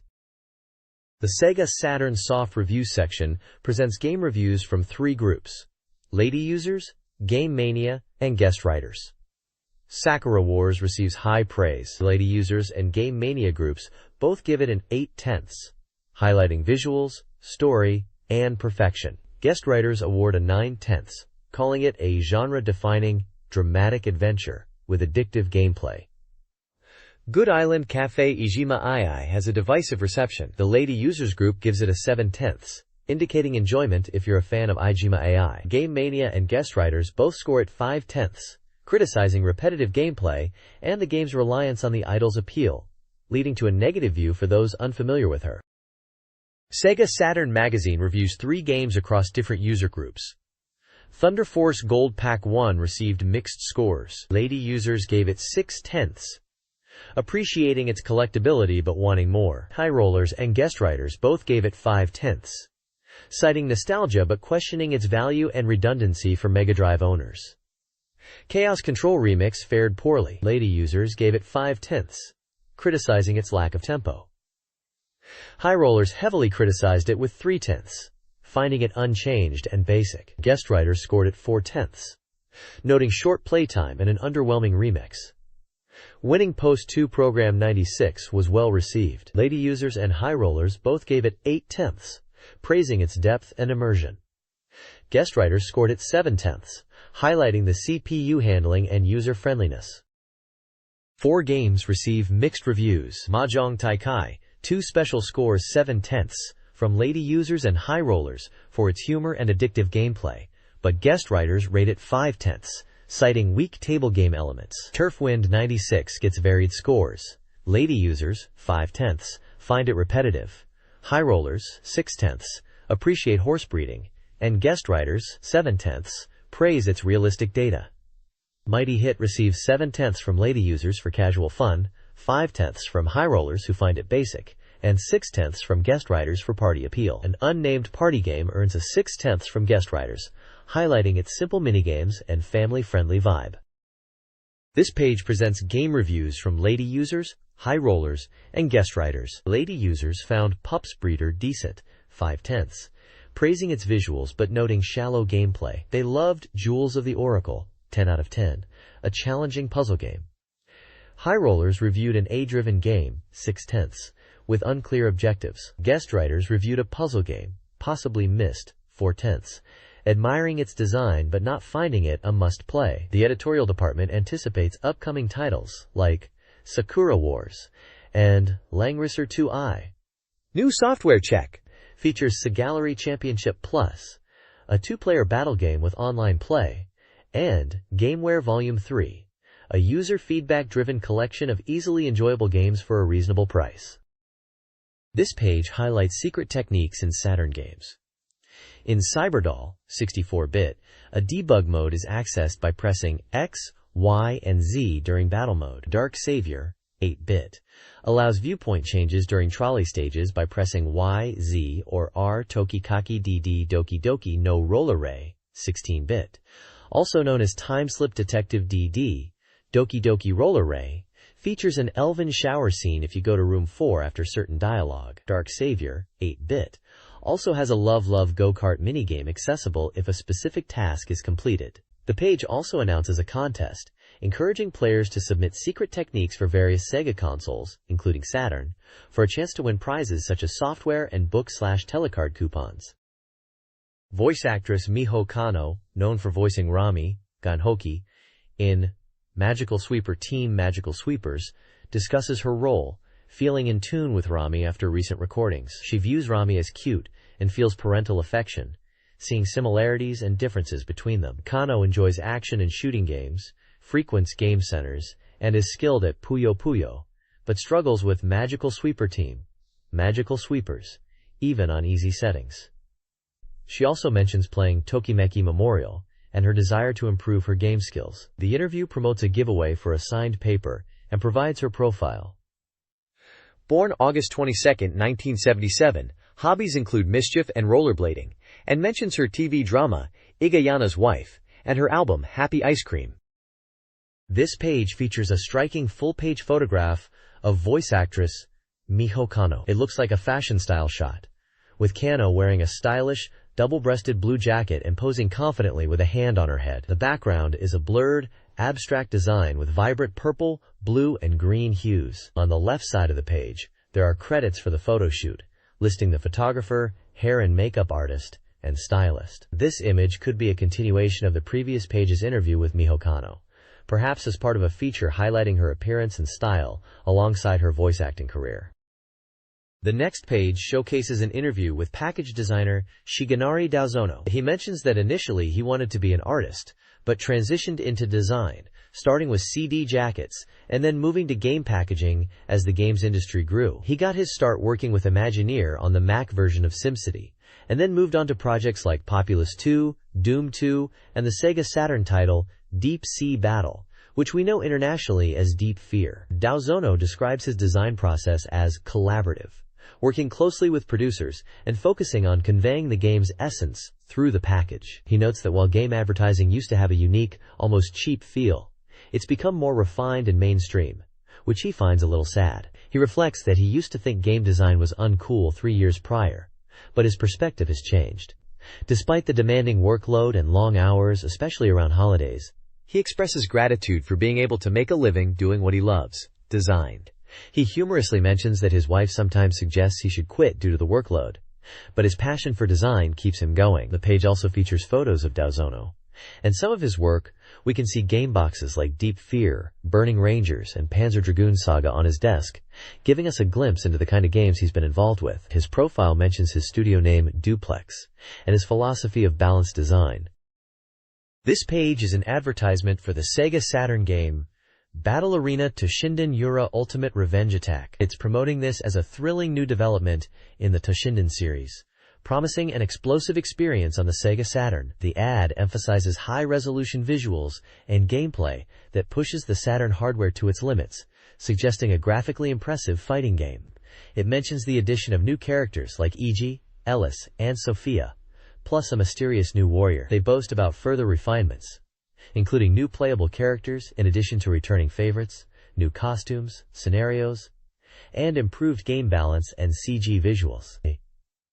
The game is highlighted as a complete and ultimate Toshinden experience. There are a few screenshots showing in-game fighting action, and it's advertised as a 3D fighting action game, now on sale for 5,800 yen.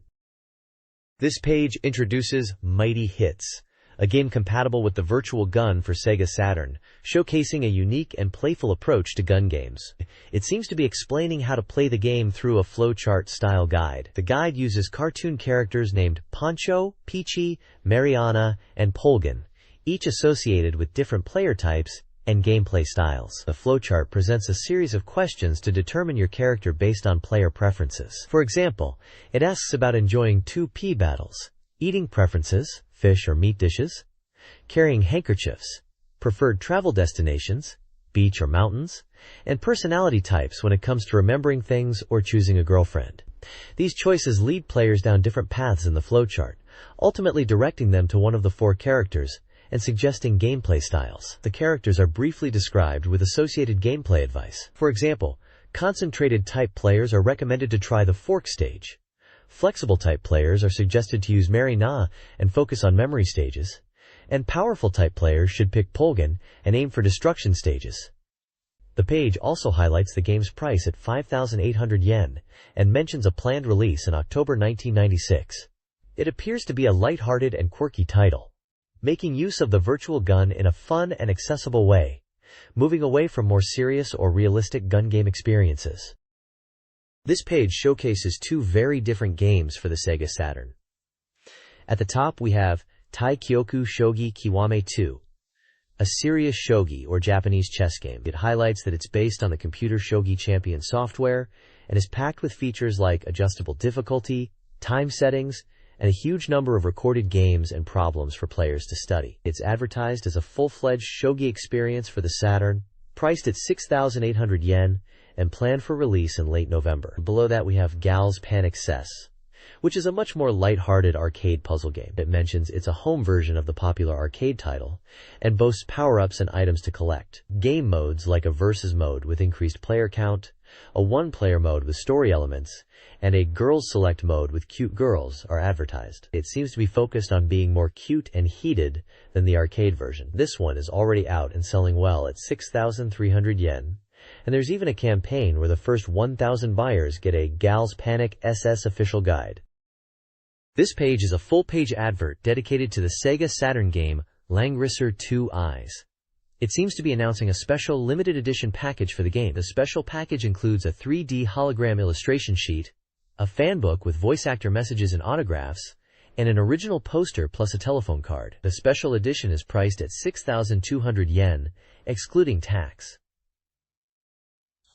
However, there's also a note saying that the release of Langrisser 2i has been postponed, with the new official release date to be announced later. For those who missed out on the special package, there's good news. They're offering a regular edition with bonus items at a slightly lower price of 5,800 yen, excluding tax. This regular package still includes a telephone card with an unreleased illustration, a collection of Nakimushi Genjin voice exclamations, and an illustration signed by Ursula Hara. The advert emphasizes the game as a legend to a distant future begins, and showcases key characters and gameplay screenshots hinting at a strategy RPG experience.